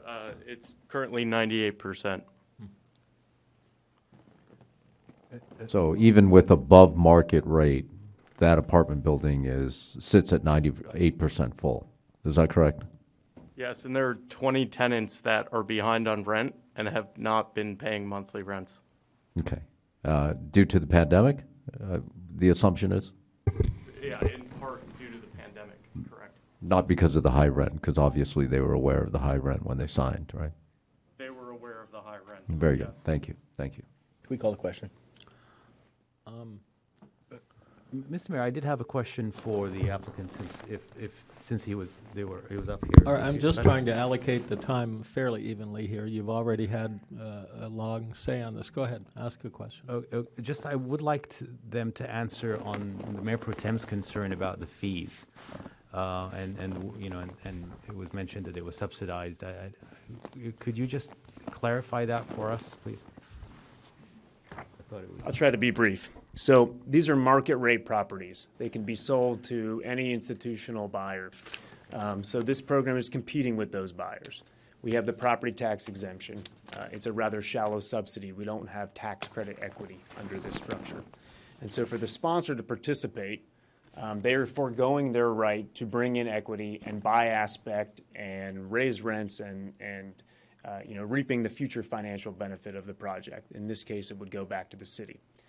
If you look at affordable housing projects, the fees and the overall compensation is significantly greater than what we have under the CSCDA workforce housing program. Under tax credit projects, sponsors receive developer fees, they receive deferred developer fees, and they also receive all the accrued equity at year 15, which in this case would go back to the city. Now, while you have it there, Director, I did want to clarify, those are also on tax credit resyndication or tax credit development deals where there's actually a substantial amount of effort that goes into, one, acquiring or tying up a site, two, the getting through the entitlement process, and then three, the actual process of getting the building constructed. So, of course, there's going to be more costs associated with development. I mean, that's fairly common. I think what's not common here is if you look at it in conjunction with the straight acquisition of an apartment building, the fees generally aren't that high. They aren't that high. With a straight acquisition. I mean, again, I'm not trying to put you on the spot, but you can't make that argument. And actually, this group actually does use their own equity to acquire apartment buildings. I know they own other stuff and they have other ventures. So clearly this works for one reason, and I think that's because of the unconventional underwriting standards, right? Most properties that you buy will have to have a 1.2 or 1.3 debt coverage ratio. This is either 1 to 1.1, so it's kind of a lower ratio there. Not only that, generally you're going to be in the anywhere 40 to 60. Maybe 10 years ago, 15 years ago, and I guess some cases today see as high as 80% leverage. Here you're routinely seeing 110% leverage, and I get it, and that's because there's kind of fees on fees on fees, which, to your point, I mean, yeah, you look at it, and anytime, it's like every year the LA Times publishes a study about the cost of development and high cost of affordable housing and how it's, oh gosh, it's $600,000 a unit, it's $700,000, yeah, it's $800,000 a unit, but that's just because all those soft costs that get added into it, and so, I think, look, we just want to make that clarification for everybody here. I mean, that's not quite an apples to apples comparison there. I'm sorry, did you want me to respond to that? No, I was just making a comment kind of in response to yours. Councilmember Zara, did you have more? I'd like to understand this. Sure. One sec. So I'm going to go backwards. We're not allowed to have any equity. These are governmental bonds. It's no different if the city was issuing its own bonds. You can't have private developers contribute equity to the project. And so therefore you can't achieve 1.0 coverage. We don't have tax credit equity. We don't have any other public subsidies. And so therefore there's capitalized interest and you don't achieve 1.0 coverage. These bonds are sold only to qualified institutional buyers. They're being sold to the largest institutional funds, Vanguard, BlackRock, Nuveen, PIMCO, pension funds, insurance companies. They're oversubscribed generally 5 to 10 times. And so they look at this credit and look very favorably at it as a very, very safe investment because of the below market rents. The property next door, which is market rate, will have different underwriting standards. As far as the fees, I know Standard Communities, the sponsor, they do acquire and rehab projects. But the fees that I was describing, those are acquisitions. Those are re-syndications. They're not new development deals. In San Jose, there was a project that had a $60 million developer fee. Can you explain resyndication for the public here?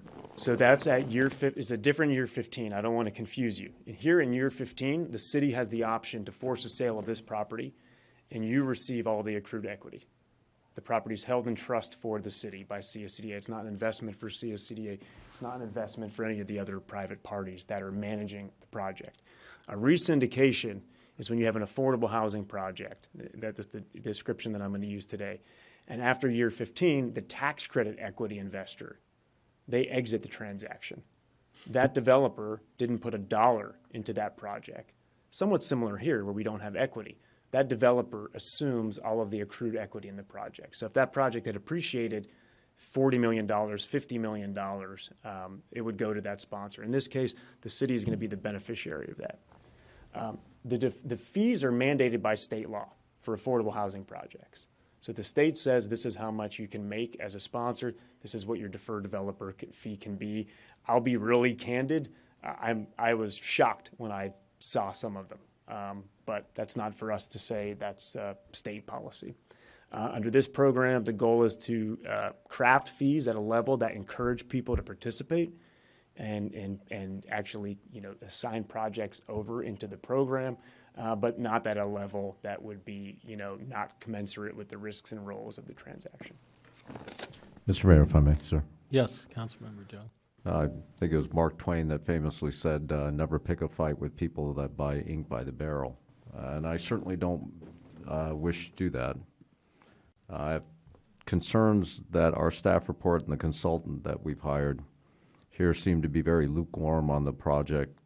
In fact, if I don't speak for them, it seems to me like they're very convinced much of this is very optimistic.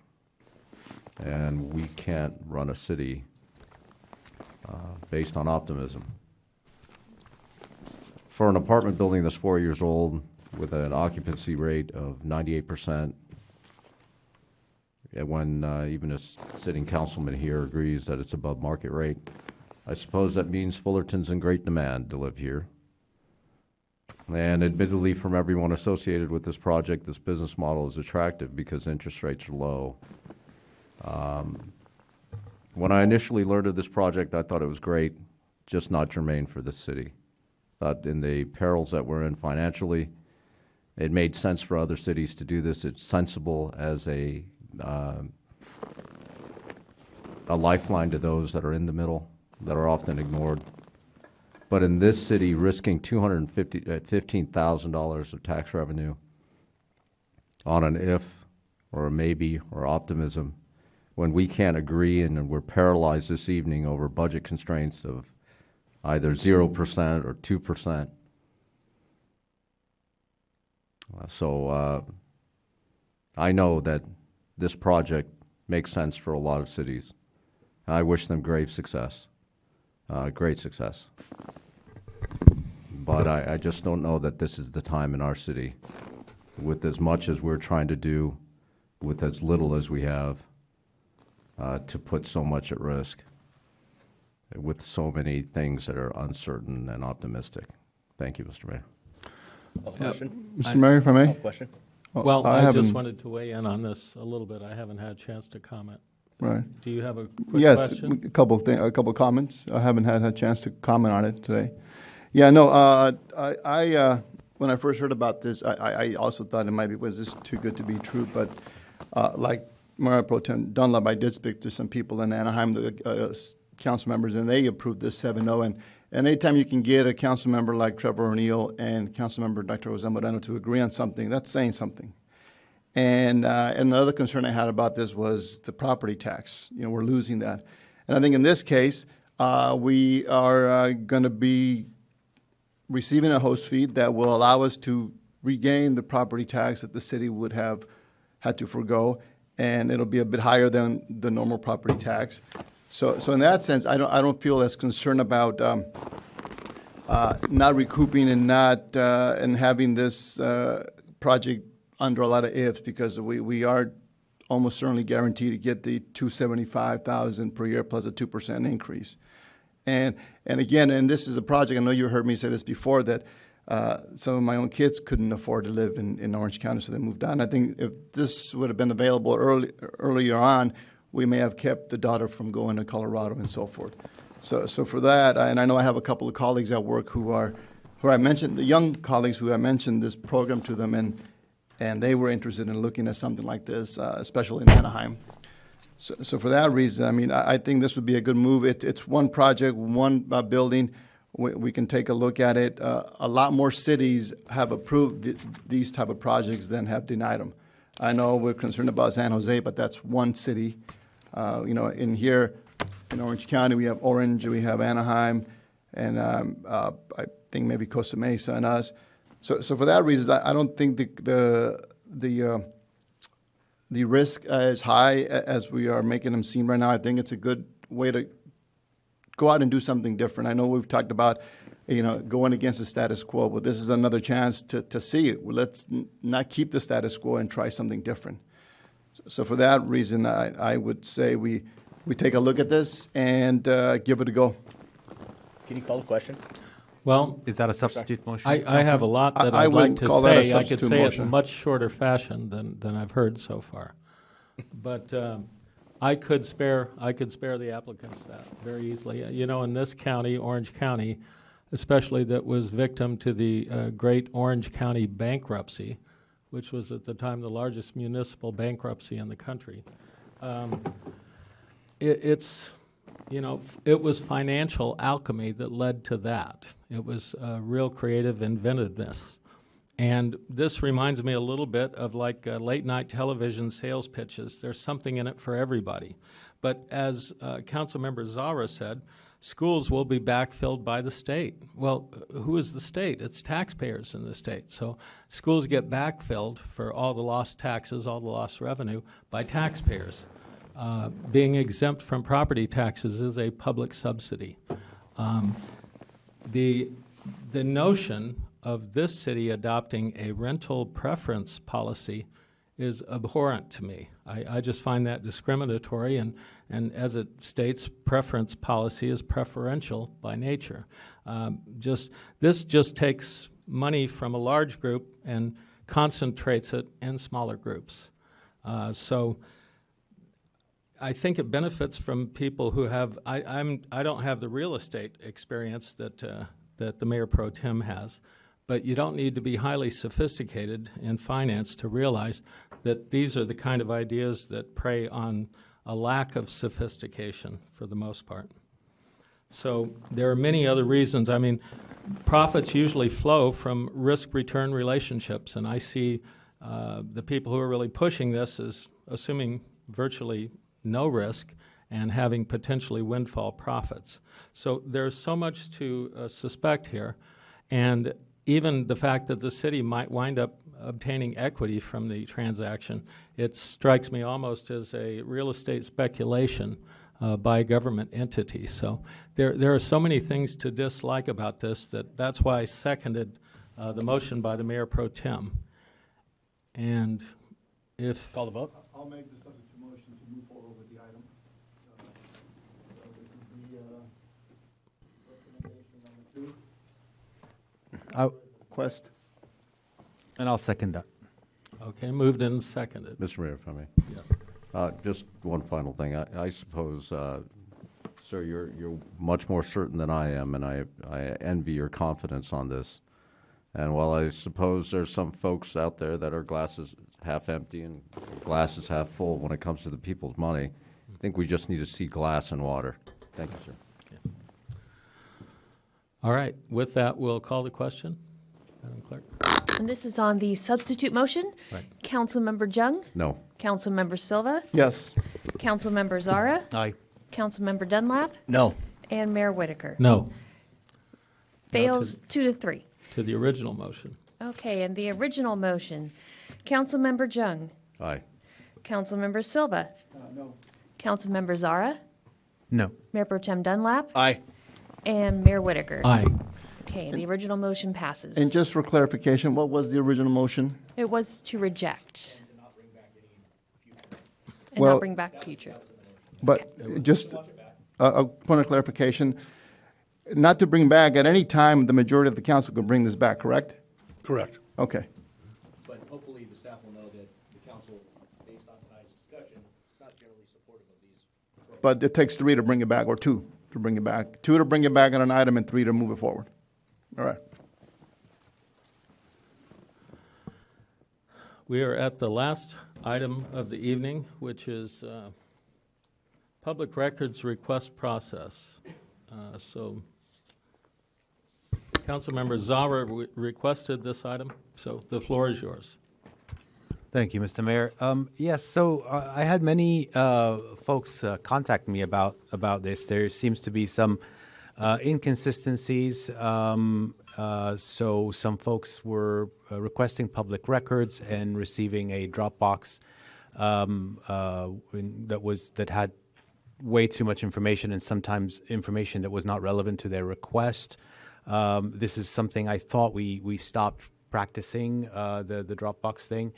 The other thing that some people have requested documents that, and they received them, they were published online, but were in formats, some were in PDF, but some were in formats that were of different software that people couldn't open without purchasing that software. So I just wanted some, to have a little bit more, if we want to do, transparency and to have really a more consistent policy as far as how we provide these public records and make sure that we're consistent, make it simple for people to have these available for them, and then and make it consistent across the board. So either we just do I'm not a big fan of the Dropbox. I know we've had a big issue with it in the past, but just make sure that we're consistent. And so I thought it would be worth bringing back and setting some sort of standards by the council so that we can have a little bit more accessibility and transparency. So that was the reason for that. Mr. Mayor, if I may. To address our fellow councilman's point, I agree that the current system is ripe for abuse. It hardly supports transparency, kind of overwhelms our city clerk and the staff. I think the requester right now can game the system with phishing requests. We risk legitimate requests being delayed because of the backlog from the illegitimate ones. Moreover, oftentimes the requester can express opinion in these requests that are then published online as fact. I think there requires a good look at this. So I would agree with our fellow councilman that we should establish a standard. Thank you, sir. Yeah, I appreciate that. So I'd love to hear from the public, but then, maybe on this as well, and maybe we can make some. We will. I have a quick question of the clerk at this stage. What we're doing right now conforms with all state requirements, correct? Correct. Okay. Yes. And I can address some of the other issues before you get to public comment if you like, or I can wait till we're done, whatever's. We probably should hear from the public first, Okay. I think, if we're in agreement here. Yes. We will request public input on this item. Okay, I'll bite. Okay. I didn't say we need it, but we'll request it. No, because I have a temptation here, and it's for a much beleaguered chief information security officer. This immediately brought to mind with your new proposed camera system. If I get it benefits the city, it's an impartial observer. If I get what I think is an undeserved jaywalking ticket in downtown, do I get access to those cameras records of me personally being out there? I would say yes, because it's evidence in the case that would be against you, so it would be part of the discovery process. Okay, so if I appear before the judge, I can say, I want to see those. That's correct. And in fact, the officer should be bringing that to court anyway on that particular day. Thank you.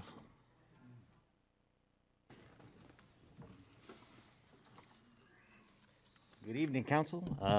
Mike Rodriguez. I don't know how y'all do it, and it's late, and a lot of stuff going on tonight.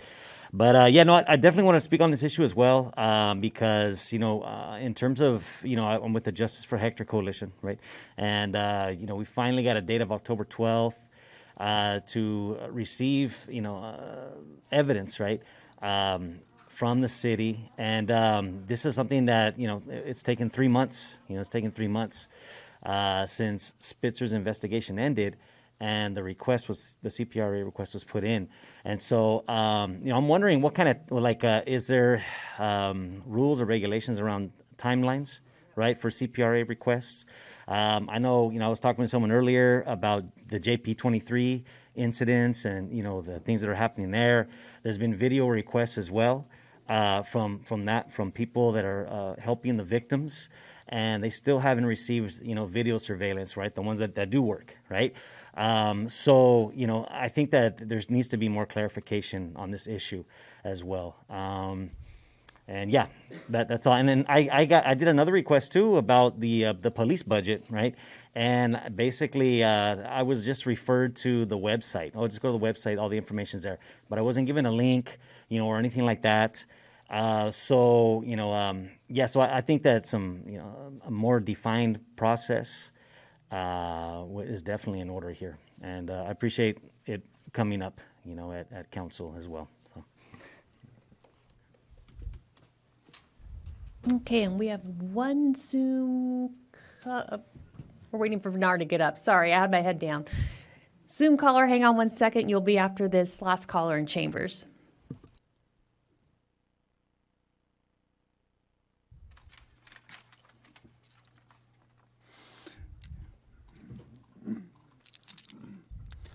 Hello, my name is Bernard, and I am a Fullerton resident. Mayor Whitaker, you are trying to silence the public by putting public comments at the end, knowing that people may not be able to stay this late. Some people have kids and work the next day. 11 years on council, and you can't even manage your meetings. What a disgrace. Councilmember Jung. Now, I'm sorry, Mr. O, but this is off topic because we're talking about California Public Records requests. This is not public record. Sorry. The third time will be the charm because it's the next item.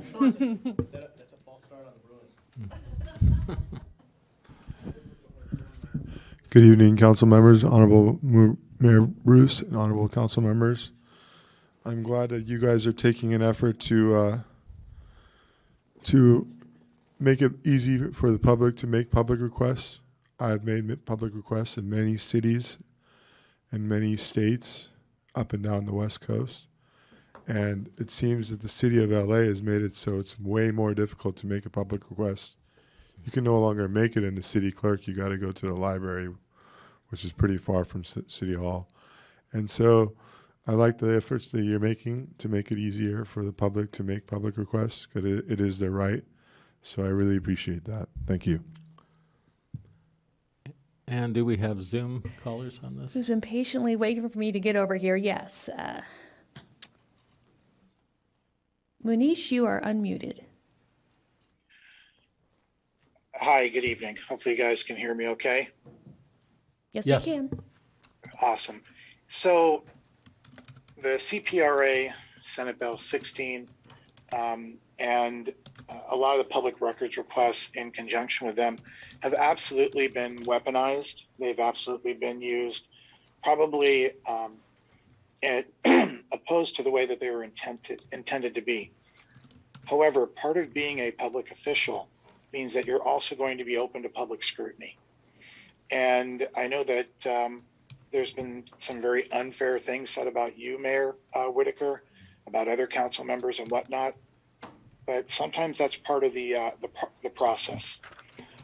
I would highly suggest that not only in the interest of transparency, but also in a way of standing tall behind what you believe and the things that a lot of you have expressed as former council members and in the past, that you not only leave the system how it is, but in the interest of transparency, you actually make it more accessible but you also include in there a tab to show how much these public records requests are costing taxpayers.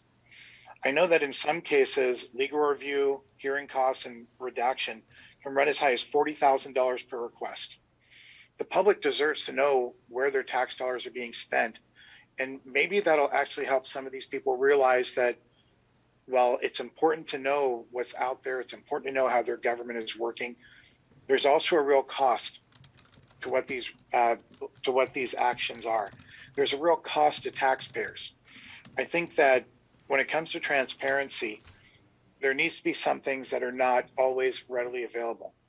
But to comply with the law, to comply with some of the new Senate bills that have come out, and to also stand tall in face of people that would weaponize the system, you should leave the system as is.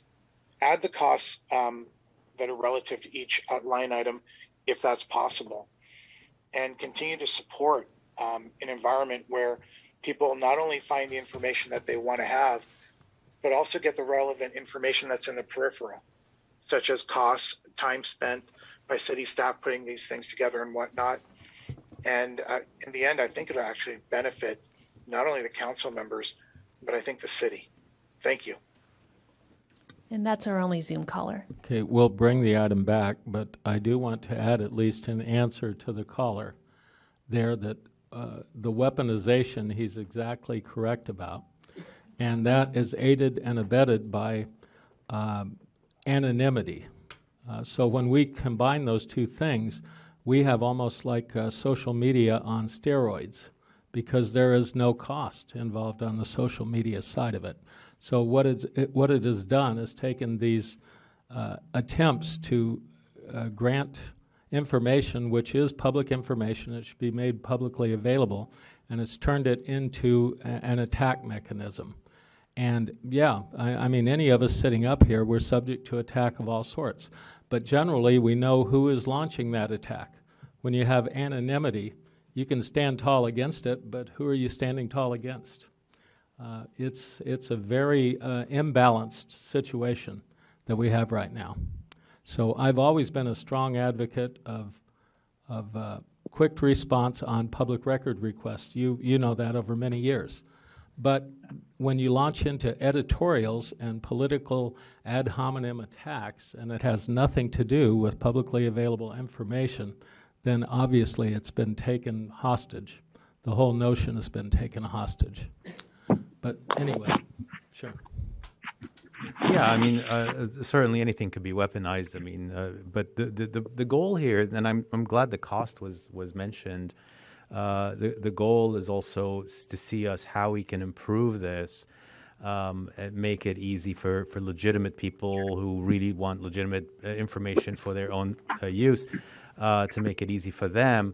But maybe even look at ways of how we can actually cut down on these costs. If we start improving on this system, maybe there's ways to cut down the cost as well. I don't know if putting the cost of this would be beneficial. It's almost you're guilting people right into that, and it might dissuade people from wanting to even do this. So it could be used as a mechanism to dissuade people from accessing public records. But certainly looking at the cost would be part of, I think, what I hope we can do. I think there's always benefit from the public, from us being absolutely transparent, because the more transparency we provide, the less suspicion and conspiracy theories are built around all of this. So even when it is weaponized, if the information is factual and it's there, anybody can access it, and we can mitigate all of these issues. I know we have much controversy often when court records are sealed, often like when a corporation makes a settlement and there may have been public damage involved, and whether the public has a right to know is a question. I know it creates great animosity about the system, the fact that the public should be informed of certain things. So if you have this much interest in openness, I know you were involved in something recently that has been sealed as well. That is very low, Mr. Mayor. It's very apropos. It's a very low thing to say. I'm sorry. You wow. Full My transparency. issue, I thought is what yeah, you but my said, issue yes. was not city related. It was a personal matter, and we're talking about city related issues. So I hope that we can have a little decorum here and not start weaponizing things that are personal. So have you provided the direction to staff at this point? Well, I'd like to make a motion to bring back some recommendations and on creating a policy that creates some sort of consistency on this. That's pretty vague. Yes. Mr. Mayor, if I may. Yes. We have spoken about this issue with both the city attorney and our city manager and staff as well. I think asking them to bring back recommendations at this point is actually repetitive, needlessly, I should say. I think that there is a consensus amongst us, hopefully, that the information being broadcast online is a needless thing that we do, that indeed the records requester is entitled to that information. That can be done via mail and support our U.S. mail service. Or it could be sent to an email via PDF and be done more efficiently that way as well and have some cost savings. So I think it being broadcast online, it makes little or no sense to me. You couldn't even make the transparency argument because, quite frankly, at this point, I think it's just an additional step that we're taking that's taking up staff time and additional resources we don't have, perhaps. Thank you, sir. So for clarity, the automatic posting of all requests incomplete on a log. That's correct. And putting that up, broadcasting it more or That's less. correct, Right. sir. That was something that never existed before, and it's been maybe taken too far.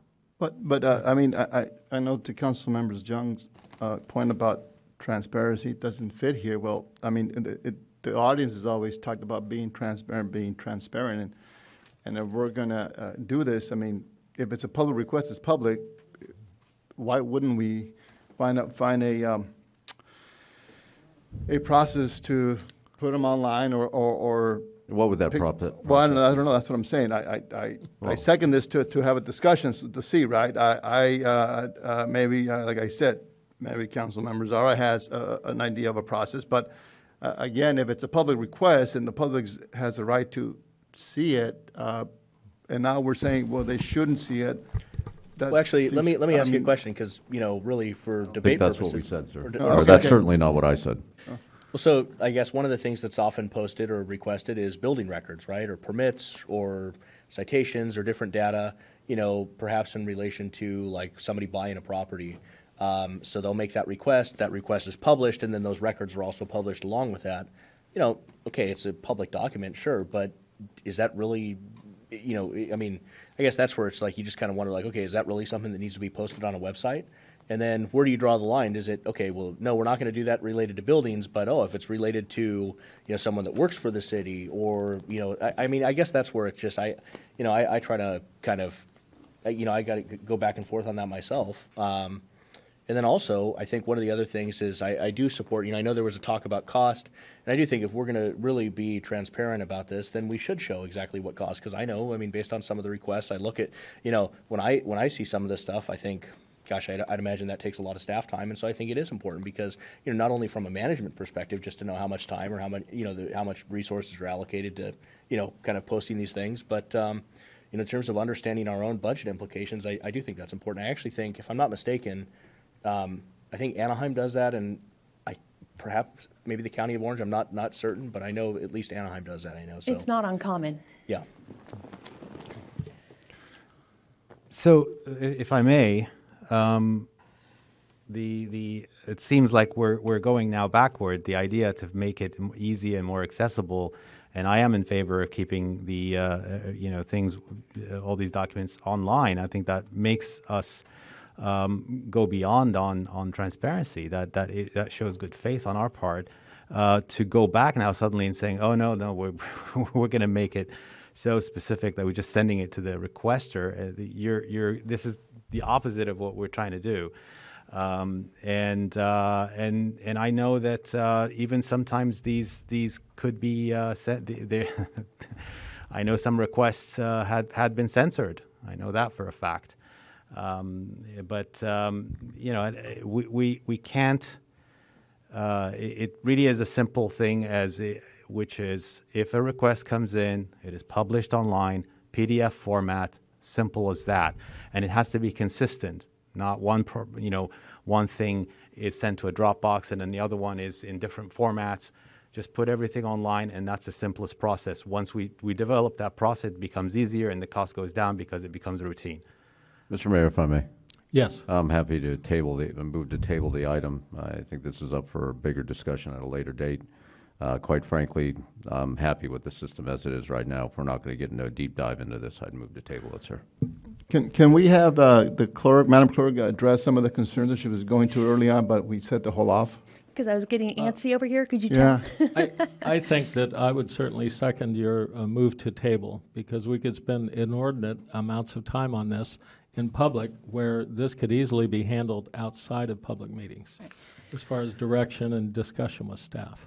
So, Mr. Mayor, handling this in public is Can you answer transparent. those questions for me, Madam Just Clerk, quick please? clarifications, just so we're not putting bad information out there. It is not Dropbox. It's a new system we started using earlier this year. The direction from City Manager's office was to have the request public facing.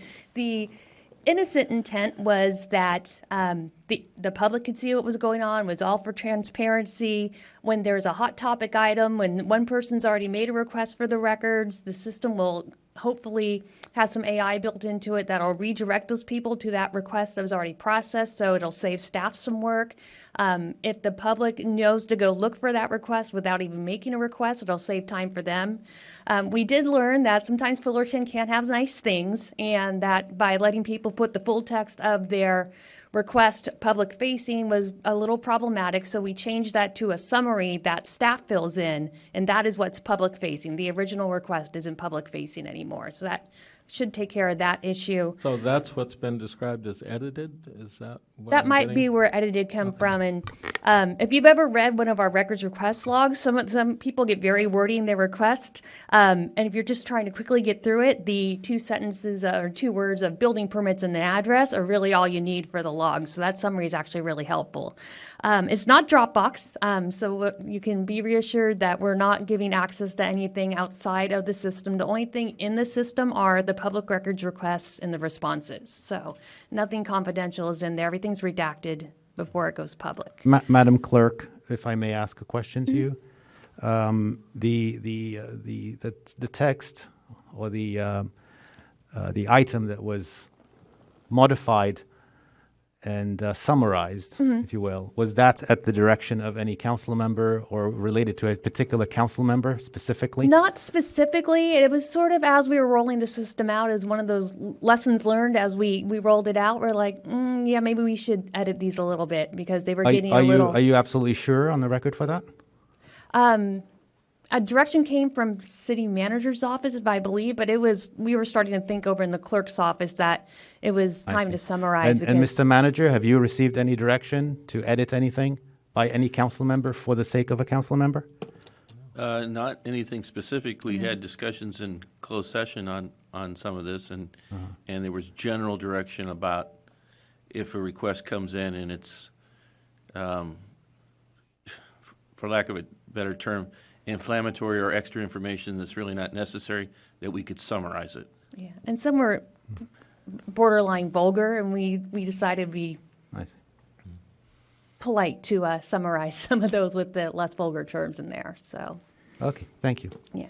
As far as PDFs, I do request that everybody upload, all the staff upload everything in PDF because people do need to access that with the free reader.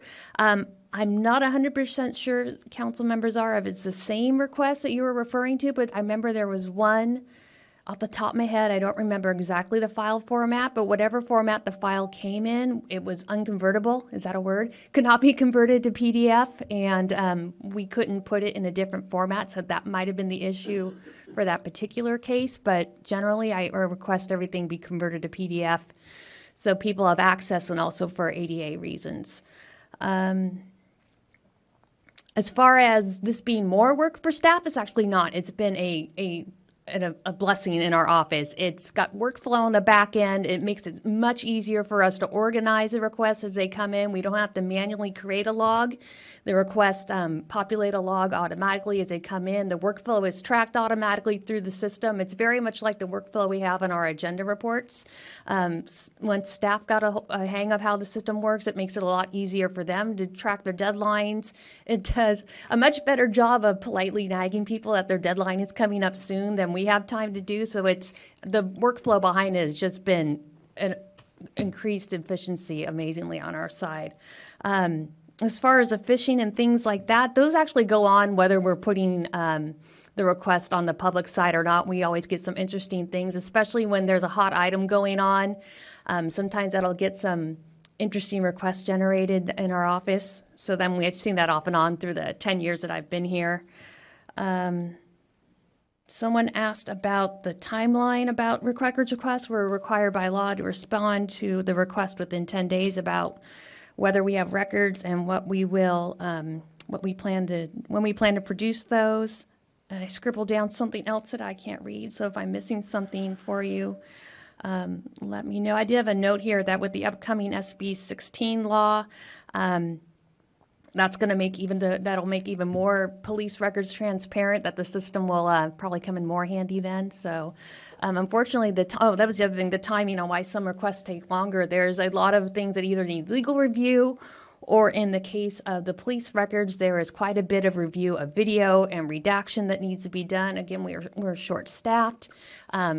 If we contract that out, it's about $100 an hour to have someone review hours and hours and hours of video. So we're trying to balance the cost with getting the records requests out on time. So it's the requests that take a long time are usually the very complex ones that have lots of video to go through and lots of records we have to dig up. So if I may, so what we're doing right now, you've gotten better at it, your staff, and it's flowing, it's working for us. Yeah, once people learn the system, we don't know how we managed without it now. So it's so very, we keep going. You feel comfortable that it'll be better for us, more efficient, and it'll serve the public. Yeah, and I have been asking for some sort of workflow program for records requests for a long time, because at any given time in the clerk's office, we're probably coordinating between 20 and 40 requests that are open and going through the process, and that's awfully tricky to track those manually. All right, well, thank you. And so in that case, I would make a substitute motion to receive and file and keep it going and, move along. I'll second that. Okay, that item would be up first for a roll call. Okay. Councilmember Jung. Aye. Councilmember Silva. Yes. Councilmember Zara. No. Mayor Pro Tem Dunlap. Aye. And Mayor Whitaker. No. Okay, passes 3-2.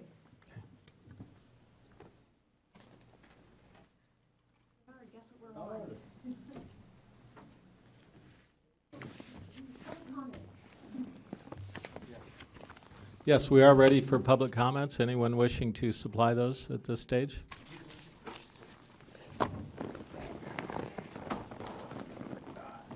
Legs getting sore up here. Cut. My name is Todd Harrison, and it's gotten late tonight. I and other seniors who are watching, even if not able to be here this late, well, I'm here to take you to task on their behalf, on what you've done to us. We take your moving public comments to the end of the agenda as a personal attack. Not only does it make it difficult for the general public to be heard, it demonstrates a collective lack of interest in our concerns. The problem is not just for seniors and the joke of us all having to be in bed by dark. Many others that come here to speak openly, on the record, are ordinary Fullerton citizens with legitimate concerns. Collectively, we have families, jobs, and other concerns that make a late night, midweek work tomorrow appearance a problem. Do any of you have to be up at 4 a.m. Monday to Friday to take care of the family and be at work at 6 a.m.? I could not be here if that were the case for me. This council is government at the level most intimate to those governed.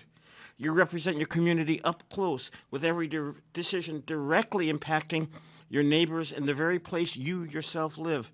The further up a governing body is, the less in touch with those it affects it becomes. The Orange County Board of Supervisors has become notorious for stifling the voices of those they are supposed to serve. Emulating their actions by pushing open comments to the very back of the agenda does not reflect well on you collectively. We understand it can be distracting and time-consuming to sit here and listen to public comments before you get down to the work of the council, but it's precisely that public who chose you to represent our needs and tend to them. I'm sure you've all heard the quote from Robert Kennedy Jr., "Democracy is messy and it's hard." It's never easy. You should not get to simply slide us to the back of the bus and make it all the harder for our voices to be heard. If you really should be pushed back in your priorities, then I ask you to clearly say so with a vote.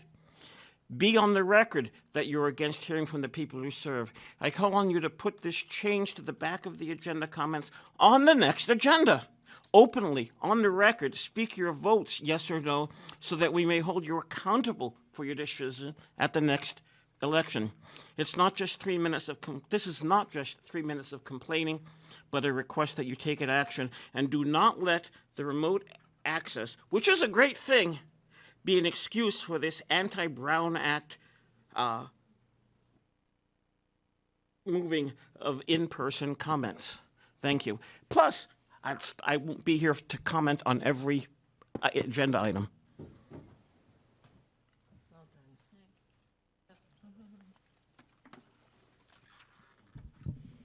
Good evening. Couple points. I don't think that Zoom should be anonymous. I've suspected in the past that some council members have had their cronies call in anonymously to bully other council members. I think when you show up at council, you show your face. I've taken many of you to task, and I've done it face to face. So you know who I am. You know where I disagree with you. You know, I had a disagreement with Councilman Silva, and he invited me to his home for 4th of July 2 weeks later, and that's how I think it should be, that we are decent human beings to each other, even if we profoundly disagree. So I think that we should consider making someone at least give their name if they want to call in, because you can't be anonymous here. Second, I agree with Councilman Zara that all public records could easily be made public on an online forum to save staff and citizens from redundancy and also to create more transparency. I think Lucinda did a great job of addressing all the concerns. And finally, I can agree with Bernard on something. Public comments need to be at the beginning of a meeting. We need to encourage people to engage in their democracy. Please, please, immediately reverse this. I can't think of a single good reason for this. And if it's long-winded, you know, many people, there's ways you can do it. Bruce, you've gotten a lot better about saying that's not on topic, come back later. You know, you could kindly ask if there's 50 people, hey, would you come together in groups of 10? You know, for the sake of this meeting, if you're all speaking on the same topic, you don't have to limit it, but you could ask, would you kindly do that, so that all the Mexican moms can come together and talk against cannabis, and all the firefighters can come together and talk against this, and we can have groups speak, but we can move the meeting along, but we need to have public comment at the beginning of a meeting. I just wanted to assure the people here, consider it done. Because if we don't have 3 council votes to semi-control this, then it's just what it is. Okay. So consider it done. Wonderful. Thank you.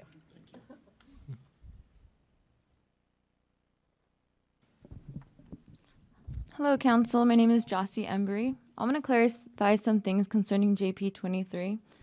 I've been a resident here, and I can't let another month go without trying to speak against the violence that happens and make an attempt to help the protesters that have been out there and the many people that have survived JP 23. It's easy to say this can happen anywhere, or you can't just blame the bars. However, there are many claims saying they were drugged from drinks that came directly from the bar. Reviews from people saying they were robbed directly from guards. Previous employees stating they had a drink on shift and blacked out on shift and waking up in security guards' vehicles, and stating being fired when they spoke up to management. A woman 6 years ago stating her friend knew the guard and at 19 was let into the bar and then given drinks by staff and woke up at 4 a.m. to a man raping her and her friend next to her. There are also many other reviews of people posting injuries, bruises, casts, and scratches. JP has changed their business name and have multiple Yelp pages. And currently, the reviews are being hidden, and that is scary for someone unsure of the history of JP23. Many people in the community have tried to spread awareness downtown, and Jacob, him and his staff had been very aggressive towards the protesters and some of the victims. On 8/15, protesters were followed to their cars. 8/28, a photojournalist was physically assaulted, punched in the face by JP23 security guards, and knocked to the ground. This is on video. Last month, a video was shared online of two girls outside of JP23 around 4 a.m. They were puking in bags, unable to walk, and when asked if they knew about the druggings, they shook their head and said no. On 9/4/21, Jacob Puzikala charges out of JP23 and swats a woman trying to record, knocking her belongings to the ground, and his friends had to hold him back. Jacob Puzikala, owner of JP23, is very dangerous. He's so quick to perpetrate violence against a woman in an entirely unthreatening situation. I shudder to wonder what he does inside a dark establishment when women are under the influence or worse, blacked out. Cops were called for all the incidents. The photographer that wanted to press charges has not been called back. Protesters state that they were told by the police that they were unable to help by driving by and checking on things due to budget being cut. I've read many reviews, and I want to read a comment posted from a young mom. She stated, "My drink was ordered at the bar and served at the bar. I only had one drink, and this was before the club experience began. I could not believe how messed up I was. I'm so grateful I felt unsafe and stumbled out. All I remember is I told my friends I had to go.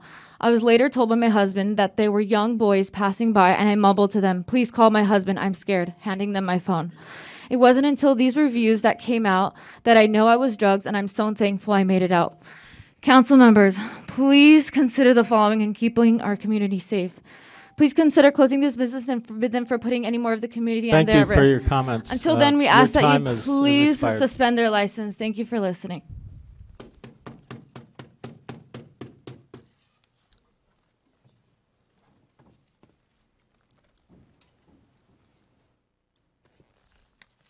Hello. I'm also here to demand justice for Samantha Velasquez, who was drugged at a downtown Fullerton bar named JP23 and then raped at a nearby parking structure. The rapist must be publicly identified and arrested, and JP23 must be shut down, because Samantha is not the only victim of the bar. Since we had began our fight for justice for her, over 40 people have come forward to us that we met online or on the streets of Fullerton while we've been protesting, saying how they have also had stories of being beaten or robbed or sexually assaulted at JP23, sometimes at the hands of the bar staff. And as my comrade said, even men have been attacked. We have witnessed this firsthand when during our protests, several of our people have been physically assaulted by JP23 bouncers, or by Jacob, the owner of the bar himself. And we know the police knows about this because we have filed the police reports. And as far as we know, none of those reports have gotten any kind of follow-up for over months past the incidents. Samantha is not lying about what happened to her, despite what Jacob is saying. Recently, he filed a defamation lawsuit against her and other people involved in the protests, calling her a liar and demanding literally over $1 million in reparations for defamation. This amounts to nothing but a gross attempt to silence sexual assault survivors and intimidate anyone that would go up and say anything against him or his bar. The city council cannot only offer words of support to Samantha or her family. There must be action. Shut down JP23, identify and arrest the rapist, justice for Samantha Velasquez.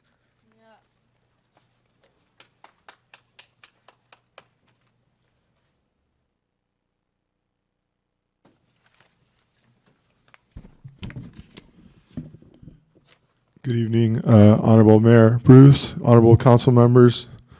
This is my 11:35. This is my record second latest evening. I think I spoke at 12:36 in the city of Irvine development for Mr. Emil Haddad. So this is a second. So I'm proud that I drank that Red Bull before I came in here. So this 4th of July marked the 245th year for the United States of America as a young nation. Our national anthem proclaims America as the land of the free, home of the brave. But in the last 18 or 19 months, and if anything is shown, is that we are not brave as a result of living in fear. You're also losing your freedom. You're no longer free. In Eastern philosophy, we have a saying that says, the mind that lives in fear cannot be free. My name is Ryan Reza Farsai. I'm a Fullerton property owner and a small business owner of 20 plus years at the Arco Fullerton A&PM at 519 South Harbor Boulevard. Our Father, the great King, the Master, is in charge. He's in charge of your first, middle, and last breath. He's in charge of your first, middle, and last heartbeat. No masks, no vaccines, no surgery supersedes the will of the Father. He presides over all, and you are living in the palm of his hands. Everything you see and you're seeing during the Corona movie has been scripted. You're being dragged along by the top of the pyramid. You are living in a movie, the Corona movie. You don't get paid for this movie. You have to pay for the movie. Our country is under attack. Our freedom is under attack. I have been getting multiple ballots for multiple states since 2018. That's 4 years now. I have presented my ballots and my findings in many cities and many city council meetings. I've written the previous president and the current president. I've written the Department of Justice, the Supreme Court Justice Roberts, the 50 governors, 100 senators, the FBI, the CIA, the police departments, and the sheriff's departments. I simply state that our elections are a complete fraud with mail double balloting, and it is my belief that it has been going on for 100 plus years. Our democracy and our elections are for show only. We just recently had a recall. Right in the beginning of the recall, they made it so you can print a ballot. Governor Newsom is allowing young children to do sex changes. Your time is expired. I'm sorry. Thank you very much for the opportunity to speak. Sure. This is a Republican country for the Republic. Republicans are for the big corporation and Democrats are for the big government. No one is for the people. Thank you.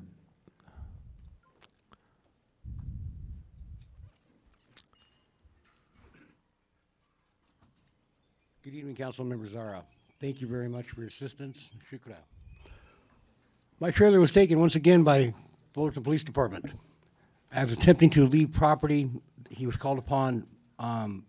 Basically, he was soliciting complaints from property owners.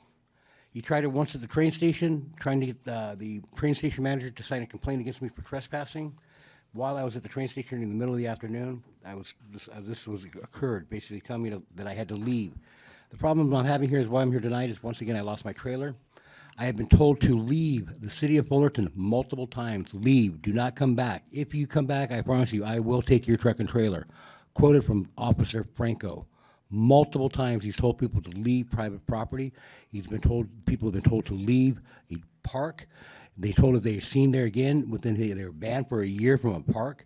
They see him there again, he's going to arrest them. What right does this man have to tell people to leave a park, a public park, during the afternoon when they're not doing anything wrong? Okay, there's a problem. Why was I told to leave my home multiple times by this person? What gives him that authority to tell me to leave the city of Fullerton? The man's name is Officer Franco.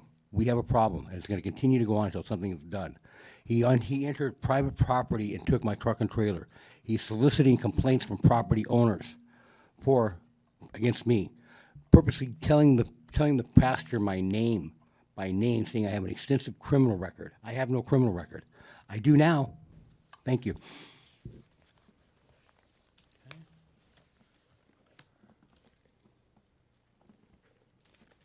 Hi, good evening, everyone. My name is Julie. I just want to say something about what Plato has said. Good people don't need laws to tell them to act responsibly, and bad people will find a way around the laws. One more time. Yes. Oh, there you go. Repeat? Oh, sorry. Oh, According to Plato, good people don't need laws to tell them to act responsibly, and bad people will find a way around the laws. But now I want to talk about the Robert E. Ward Nature Preserve that should be closed to public. It is for the nature, and we need to take care of our animals. It's not just human beings. They have the right for their own place. We already take their food. We already take their land and their habitat. We need to be fair. Humans have to live, and also the animals. And also I'm concerned that once the trail is open, it will be open for encamping and also for trash throwing. We see that in the street and the freeways, and also graffiti and traffic in my neighborhood. And the one in Rosecrans and Euclid, I think for me, it should not be built for housing, because if you go from Euclid to Rosecrans to beach, you will see there's no other place for you to go around, like if you want to go with your friend to drink coffee or to get together with your friends to do something. It's very far. So I think that place should be for commercial. Like if anyone know about what happened in, where is it? Sorry. There's a place in Stanton that was for 5 years, was empty, but there was a good commercial, I think, investor that actually opened it for business. It's actually in the 22 freeway, if you're familiar, in Beach Boulevard. That is really well packed. People go there to eat, to shop, and there's an in and out there. Maybe they should think something better on that neighborhood. Thank you.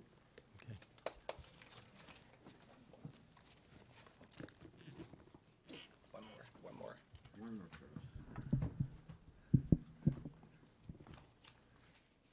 Mayor, City Council, good evening. I'm Curtis Gamble, activist for the homeless and the veterans. Tonight, I'm here to talk about just a couple of things. In the last 5 years, we've opened up 15 emergency shelters, 24-hour emergency shelters in Orange County. We've also built about 15 apartment buildings for low income. So what I want to talk about and share with you, that's happened in the last 5 years, basically.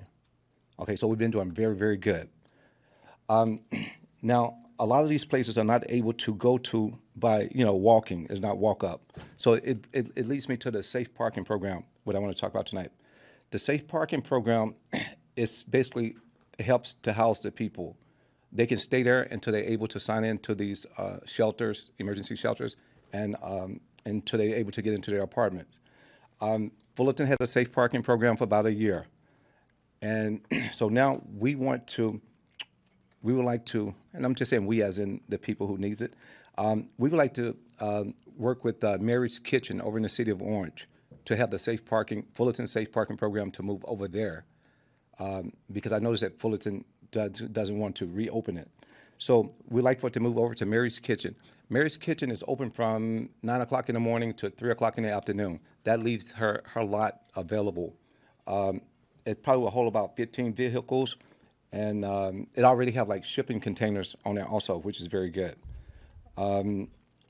Mary's Kitchen has been around for about 27 years and been helping the homeless community. It's in the industrial zone. Right now, the city's trying to kick them out, like how you guys kick homeless people out. They're doing the whole thing to Mary's Kitchen now for some reason. Judge Carter is working on that, along with Assemblywoman Sharon Cork. Sharon Cork Silva. She's been over there to Mary's Kitchen, spent a lot of time over there, and she's been really promoting, helping Gloria Seuss, which is the CEO, to help her keep that property available for the people. So I advise all of you guys to go over to Mary's Kitchen and see what you can do to help her. Because when I created a list of 36 different organizations, they usually go over to Mary's Kitchen until they can get into these different other housing places. So it would be good if we all can help Mary's Kitchen stay around for a while. Thank Thank you very much. Thank you. Madam Clerk, Zoom callers? 2 more calls on Zoom. And this would be number ending in 5062. You should be able to unmute now. And then we'll get back to Bernard. Sorry, Bernard. Caller 5062. Yeah. There you go. We can hear Yeah. you. Hi. This is Sam Andriano. I spoke at the last council meeting, and based on the response I received and the investigation I undertook, I believe the council has been misinformed on ADU law, and with this misinformation, voted to ban all the ADUs on short-term rentals. Currently, ADUs are not part of the short-term rental program. They are banned outright. Staff should have clarified that for you at the last meeting. You should have access to, I provided some slides before this meeting. Hopefully you can see those. But slide 1 and 2 was it shows the county, third paragraph shows the County of Sacramento's ADU short-term rental policy. The county bans ADUs as short-term rentals for any ADU permitted after January 1st, 2020, as that is the date ADUs are banned going forward. But ADUs as short-term rentals are allowed for ADUs permitted before January 1st, 2020. Slides 3, 4, and 5 show that on April 7, 2020, City Council was given a presentation by the Zoning Commission and staff indicating that they only had one choice, and that was to ban all short-term rentals for ADUs. Under the other state provisions slide, Council was told that short-term rentals are prohibited for ADUs and JADUs. This is not what the law says, as shown by the County of Sacramento and Government Code Section 65852.26, which says a local agency may require this restriction. When I presented these slides last week to the Zoning Commission, the chair said, that is interesting. I would like to hear more about this from staff. The City Council is a deliberative body elected by the people to evaluate, discuss, seek community input, and vote on municipal codes based upon all the legal options. If a state law is passed that gives the council's options A, B, or C, do you want staff or the Zoning Commission to come in and hand you a new code with only the A option? I truly don't believe that you do. I don't know if giving a single option is legal, but I do know that it is not good government. So you have to decide if you want all options laid out and discussed before you vote, or do you just want to rubber stamp the single option placed on your desk? We're not talking about a lot of ADUs. In fact, between 2016 and 19, there were only a total of 35 ADUs built in the entire city. So changing this code or grandfathering this in to match the County of Sacramento would not have much impact at all, but would be the right thing to do. As a council member stated earlier tonight, debate is necessary for public policy. But where was the debate on this issue? There was none. I would ask that you consider putting the issue back on your agenda. And lastly, I kind of find it ironic tonight that we had the topic about a large developer on the agenda. And there were a lot of options available there. So thank you. And Jane Reifer, you should be able to unmute now. Great. Hello again, Mayor and council members. I have 2 issues that I'd like to see if I can be coherent about this late in the day. One is regarding housing. It seems like there's going to be quite a few housing developments coming before the council in the next few months, quite a few. And I would like to understand a little bit more about why the city can't negotiate for more affordable housing within these projects. Each of these projects is asking for, I guess what you could call concessions. They're asking for general plan amendments, zoning changes. They're asking for substantial parking reduction, and several other things in many cases. And but they don't seem to be contributing very much to our arena numbers, except above moderate. And I don't think that's legitimate to say, yes, we're contributing to above moderate arena numbers, because the city's already attained those. Those are surplus. We don't need it at that level. Streetlights is one of the few projects that's contributing some affordable housing, but only 5%. I think we can do better on all the ones that are coming. The Hub, which is student housing, the Pines at Sunrise, et cetera, and I'd like to just see that. If we're going to be building, let's also build affordable into it. The other issue I wanted to talk about, and I didn't realize if it would pertain to the records request item, and I'll bring it up in the future if someone can tell me the best way, but we have a number of smaller committees that don't have staff reports available for their agenda items. And of course, it's difficult for the public to know what's going on, and the commissioners and committee members themselves have not received staff reports on important items. They're voting on them, and again, no staff reports ahead of time. This is particularly true in INRAC, a little bit true in the Active Transportation Committee, and occasionally see it here and there in other places. It's just been surprising to me. So I'd like to see what can be done to make sure that important issues have important information distributed in time for commissioners to make the right decisions. If someone can give me some guidance on that. Thank you so much. Bernard, before I forget you're over there again. And then we have one more Zoom hand up after this, and then that should be it.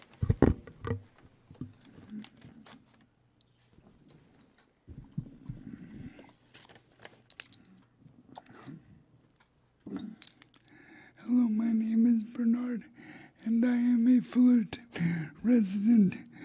Mayor Whitaker, you are trying to silence the public by putting public comments at the end, knowing that people may not be able to stay this late. Some folks have kids and work the next day. 11 years on council, and you can't even manage your meetings. You are a disgrace. Councilmember Jung, that is what you parsed from my comment. You didn't hear stop the cuts, stop punishing our city staff, generate income. What you heard was my criticism of your parenting skills. To be fair, if you or anybody teaches our kids to lie and that being unaccountable for your lies is acceptable, you and anybody else will definitely hear from me. Conversely, Interim City Manager Danley and Madam Clerk, listen, last time that prank, kudos, well played. I'm still laughing. Go Bruins.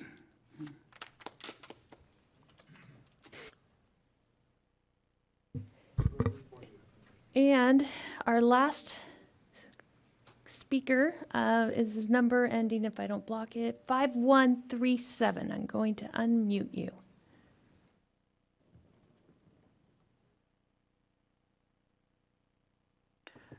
Good evening, Mayor, members of the council. This is Arnell Dino, over 30-year resident of the city, and I kind of find myself in a little bit of an awkward position because I don't find myself agreeing with Bernard very much, but I'd like to find out from the mayor as to the rationale as to why the change in the public comments order.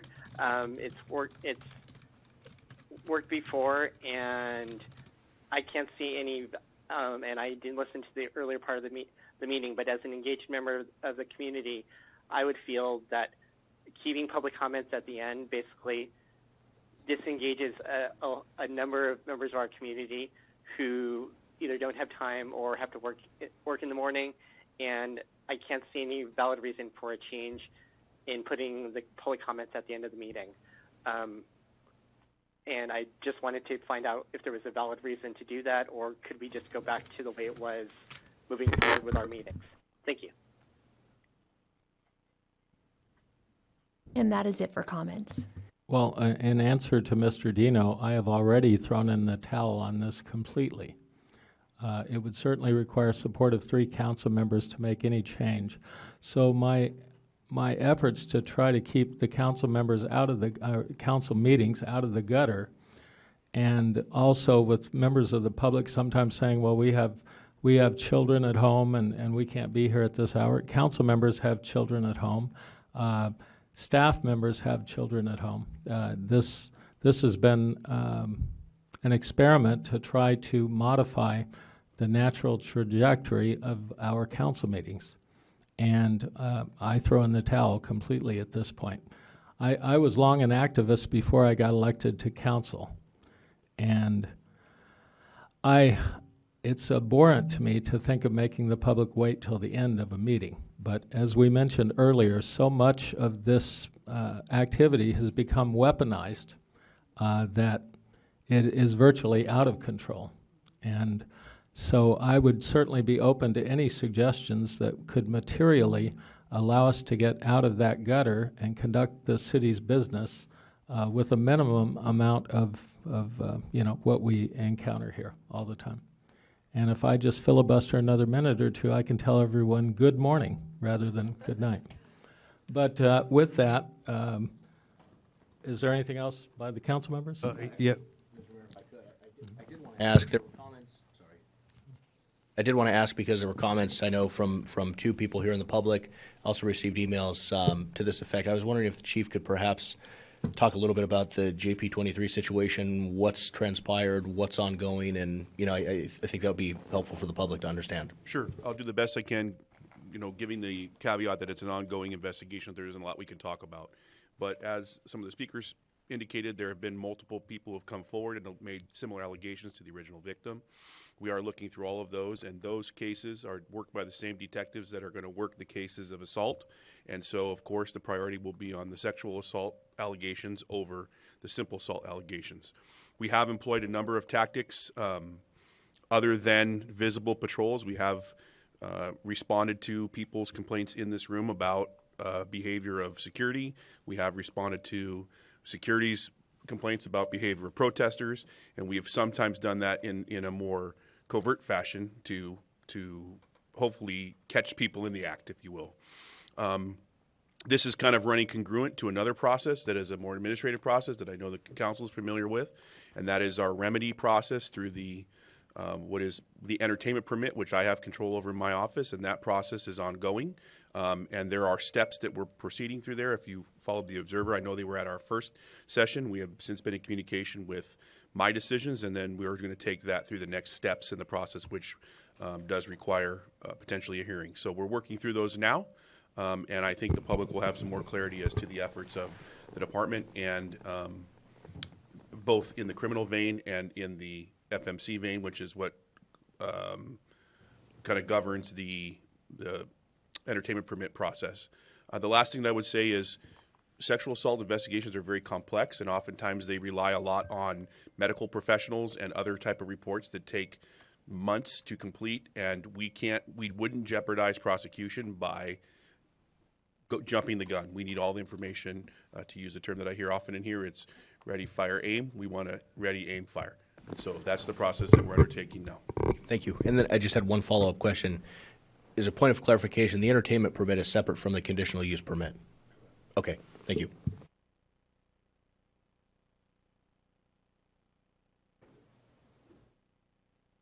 We are now adjourned until our next regularly scheduled meeting on October 19th.